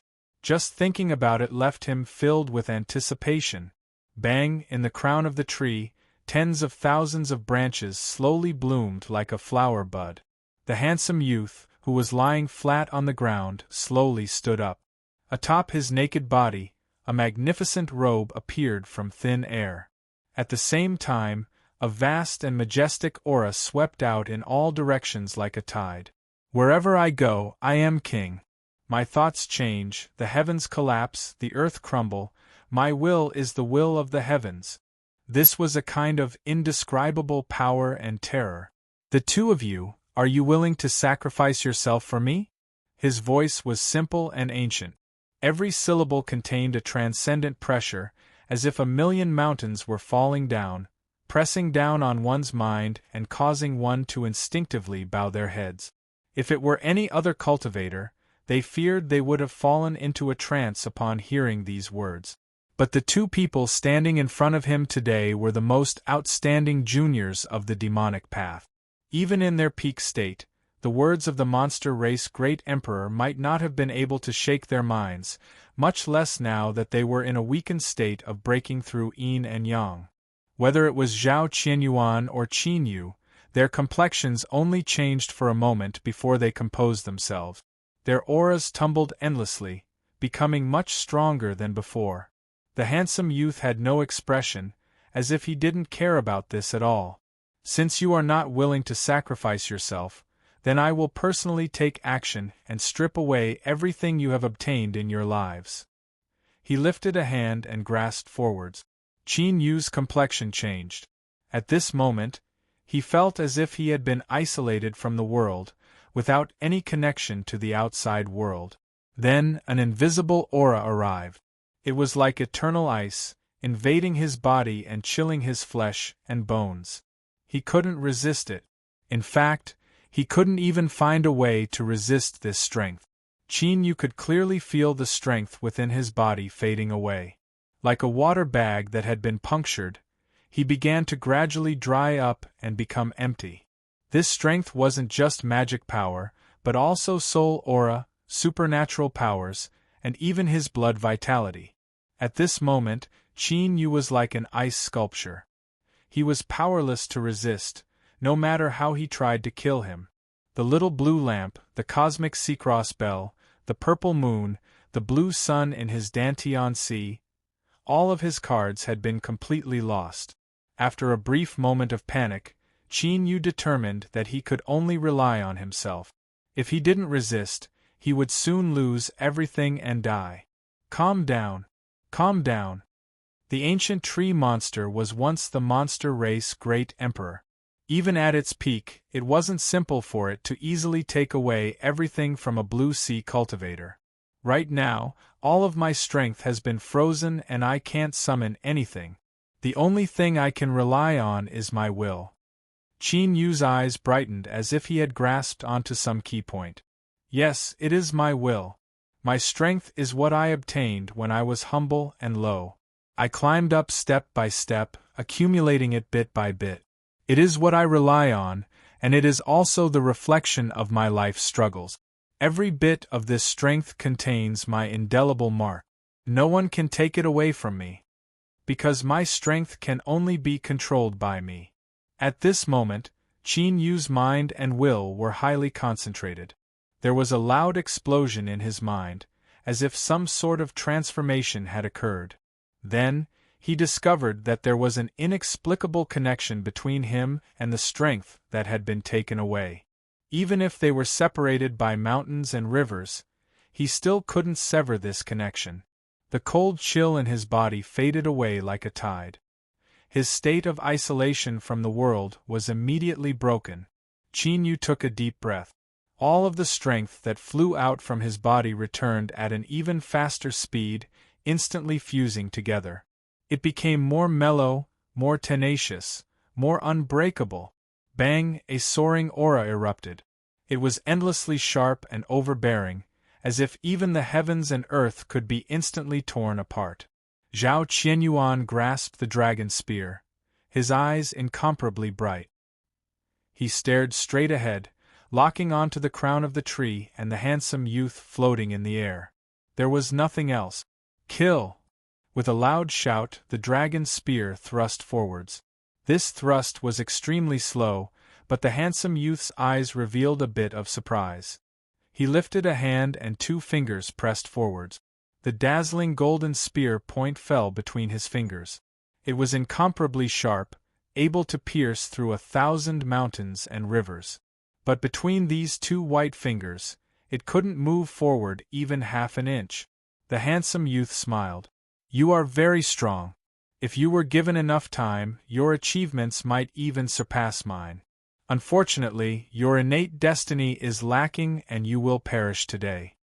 Zhao Qianyuan grasped the end of the dragon's spear. His eyes shined like two burning stars. Roar above his head, a great golden dragon coiled around him. It swooped down from the heavens and instantly fused into the dragon's spear. As if a soul had been injected into a body, the aura emitted by the dragon's spear wildly rose. The dazzling golden light turned into blazing flames. Zhao Qianyuan spat out a mouthful of blood, which fell onto the dragon's spear. The golden flames suddenly took on a blood-red hue, adding a thick killing intent to their majesty. The handsome youth's 2 fingers trembled. His eyebrows arched up in surprise. He saw that where his fingers touched the dragon's spear, they were scorched black. It had to be known that his mortal body was condensed from the essence of his main body and fused with a tyrannical demonic strength. Although it hadn't fully matured yet, it was still indestructible. To be able to injure his mortal body, the handsome youth's eyes suddenly turned white, without the least bit of impurities in them.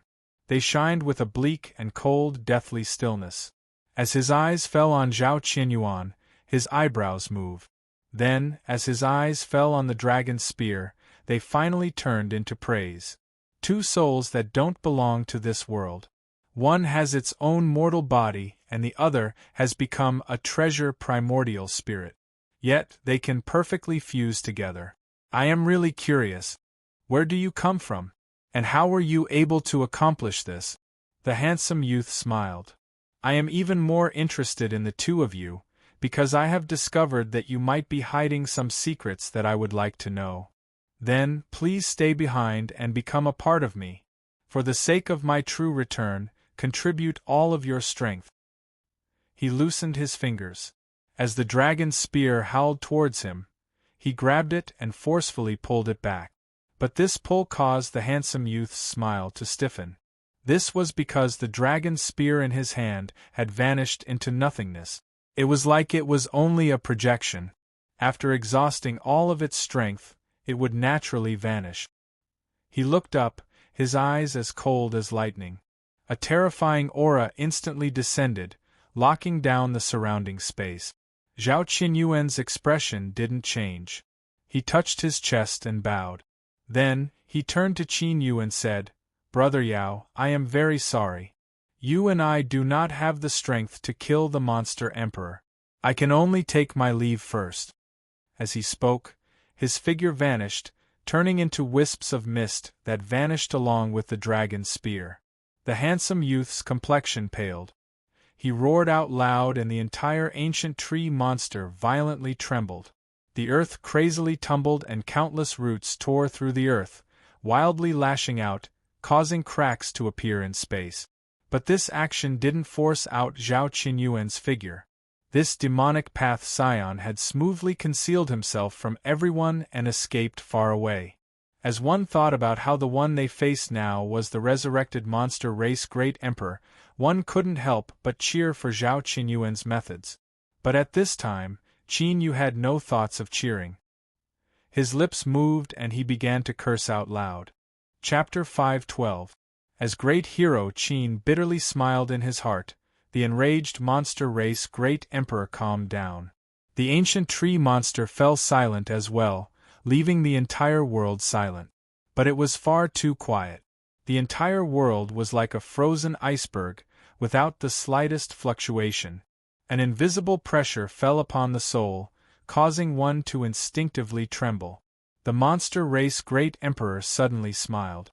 Indeed, every generation has its own geniuses.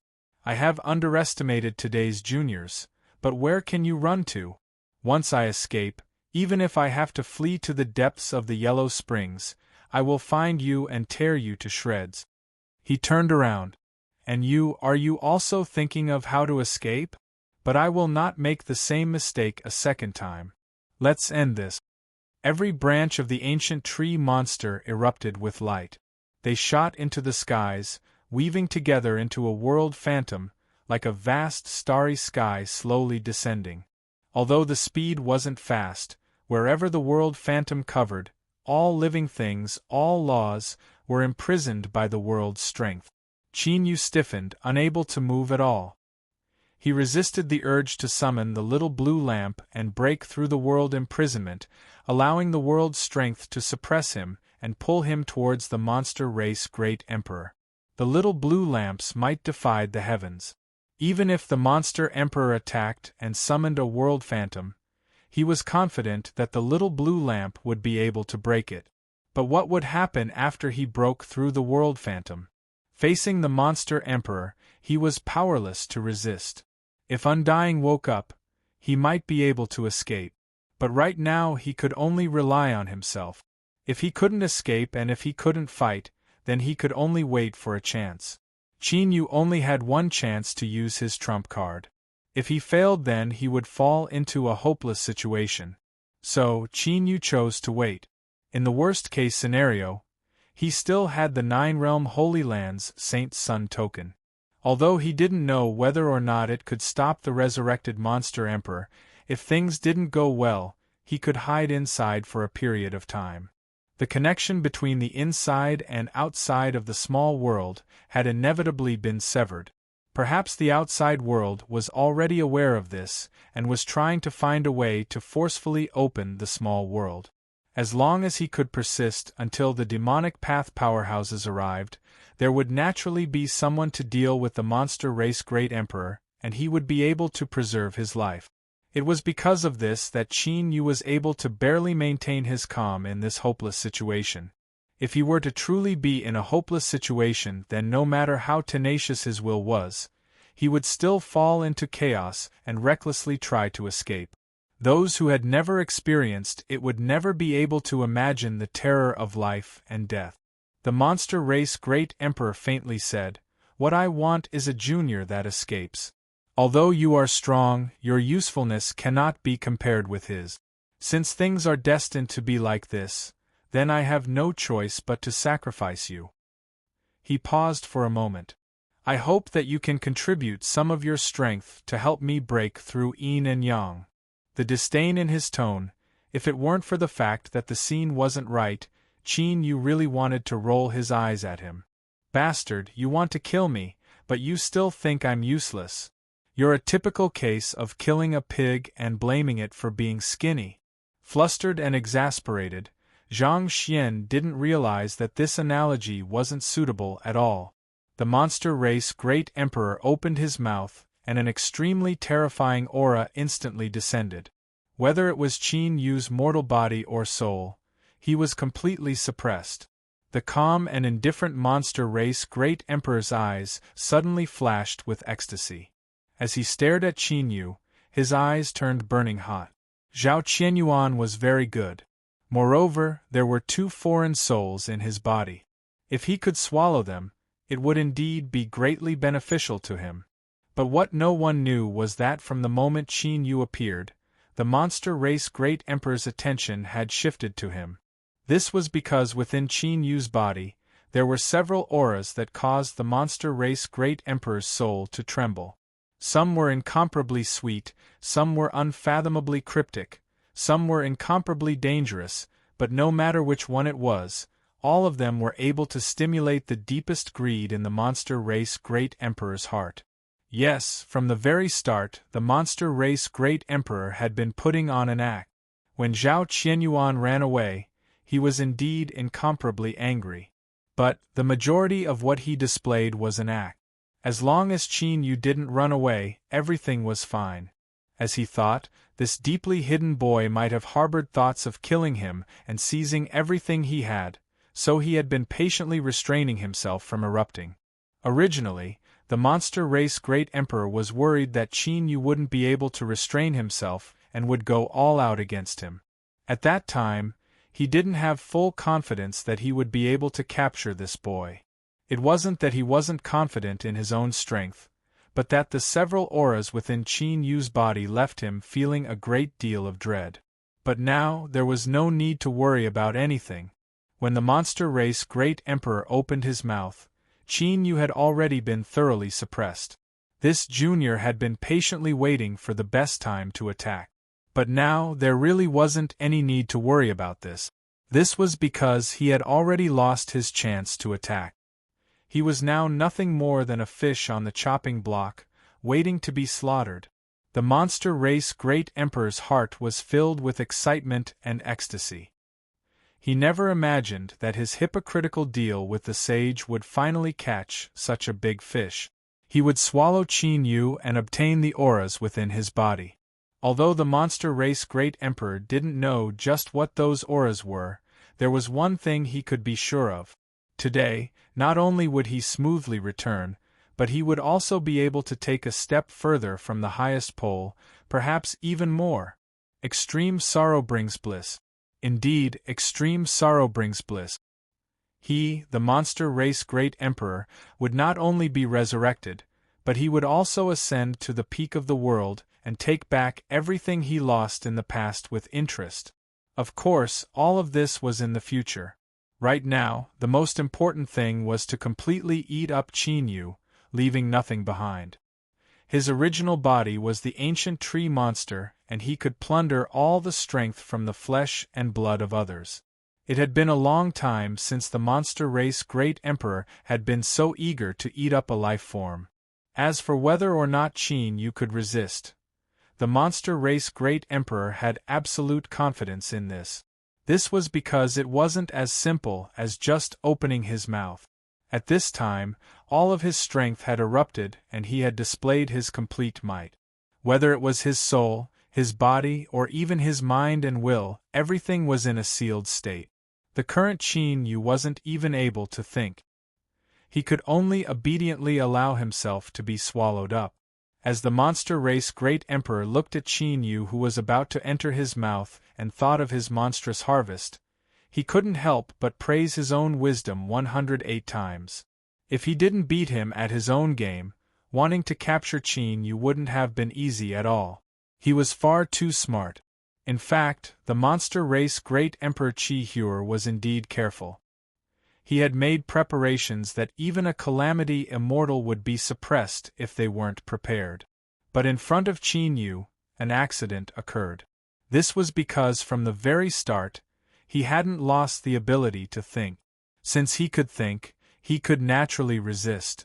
Within his soul space, golden lines appeared on the surface of the cosmic Sea-Cross bell.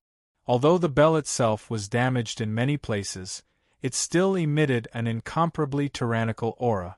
Bang! The cosmic Sea-Cross bell suddenly trembled.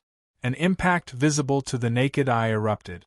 It was like a great wave that instantly swept through the soul space. A shattering sound that only the soul could hear entered Xiao Chen's ears. It was like a frozen lake had been brutally and unreasonably smashed by a sledgehammer.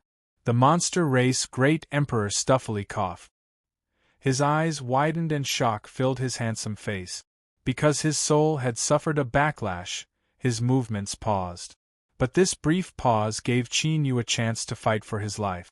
Within his soul space, the purple moon began to shine with a brilliant light.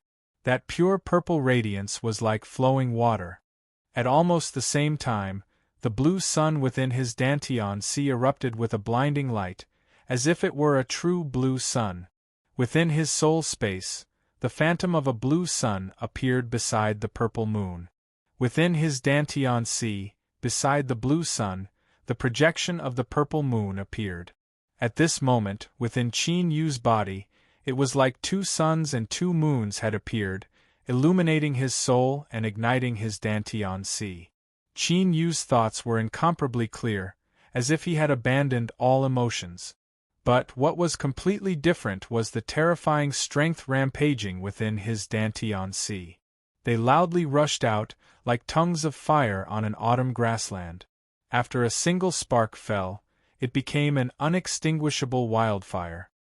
His imprisoned mortal body felt an intense burning sensation, as if he were placed in a pill furnace and the flames were crazily forging him.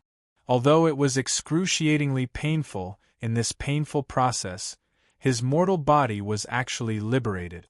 Qin Yu's skin turned crimson red and his blood vessels swelled up. He could hear the sound of his blood rapidly flowing through his veins. He lifted his right hand and the shadow of the rules appeared on his index finger. Because he was so close to the monster race Great Emperor, he could easily reach behind his head. His index finger hooked onto the umbilical cord that connected the monster race Great Emperor's mortal body to the ancient tree monster.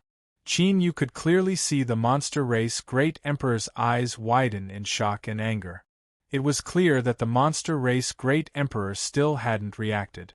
How had he suddenly fallen to such a degree? He realized that he had to stop Qin Yu no matter what. But now that Qin Yu had broken free from his shackles, all of the backlash would fall upon him. The monster race Great Emperor's soul froze and his body stiffened. Even if he only needed a short period of time to recover, Qin Yu wouldn't wait for him. He exerted force with his index finger. He could feel a tough resistance, but as he increased his strength, this resistance reached its strongest point before suddenly collapsing. Ah! Pain, despair, hatred, unwillingness, this single roar transmitted far too much information. With a deep and loud explosion, Qin Yu was like a moth that was sent flying away.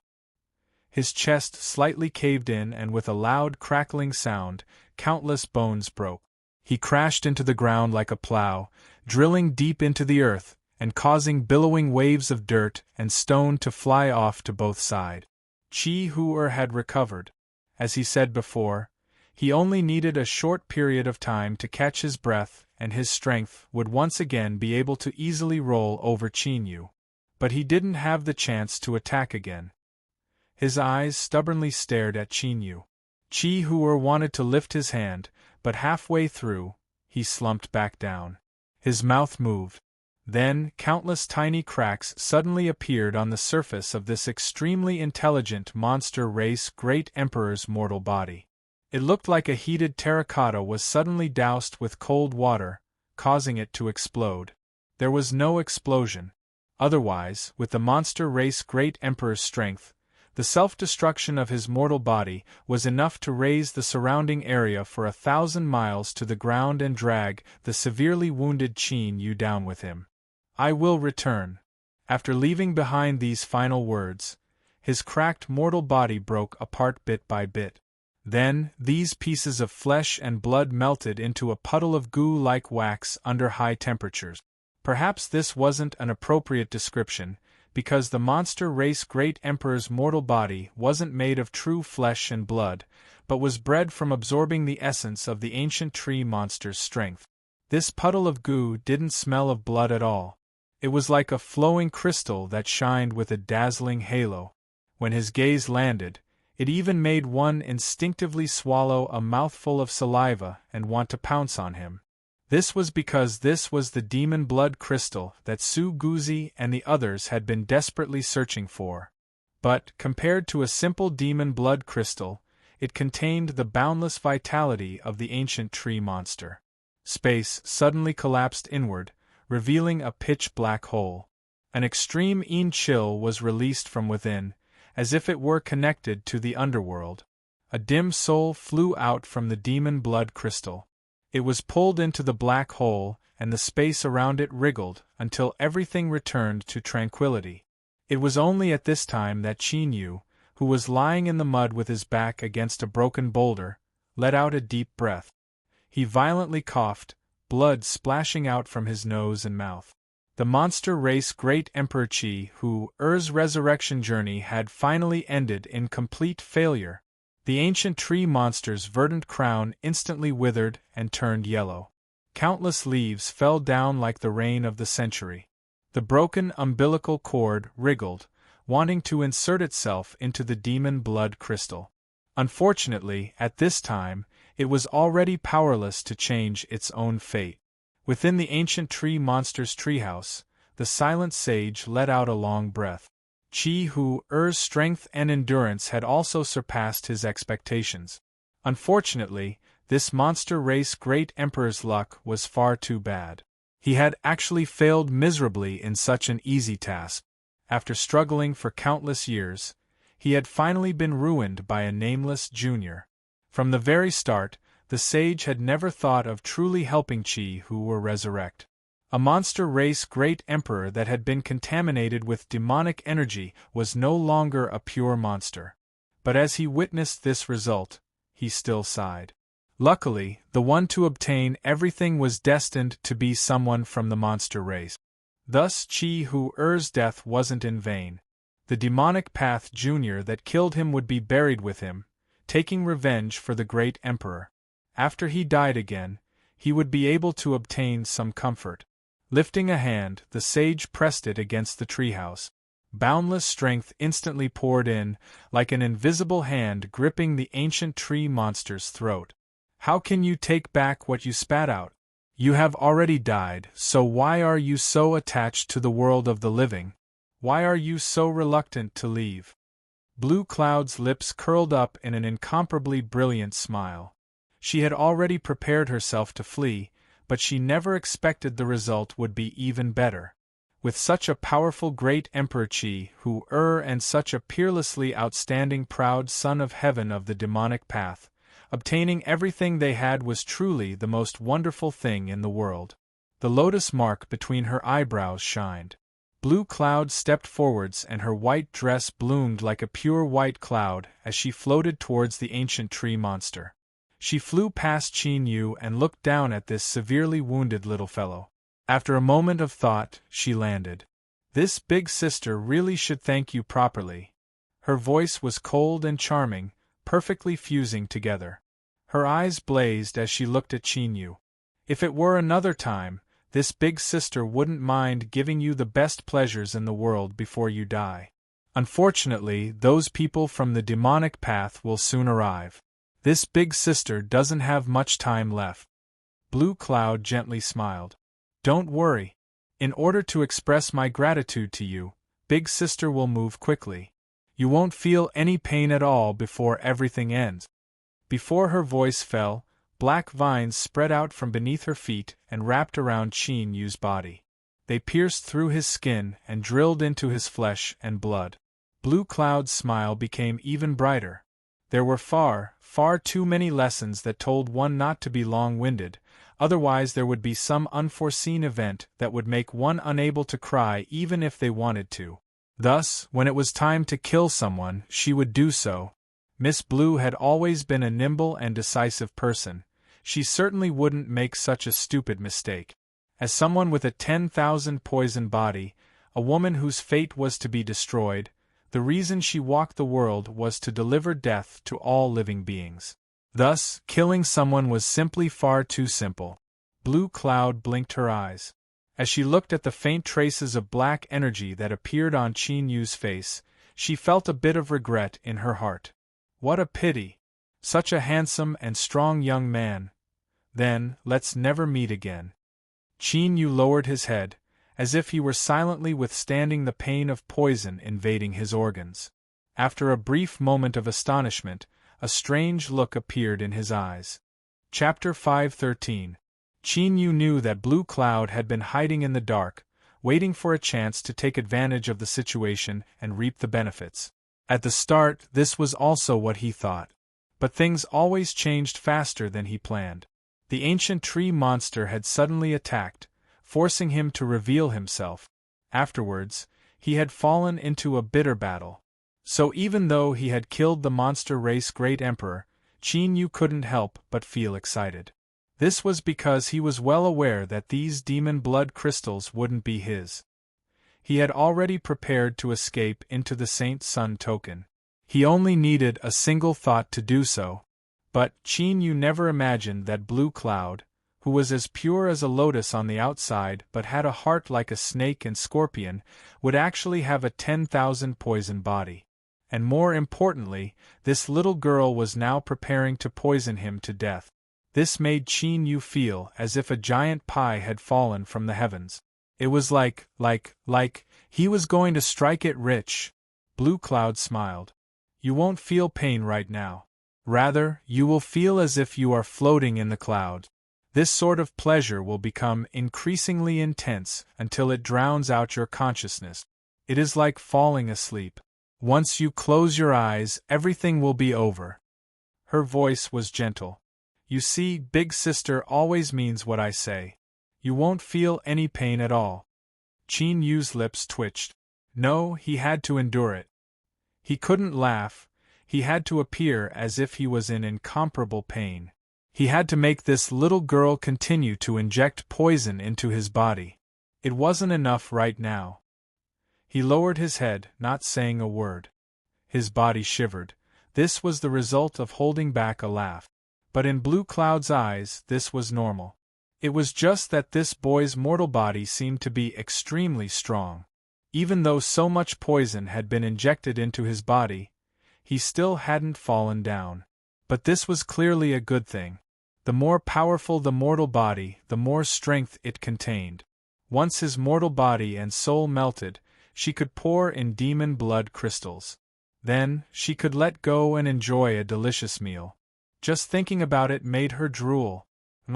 How come it hadn't started to melt yet? Blue Cloud frowned. She suddenly felt that something wasn't right. But before she could respond, Qin Yu, who had been enduring the corrosion of the poison, suddenly looked up and smiled at her. Blue Cloud's heart trembled. She felt as if her life or death had instantly slipped out of her control. Without any time to think, she began to retreat. However, she only took a step back before she was suddenly pulled back. Her eyes widened as she looked at her feet.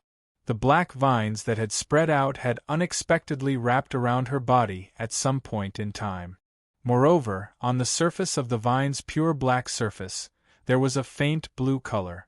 Because it was extremely dim, if one didn't look carefully, they wouldn't notice it at all. What left Blue Cloud feeling a chill run down her spine was that she had already lost control of these vines. They were like shackles that completely locked her and Qin Yu down. "Who exactly are you?" Qin Yun asked in a low voice. On Qin Yu's face, the black gas produced by the poison began to rapidly recede like a tide. The mantis stalks the cicada, unaware of the aureole behind. If I had to describe it, then I should be considered an unqualified aureole hunter. Qin Yun blinked. What do you mean? Qin Yu smiled. What I mean is, I was originally planning on running away, but you delivered yourself to my door, so I can only reluctantly accept you. Qin Yun bit her lips. Can you let me go? Qin Yu shook his head. I can't. He suddenly said, was it your doing that caused those people to suddenly fall into depravity? Qin Yun was startled. She immediately smiled and nodded. That's right. It was Big Sister who gave them some pills that contained demonic power to help them restore their strength as soon as possible. Her eyes suddenly turned gray and her smile became even more charming. Little brother, has anyone ever told you not to speak nonsense when it's time to kill someone? Otherwise, you likely won't have a good ending. The black vines that wrapped around the two suddenly turned gray. Thus, the faint blue lines became clear. Qin Yu could clearly feel the poison that was injected into his body through the vines. It was clearly even more terrifying, and the scope of its damage wasn't limited to the body, but the soul. But to Qin Yu, this could be clearly expressed with a single word, useless. The smile on Qin Yun's face stiffened. This was because she discovered that Qin Yu's complexion hadn't changed at all. Impossible. The myriad poison body was born with destruction. As one walked between the heavens and earth, they would naturally absorb toxic substances. Even if they didn't cultivate, they would still become increasingly strong. Moreover, Qin Yun had been chosen by the sage a long time ago to become the new protector of her race. She had obtained countless terrifying poisons that were rarely seen in the world.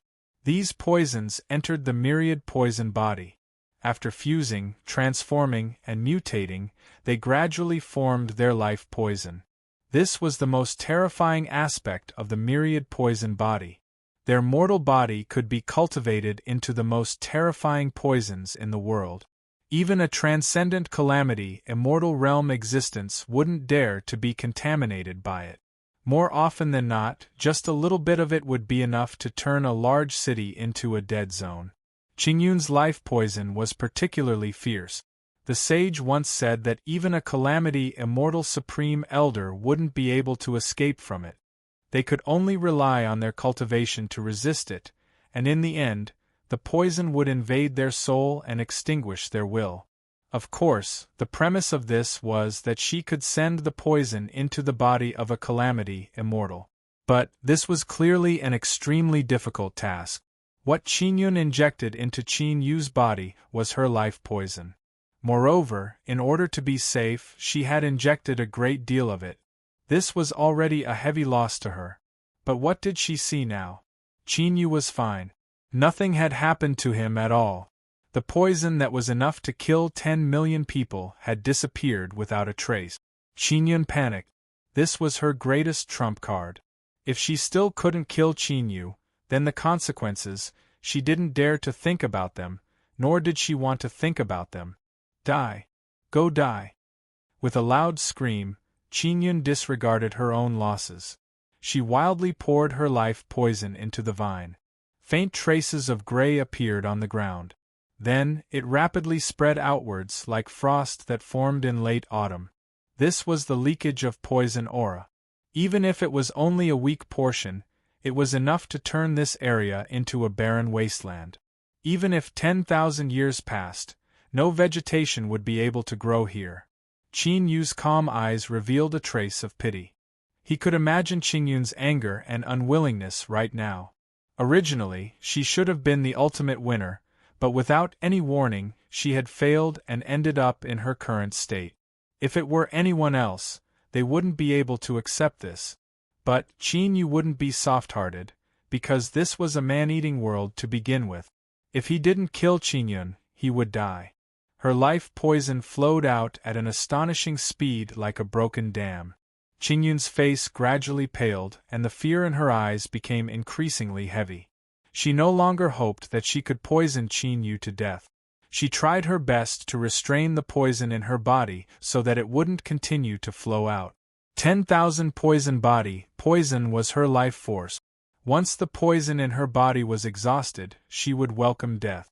Qin Yu lightly said, "Don't you think it's too late to stop now?" He looked up, his eyes cold and indifferent. Bang! A terrifying suction force erupted. Qin Yu turned into a human-shaped black hole. The vine that connected the two of them began to violently tremble. Ah! Qin Yun screamed miserably. Her body twitched as she fell to the ground. She loudly begged for mercy, promising countless conditions. As long as Qin Yu was willing to spare her life, she was willing to do anything. Qin Yu didn't doubt her attitude at all. When a person was on the verge of death, they would do anything to survive. But his eyes remained cold. How could he trust such a woman with a heart as sharp as a snake? Qin Yun's screams became increasingly intense. "Save me, hurry and save me." Although she had promised not to reveal any information, she couldn't care too much about this at this time. In the treehouse, Sage's face was filled with anger. He never imagined that things would develop to this step. Hearing Qin Yun's cry for help, his complexion became increasingly ugly. He took a deep breath and slowly reached out a hand. The old palm hung in the air. After a brief pause, it slowly pressed down. It wasn't just to save Qin Yun, but to kill Qin Yu. He could not allow such a proud son of heaven to exist in the demonic path. His talent was already unrivaled under the heavens. If he obtained today's good fortune, he would surely be able to suppress the world. He had to kill him. Thinking of this, a cold light shined in Sage's eyes. Rumble, rumble, in the skies above the small world, winds began to stir. Countless pitch-black clouds tumbled and gathered together, turning into a terrifying hand. This hand was astonishing. It nearly occupied the entire skies and slowly pressed down towards the earth. Even before it descended, its destructive aura had already locked onto Qin Yu. Qin Yu's body shook and he looked up. As he saw this terrifying hand, his pupils shrank. Who was it that attacked? Could there be someone hidden in this small world that he hadn't discovered yet? But if this person had such strength, he could easily kill all of them. Why would he go through so much trouble? Qin Yu never imagined that Sage's actions today were extremely secretive. He didn't want to reveal anything in order to avoid being discovered by the demonic path. But now, He had no other choice. He could only brazenly attack and exterminate this person. Within his soul space, the cosmic sea-cross bell wildly trembled, resisting the terrifying suppression that descended upon his soul. At the same time, the purple moon and blue sun shined brightly and a burning feeling spread through his body once more. Suddenly, the space in front of Qin Yu collapsed inwards. A great sun appeared from within, its light so vast that no one dared to look straight at it. Qin Yun miserably cried out. The rate at which the poison flowed out of her body suddenly rose, completely plundering her in the blink of an eye. Her flesh and blood withered, her beautiful face turned into a skeleton. All of this happened in just a single breath of time. Her corpse fell to the ground. Perhaps she never imagined that she would die in this small world, but she had died like this. Countless years of bitter cultivation had vanished into nothingness before she could illuminate the world. Destiny was like this. Even if it seemed bright and resplendent, the truth was that it was filled with black holes. You could hope for it, but you could never control it. The sage's lips twitched. There was no need to describe the heartache he felt for having so many years of cultivation destroyed in a single day. But right now, he couldn't care less about Qin Yun's life or death. His pupils shrank and he stepped forwards. His gaze pierced through space and looked towards the great sun in the void. Although he didn't know what this great sun was, his instincts screamed out in fear. Even more than that, there was greed and desire. At this moment, a thought suddenly appeared in the sage's mind. As long as he could obtain this great sun, the monster race would become invincible in the future. The fate of their race would be thoroughly changed. Obtain it, no matter the price. He had to obtain it. The sage's eyes burned with a burning heat. He gasped for breath and his hand fell even faster. Qin Yu never imagined that the little blue lamp would be forced to descend into this small world on its own initiative. For it to do this was enough to prove just how terrifying this palm was. He absolutely could not clash with it. His thoughts stirred. Qin Yu wanted to escape into the Saint Sun token. He hoped that this Saint Sun token from the Nine-Realm Holy Land could block this terrifying strike. At the very least, he had to offset the majority of the strength and fight for a slim chance of survival. After killing one, another came, and each one was fiercer than the last. Was there no end to this, motherfucker? As Qin Yu cursed inwardly, he felt an intense burning pain on his back. The demon head hidden in his flesh and blood reappeared. It opened its eyes and looked up into the skies, emitting a silent roar. Rumble, rumble, within the small world, 1,000,000 bolts of thunder appeared at the same time. The billowing sound waves shook mountains and rivers and countless trees were instantly turned to powder. Above the terrifying hand, even higher in the skies, a demon head appeared, a raging sea of blood in its eyes. Within the study, the sage's eyes blazed with heat, as if a bucket of cold water had been poured over him. He revealed a look of unwillingness, but in the blink of an eye, he had already made his decision. He took a deep breath and suppressed his tumbling emotions. Then, he stepped forwards and the floor of the cabin instantly cracked apart. Blood gushed out, forming a pool of blood. The sage drew back his hand and fell backwards, his entire body submerged in blood. In the next moment, the blood pool tumbled and bubbles drilled out. It was like boiling water, constantly evaporating the blood. After several breaths of time, the blood pool had completely dried up. The sage's figure had already vanished from sight. The giant hand that fell from the skies lost the support of its following strength. After continuing downwards, it was unable to maintain the boundless strength and directly exploded in midair. Bang! A visible shock wave swept out in all directions, tearing apart the clouds and causing the skies to brighten. Qin Yu narrowed his eyes. His black robes fluttered about him. He didn't move. His eyes fell on the demon head that appeared in the skies, his thoughts rapidly racing. When the demon ascension gate opened, this demon head had been on the gate. At that time, his back had been burning with a burning pain. Today, in order to deal with that heaven-shaking strike, when the demon head appeared in the skies, he felt a burning pain on his back once more. Could this demon head in the skies be related to him in some way? Qin Yu hadn't forgotten that when he was hunting down the demon Wolf King, the strength that had suddenly descended and imprisoned the demon Wolf King's self-destruction might have come from this demon head. Thinking about it, the only possibility was that he had obtained Ning Ling's demonic bloodline. This was because when he obtained her bloodline in the past, Ning Ling had drawn a demon head on his back. As soon as this thought appeared, a bolt of lightning tore through Qin Yu's mind. Behind him, that blurry and indistinct demon head that he couldn't sense suddenly appeared. It was exactly the same as the devilish head that had appeared in the sky. Qin Yu didn't have the chance to be stunned or cry out in alarm. This was because when the demon head behind him clearly appeared, a resonance suddenly arrived. And the two sides that resonated were the demon head behind him and the demon head in the skies. His mind trembled. An ancient and boundless aura instantly covered his soul. A deep and dignified whisper spread into his ears. This was a language that Qin Yu didn't understand, but strangely enough, he understood its meaning. This was because this was a bloodline resonance. Only a demonic bloodline of the same origin could activate it and obtain the inheritance contained within. And the core of this inheritance was the imprisonment. Qin Yu naturally became aware of this. He had obtained Ning Ling's bloodline, and its name was Forbidden Blood. This small world was constructed with the ancient tree monster as its foundation. The reason it was able to exist until now was because it had fused with the forbidden bloodline, allowing it to suppress everything around it. The world gate is about to open. Junior, you don't know how many years have passed. You don't have much time left. Could it be that you want to leave the demon blood crystal to others?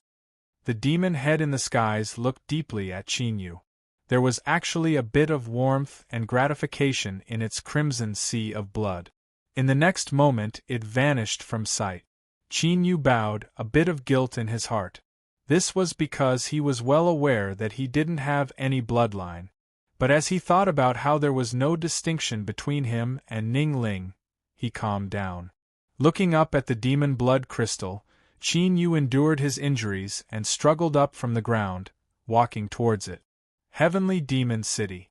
A terrifying aura was like an invisible mountain, pressing down on everyone's hearts. The entire city was silent. No one dared to make a single sound.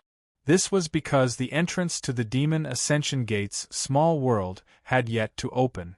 The demonic path almighty figures had tried all sorts of methods, but they hadn't made any progress. Somewhere in a grand hall, the burning torches couldn't tear through the darkness. As far as the eye could see, it was still shrouded in darkness. A giant demon statue stood there. Two demonic path priests respectfully stood at its side. Not too far away was a white-robed figure. This person held his hands behind his back as he stood in front of the demon statue. His back was straight and there wasn't the least bit of awe in him. But the two demonic path priests seemed to be blind, turning a blind eye to this blasphemous scene. This was because this person was the walking incarnation of a demon in this world. Beneath the white robes was a man who seemed to be in his 30s. His aura was filled with the vicissitudes of time, and he gave off a tranquil feeling. He wasn't tall or large, but he gave off an unsurpassable feeling. Why? The white-robed man asked in a soft voice. His calm voice constantly echoed through the grand hall. There was silence. But, he frowned, as if he had obtained some sort of response. The two priests bowed even more deeply. Deep reverence appeared on their extremely aged faces. The white-robed man continued to say, "Open the small world. I need to know just what happened." There was another period of silence. The white-robed man frowned. With a simple movement, the darkness in the grand hall suddenly condensed, as if it were about to freeze over. After several breaths of time, he let out a deep breath. "I have at most 2 hours to open the small world, otherwise I will personally do it." He turned and walked away, his figure submerging into the darkness. The two priests bowed. "We respectfully bid Lord Demon Envoy farewell." Within the small world, in a chaotic space, a towering skeleton was sitting cross-legged. The reason it could be described as towering was because this skeleton was far too astonishing. Even sitting on the ground, it was still several thousand feet tall. If it stood up, it would inevitably surpass 10,000 feet. Every bone seemed to be made of translucent jade. Countless lines were faintly discernible on their surface, giving off a different sense of beauty. As one looked at them, it felt as if their entire mind would be pulled out, sinking into these lines, unable to escape. Suddenly, deep within the skeleton's eye sockets, two extremely dark purple lights appeared. They slowly and painfully throbbed. "My lineage has actually not been severed. Ha ha ha, the will of the heavens, everything is the will of the heavens. Everything that the demonic path owes me will be collected by my descendants on my behalf. In the land of divinity and demons, a storm is about to rise. This world will be thrown into chaos. I can already see mountains of corpses and seas of blood, the lives in misery and suffering. My descendant, I hope that you can ride the storm and take back everything that our lineage has lost." The low roar reverberated through the chaos space. The ancient tree monster had completely withered away. The yellow leaves on the ground were hundreds of feet deep. The withered branches stretched into the skies, like unwilling bone hands that emitted silent cries. Suddenly, a strong wind rose up in this lonely world, sweeping up the fallen leaves and sending them flying into the skies. Amongst the flying leaves, a black-robed figure stood tall. He looked up at the skies above his head and stepped forwards. Ripples appeared in the air, as if they were water, allowing him to pass through. Chapter 5:14. Dawn Perch Inn was one of the largest inns in Heavenly Demon City.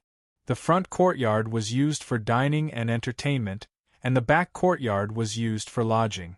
The magnificent building stretched out along the beautiful scenery of Bright Dawn Lake, surrounding most of the lake area. There was even a large net set up in the middle of the lake, occupying a large portion of the lake for private use. For Dawn Perch Inn to be able to accomplish these things, its background wasn't simple at all. Duan San-er's application to be a manservant here made him feel proud and elated.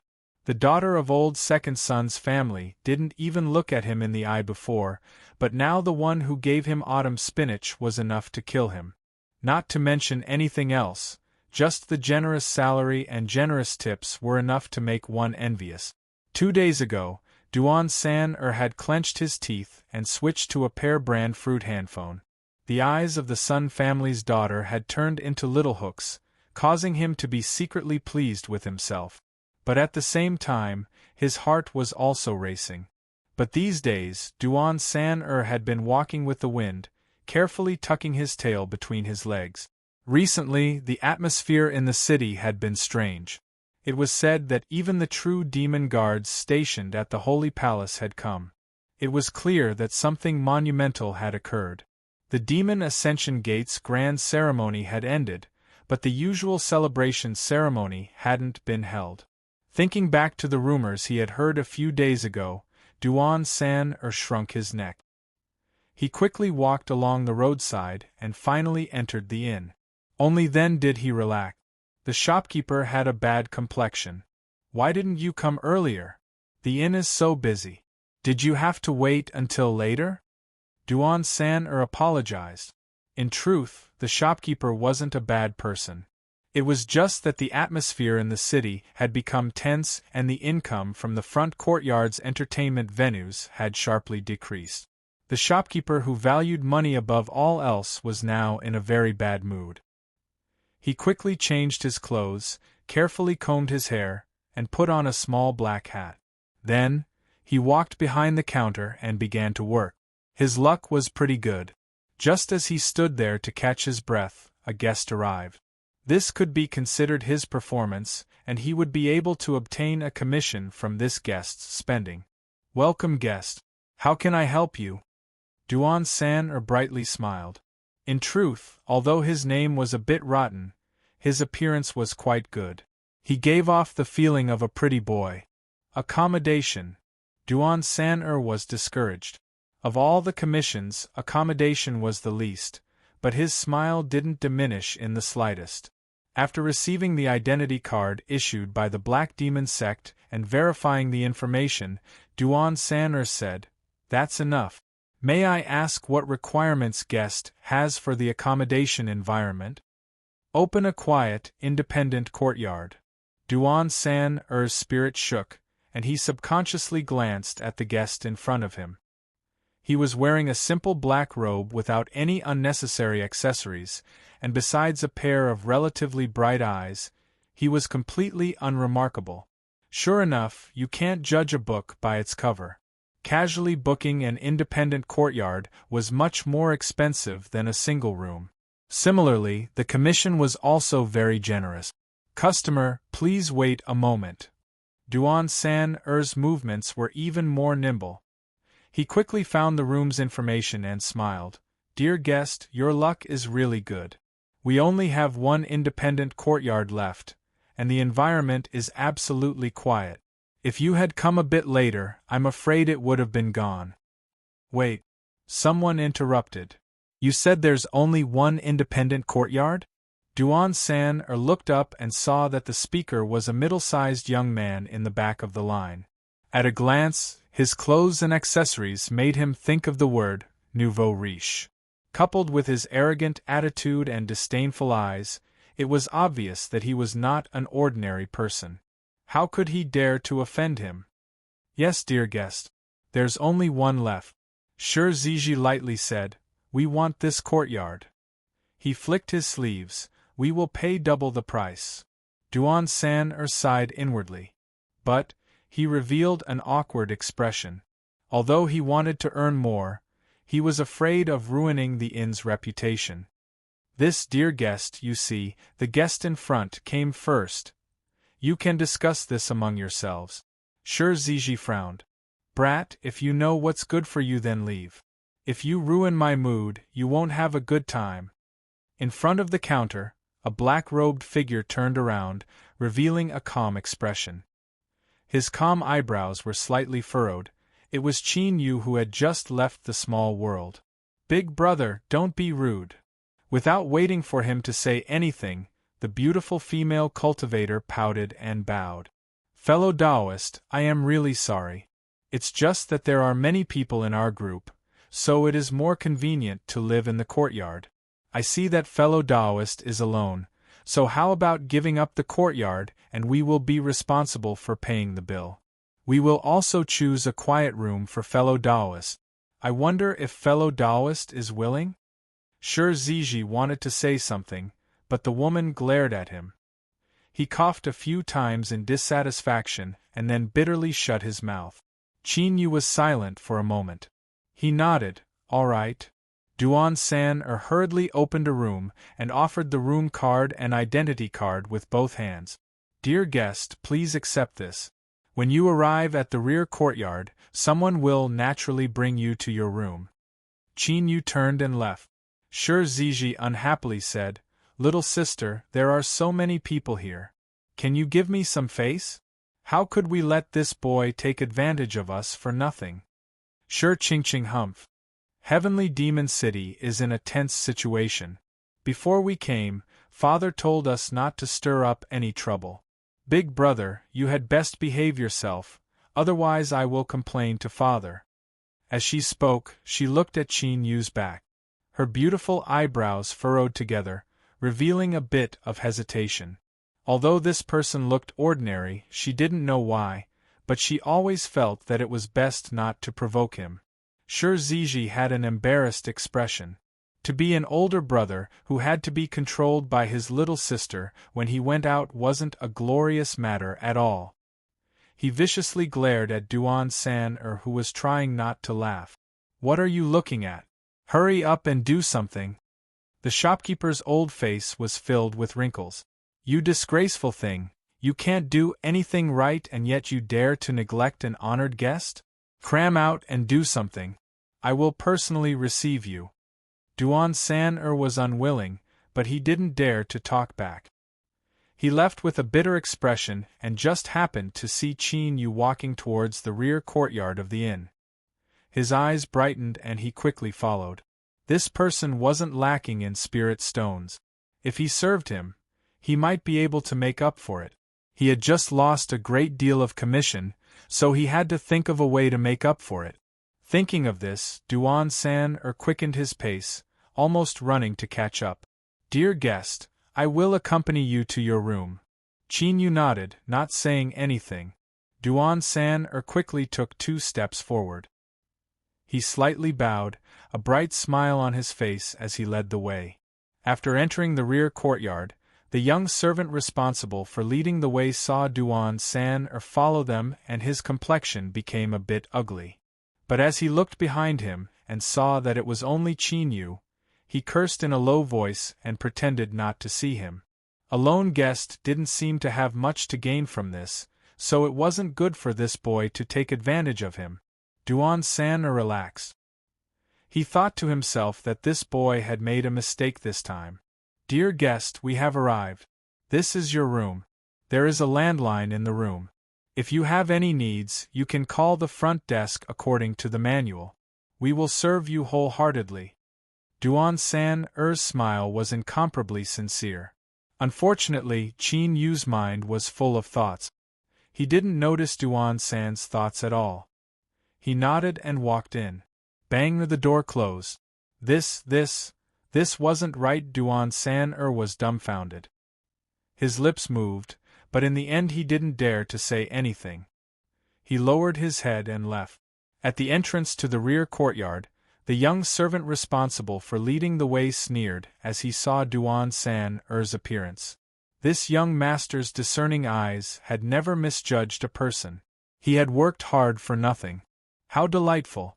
After greeting him with a smile, Duan-san nodded in embarrassment and hurried away. After the shopkeeper received an extra sum of spirit stones, he was in a much better mood and began to train his subordinates. Duan-san nearly broke his legs from running around, but he soon threw this gloominess to the back of his mind. By the time he thought about it again, it was already 2 days later. He had been assigned by the shopkeeper to inspect the cleaning work. To put it bluntly, he had to continue cleaning. As he picked up the rag and his back was aching, he heard the sound of footsteps behind him. As he thought about the floor he had just wiped clean, Duan-san's face turned green. But the guest was God. Just as he was about to squeeze out a smile and say welcome, he suddenly froze in place. His entire body was covered in black scales, and even his face was covered. From head to toe, the only thing that could be seen were his eyes.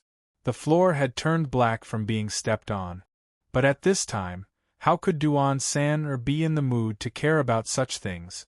His mind was buzzing.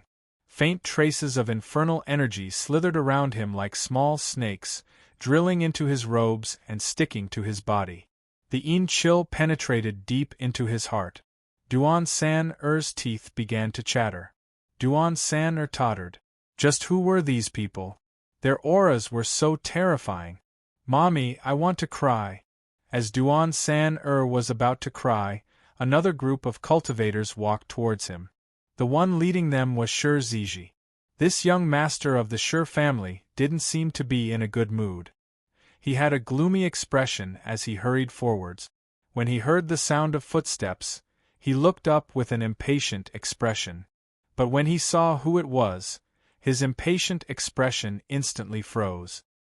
His pupils violently shrank, revealing a look of shock and awe. True demon guards. Shi Qingqing grabbed her brother and pulled him to the side of the road. Shi Ziji regained his composure and hurriedly bowed along with everyone else. These were the true demon guards that guarded the Holy Palace. They were loyal to the demonic path's Holy Lord and had an incomparably revered status with great authority. This was because the position of the Holy Lord had been vacant these past years, and the true demon guards had remained within the Holy Palace. Gradually, no one knew of their influence, but as long as they had some background, they absolutely wouldn't provoke these true demon guards. That was no different from seeking death. And what was even more frustrating was that even if they died, they would have died in vain, and no one could take revenge for them. This was because in theory, besides the Holy Lord, no one in the demonic path had the qualifications to punish the true demon guards. When the group of black-armored true demon guards walked over, Ziji looked up, envy in his eyes.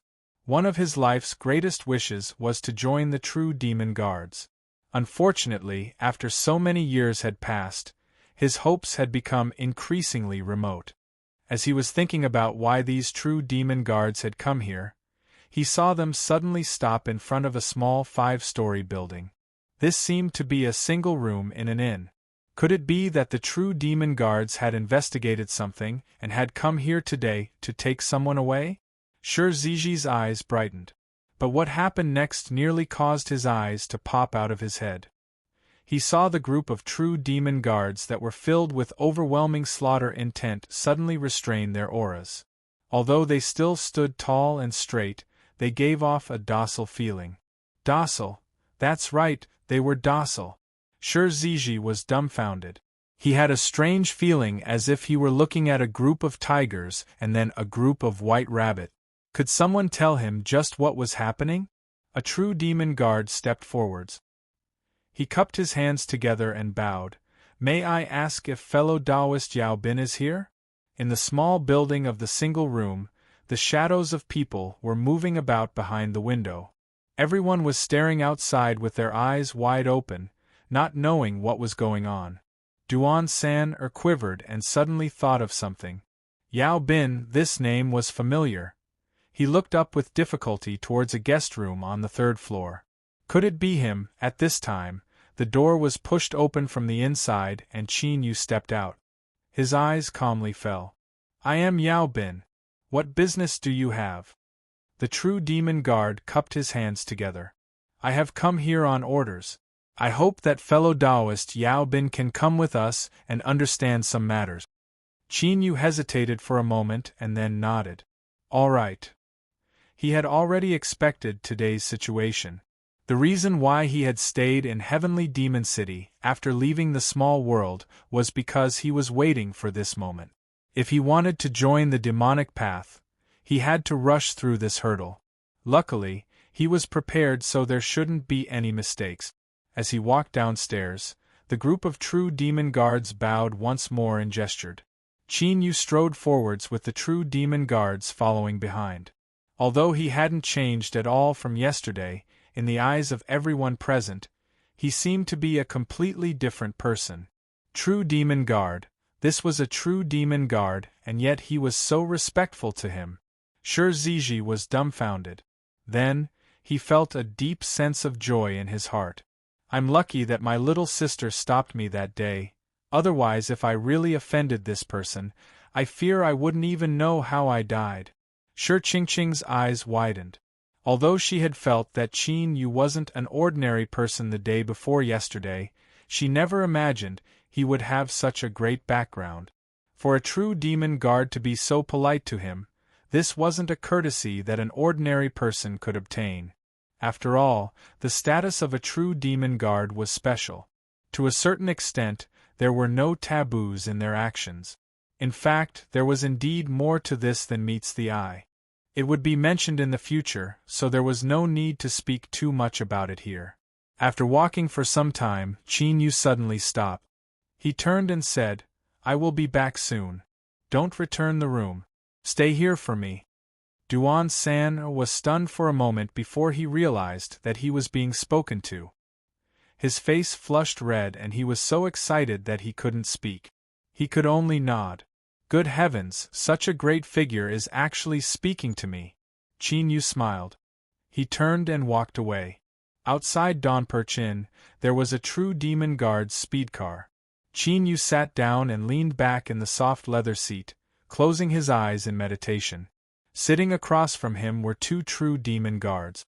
The two of them looked up and down, occasionally revealing looks of surprise. If it weren't for that person from the Zhao family personally endorsing him, it would be hard to believe that this common-looking youth in front of them actually possessed such astonishing strength.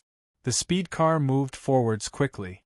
It had clearly been modified by an array formation, so it didn't shake at all. They soon arrived at their destination. Qin Yu stood up and got off. As he looked at the signboard of Heavenly Demon City's City Lord Mansion, his pupils shrank.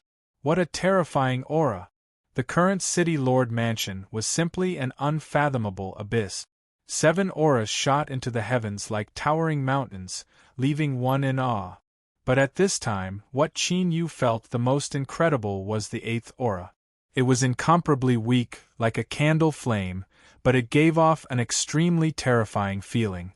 As if just the slightest tremble could turn this world into purgatory. Fellow Taoist Yao Bin, please. The true demon guard led the way. Qin Yu let out a breath. He nodded and followed behind. His steps were steady as he walked into the City Lord Mansion.